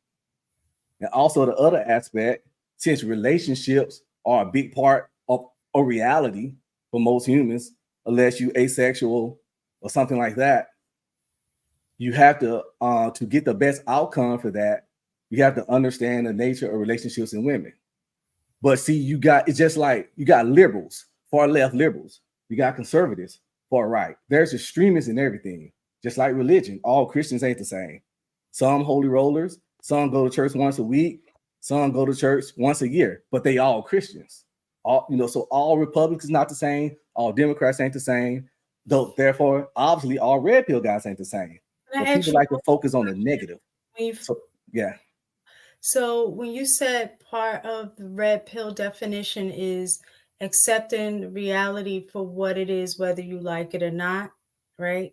So I don't know. I can't identify who's red pill or not. So like I said, I really don't know. But one of the things that I hear about them is kind of like what Billa would say. It is typically not liking women or sounding angry about women. If it's about the reality, then how come you guys are not pushing for marriage? Because the reality is, where all of the stats are showing, is that marriage is a benefit to men. So, and let me add something to what Mistaken is saying, because to put it all together, because it's going back to what you said as well. Do you also have that? So what about men who are not raised in two-parent households? What's the reality of that? Well, or do you just recruit men who were born in two-parent households? Well, no, this is the thing. I don't date men. Hopefully my sons don't never date men. But you're a man and your son's Let me finish my point. Therefore, my message is never for women. My message ain't for women. I think it's a woman's place, a wise sister, to give information to women, because I accepted the reality that a lot of times they don't want to hear from us. They hated Kevin Samuels' guts, okay? But I knew that before then. So that's another thing, accepting reality for what it is. The vast majority of women don't want to get told how to be a woman by men. Oh, I agree. So I stopped doing it. So right. No. So I would assume that you're trying to make that man a better man, make his household better. Would there not be conversations on you as a person, or do you think that they can just be anything they want to be, and it just should be the focus on making the woman great, and maybe it'll erase his bullshit? I don't know what it is that I just wanted to know. What's your rationale? So you're strict on she has to have a two-parent household, but he doesn't have a background. Like it can't. Like, is there a the man's going to be what he's going to be, and it's up to her. If she don't like it, then don't deal with him. I can't control her choices. The man is going to be whoever he's going to be, and if it doesn't work for her, then it won't. Just like if she don't work for him, then it don't. So you can't really. If it don't work, it don't work. He's going to be himself. She's going to be herself. And that's the main thing of the world. People want to figure out this dang stuff so much. But the simple question is, if it don't work for you, don't do it. Don't force it. Don't put the square thing in the round hole. And people have better outcomes. Okay. I got. Wait, let him finish. I just want him to answer my question. That's all. In terms of do the red pill, why aren't they promoting marriage if the idea, one of the points of red pill is to accept reality for what it is? And because there's bad aspects. There's bad aspects to marriage and reality too. So correct. But when we're looking at percentage wise is what I'm talking about. When you compare the good to the bad, based on the current information that we have, it says that overall men benefit more from marriage than not being married. And I don't know Well, Rolo Tomasi married, several other guys married. We just promote marriage to the right person. Okay. We don't So have he a problem with marriage. marriage. He just wants you to marry the right person. Yes, through several processes, through vetting, through her relationships with the men in her family, through how she carried herself, how she moved. You don't have to be a virgin, but at least be virtuous. But get me wrong, don't get me wrong, y'all. There is some red pill ragers out there. Okay. Those are guys that didn't have success with women in their life, so they built a cantankerous relationship with women. Then you got guys like me who I ain't saying I got every woman I wanted, never got my heart broke, none of that, but it didn't damage me. It just was part of life. So I don't have any unique anger or animosity towards women. But again, it's just like racists. You know, all racists not the same, right? Right. They all racist, but they all not the same. Some will drag me down the street. Some will just call me the N-word under their breath. So, but would never bust a grape or harm someone. So we got to understand there's extremes and everything. But for some reason, people only see the extreme, the red pill, when there's plenty of examples, even just on this platform of red pill guys just being clear, concise, and rational and logical. Okay. I don't think that is so. Whatever you just said, just real fast, and I'll let you go. I don't think that what you said. I'm gonna let you, Marcus. You've been talking like I have not been talking like that, so don't do it. I don't think that what you said. I don't see red pill. I just think that that's just people talking to people and saying what's best for people. So it's got to be something that you're saying that gives you a push towards I guess a radical or an extreme of things, right?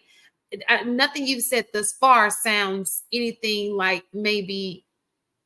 So I'm wondering if it's something else that you push that maybe I don't know. But go ahead, Mark. Let me think. Well, while he's thinking, I just want to say this Superb 91. I just want to clarify why I kept saying men. So he says listening to mistaken marriage is beneficial to men. Marriage should be benefit to us, both parties. The reason I was specifically saying men is because based on some of the research that I was reading, it was saying that marriage is more beneficial to men than it is to women.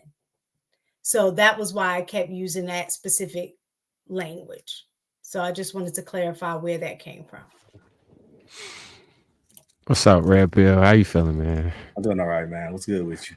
Shit. Yeah. All right, so I got a couple questions for you. What percentage of red pill content creators would you say encourage men to get married? Not a big percent. No. So the minority? Mm-hmm. So okay. Well, actually, no, because even Myron off Fresh and Fit say he want to get married one day. So I take that back. Even if they don't push it, they would say that one day I want to be married. Because Myron has said that dozens of times. Him and Fresh. He just said he's not marrying a Western woman. So I take that back. Probably more than I think would want to get married one day just to not any old scallywag. Men want companionship too. I agree. I think they absolutely, well, in my opinion, because I can't really speak for a lot of the men, because we seem to have very, very different views. I think it's so I know your name, the Red Pill Ranger. When I listen to you, I actually don't think you red pill. Because I'm gonna tell you why I think that. So most of the red pill content creators, they so far against marriage that they'll say you can't even be red pill if you married. You know what I'm saying? They don't typically uphold marriage as a viable option for today's men based on the women that we have. And I would further garner the reach. I think you seem to have more of an amicable relationship with women, right? And the animus that seems to follow around a lot of the red pill content creators, you seem to be absolved of it. I don't sense any of the bitterness or anger or rage coming up out of you, and I haven't seen it.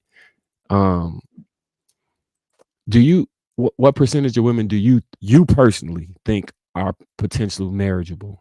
in the United in the Woo. United States? In the United States,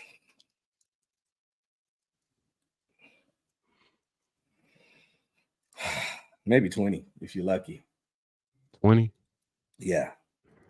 Well, more depending on the quality of the man. Because See, that's why I don't think you red pill that right there. That's personal accountability. I'm not. I apologize. I interrupted. Yeah, y'all got these ideas about red pill. No, that's logic and reality. But I tell that to everybody, based on who you are and how you move, you might want to, like those guys, I want to date a single mom.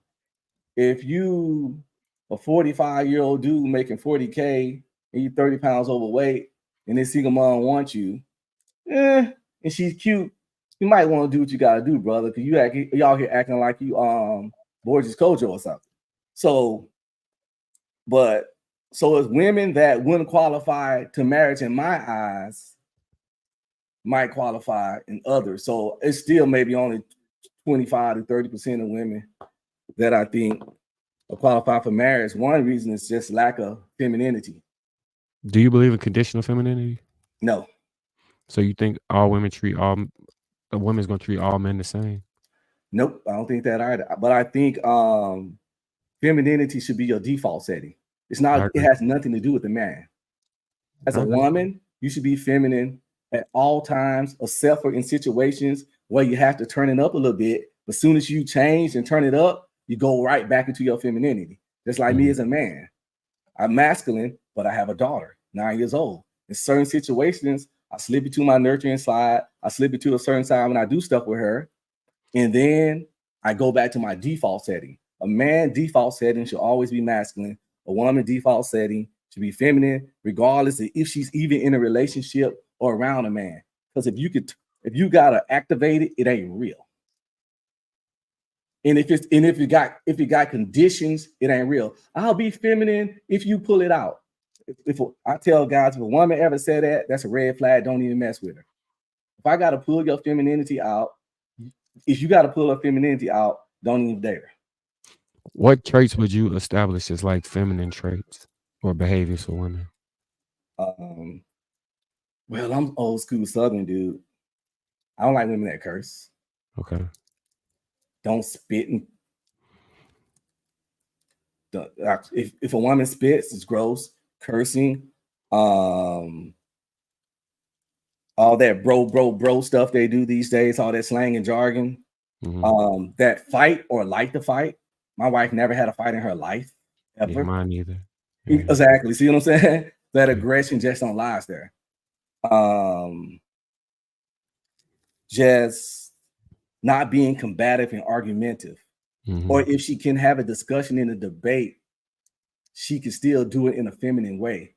Mm-hmm. And a woman that understands that there's strength in femininity. You don't have to emulate a man to show strength. Mm-hmm. There's strength in femininity. And there's women out there that do it every day. But the easiest way to show strength is to start acting masculine. And often people go the easiest route instead of doing it the way it should be, which is finding strength in your femininity. So harping on the other part about the self-improvement that you were saying earlier, how much of the men's interactions with women do you think is dependent on the man, or is it due to the women being just undateable or unruly or disrespectful?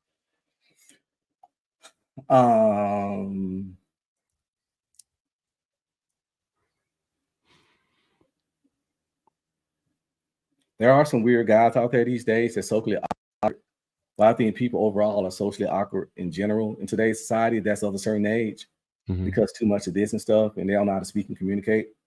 But I think it's a high percent on the women due to the pickiness. Like people be like, I'm not gonna settle. But the reality of it is we all settle. Mm-hmm. And we're all a settlement. Mm-hmm.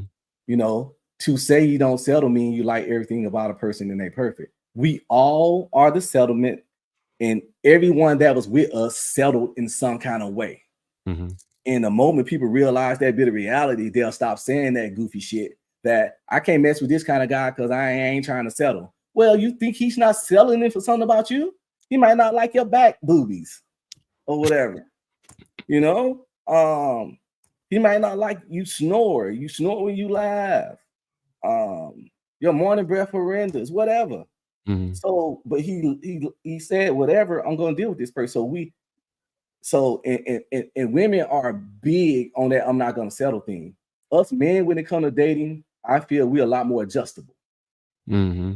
We a lot more adjustable. You got some guys that's super shallow, but overall, men, our list is very short and it's very flexible. That's why you'll see a guy with a short chick that's a 3, and he also dated 9s and 10s and above, Mm-hmm. and actually dated them. Mm-hmm. And so I think women are the biggest problems when it comes to that, due to the Disney dream. So I don't want to pry too much into your like relationship. Would you say it's a good relationship though? I like keeping it topical. Yeah. We married 20 years, so we don't have serious arguments and fights in a long time. You know, when you first get married, it's a power struggle to a degree. Everybody young and fiery, but you know, after that temper down and y'all get a situation. last 10 to 15 years been smooth as hell. I can How feel long it. was y'all together before that? Oh man. Whew. Before we got married? Yeah. 3 years. Okay. Yeah, shit. You was moving fast. All right. So would you say that when your talking points mirror the positivity in your relationship, or do they speak more to the ills of the dating and marriage? And if so, why? Or if not, why? It speaks more to my life experience. To the positive? To the positivity of your Yeah, relationship? it speaks to my life experience, and that's why you can't judge all red pill because of the angry guys, because they only act like that because of their life experiences. Mm-hmm. They like that because they constantly got dissed and rejected, and never in their life felt true burning desire for a woman, and some of them never got the woman they want, and they always was the second, third, fourth, fifth choice. So it's like the Force in Star Wars. You watch that? Mm-hmm. The Jedis and the Sith, they always have the Force. They all got the same Force, right? Mm-hmm. But some went to the dark side, some went to the light side. So What percentage is on the dark side? I'm sorry. The other red pills are Sith Lords. The real Rangers are Sith Lords. How many Sith Lords? Wow, for that. Who winning? Which force is stronger right now? Red pill. Which force is stronger? The Sith or the... There's been a shift.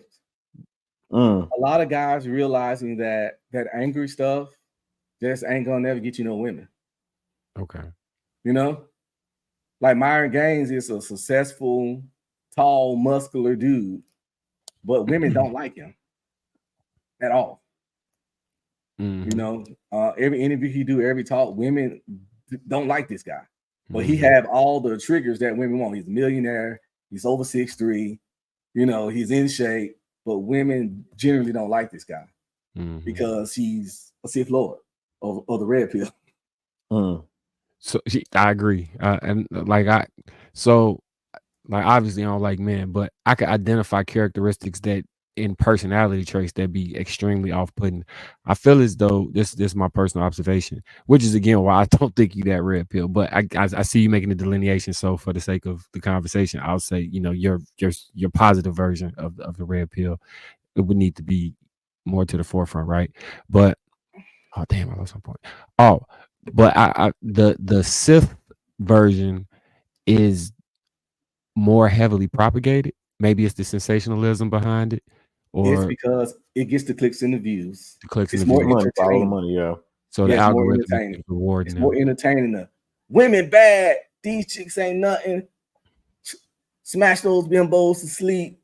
Get money, run through them, blah blah. You know, that hypes up the young testosterone filled dude. You know, that is struggling in high school and college. It's galvanizing.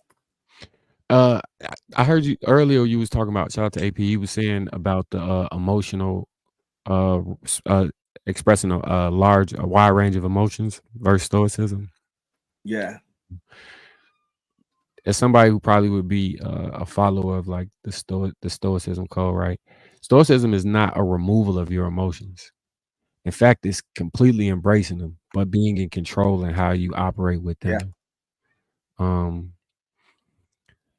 I think men gonna have all those feelings, you know, from anxiousness to fear to love to upset, hate, rage, all those things.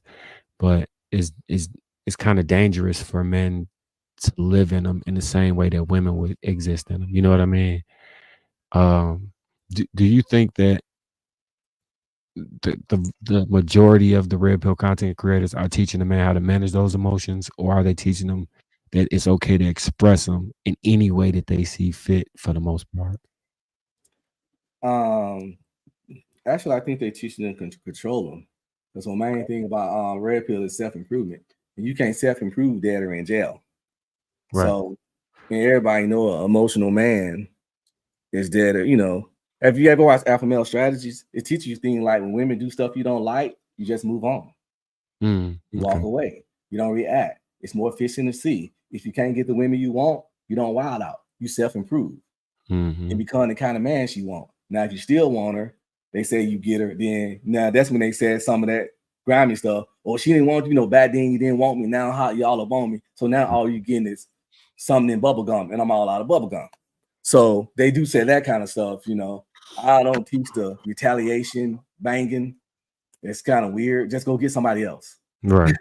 You don't have to vengeance bang a girl because I'm the man now, but I think red pill is just greatly misunderstood because it's people red pill that don't know it. If you accept reality for what it is and conduct yourself according to that reality and you believe in self-improvement, guess what? You red pill. Just like I believe Jesus Christ died on that cross for my sins, I'm a Christian, but I'm a different Christian from all of y'all, probably. So if you believe in self-improvement and accepting reality for what it is, because everybody's seen the movie. You take the blue pill, you take the red pill. You're going to live in this false reality, accept real reality. Anyone that's logical and accept reality is red pill, but they can't just see it because they think red pill just means, I hate women. I ain't had good success with women. But it's crazy how we can understand that all liberals and all conservatives ain't the same. We can understand that all Christians ain't the same. We can understand all races ain't the same. But for some reason, in this sector of YouTube, people can't wrap their mind that you can't put all red pill in the box. It's just ironically weird. So it seems, so if I was to observe this sector, I would say the men who may be not in the same box get shamed into the box. Like I seen one day you was on the panel and they were saying you and Hemp was simps just because y'all married. So people send personal attacks at people who, if the end goal was to have the ideal relationship or a marriage or one of those things, y'all wouldn't be attacked. Y'all would be honored based off of those things. But it seems to me the men in the space attack men with that end goal. So I'm wondering what the actual end goal for those men is. You know what I'm saying? The funny part is you don't want to be married and you don't want to have a family and you don't want to be with women in that capacity outside of sexually. What is the end goal? That's a good question. Honestly, most of those men, whenever they want a relationship, they probably could get one. So if they just, to be honest, it's not really hard for. If I want married, I can get married in 6 months probably. Especially these days, these people just want to get married. It's if those men work on themselves, build a success, live their best life, and want to just, as they say, run through women up to 50, it won't be really hard to get some companionship. So the end game is to, a lot of those guys probably going to end up either getting a life partner or a wife at some point on the back end. Can you explain what a life is? A life partner a woman? A life partner, just this weird phrase people like to use that when you're just living with somebody but y'all ain't married. You know, shacking. Yeah. Okay. I was just. It's a woman though. For a man, yeah, I hope it would be. Do you think it's any like? I'm not trying to be disrespectful. This is a real question. I think you know what I'm about to ask, don't you? No, I don't. Do you think that there's some like subtle undertones of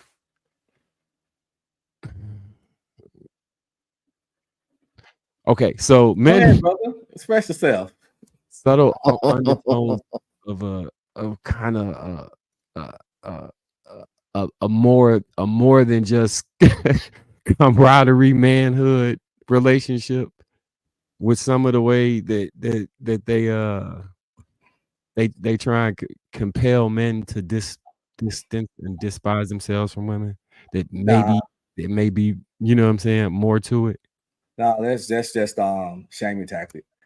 I'm not trying to. I'm literally not trying to shame nobody because I won't even say the word. Not from you. Just that statement. It's something that's constantly regurgitated as a shaming tactic. Just like men can't have men. You can't play video games with your boys all day. You can't blah blah blah. But I'm on one of those people that say, I enjoy hanging with my homies more than with women. I always have, because you enjoy hanging with people that you have more in common with. Now you're gonna love your woman and enjoy her company for that reason. But with your homeboys, it's a whole different relationship and different reasons. And I always been the type of man where I'm not gonna have a whole lot in common with a woman. Do you think women have outside of sex?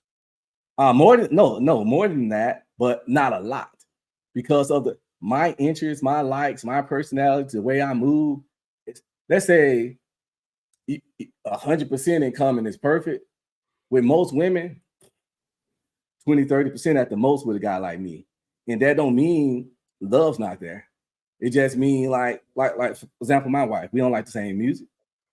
Mm-hmm. We don't like the same shows. We don't like the same movies. We don't have similar senses of humor. But we also have stuff that we unite on and enjoy together. Mm-hmm. But like when I go on trips with my wife, it's not the same if I go with my brother. Whole different fun experience. Not the same I go with my frat bros, none of that. So so when guys seek male companionship, it's nothing sexual about it. Mm-hmm. It's about compatibility. I want to play my Madden. I want to play my Call of Duty. I want to talk crap about how fine Beyonce look in her latest picture. Mm-hmm. I want to talk about sports. I want to do all that. Your woman probably talk to her female sister friends and cousins just as much as you talk to her friends, but nobody calls them gay. Women talk to their female friends sometimes 3-4 hours a day, but their sexuality is never questioned on it. But when men have a bond, it's often questioned, and that's just a basic shame. Like if you want your man to hang with you more as a woman, how about you get more personality and character? How about that? Instead of trying to tell the man he got. How about you become fun? I haven't met a lot of fun. This is where my bad red pill stuff comes. I haven't met a lot of fun women in my life. Okay. You know, just that's why female comedians are usually trash. You name 5 amazing ones, people can't. You ask people what's their most favorite comedians, they get the name of males off the top, even women in most cases. Women ain't funny. It was a South Park episode. I feel like you hoodwinked me. I feel bamboozled. I feel like you ain't nothing like what you be talking in them chats, bro. I gotta work in 5 hours, man. I appreciate you pulling up so we could have a discussion. I could get to hear you for myself. You know what I mean? I do feel away. So the next panel I'm on with you is gonna be some smoke. All right. You need to change your name to Mahogany Ranger. That's messed up. I'll holler at y'all later, man. I gotta be to work in 5 hours, man. Wizard, we in the city, right? We in the city later on today. It's Saturday, the 23rd. What's today? Airy Crown. Trill and them. Oh, he ain't hit me up. If you got a ticket for me, I'll slide. All right. You got one, I'll slide. All right. All right, you guys. Let me turn my camera on to head it out. All right, you guys. Good night. Thank you guys for hitting us up this Friday. All right. Oh, go ahead. Did you have anything else to say, Marky Mark? No. It is late. I know it's Friday. It's almost 3 o'clock, and I was Red Pill. It was a pleasure talking with you. I got some more questions. You know, I think you could tell I got a lot more. The panel. But we can go to sleep tonight. We can go to sleep. But yeah, I got a lot more for you. Respectfully though, you know. Yeah, I'll catch you Come next back time. next week, Friday. Come back Friday. Come back earlier though. You know. Yeah, I was all right. All right. All right. Good night, guys. All right.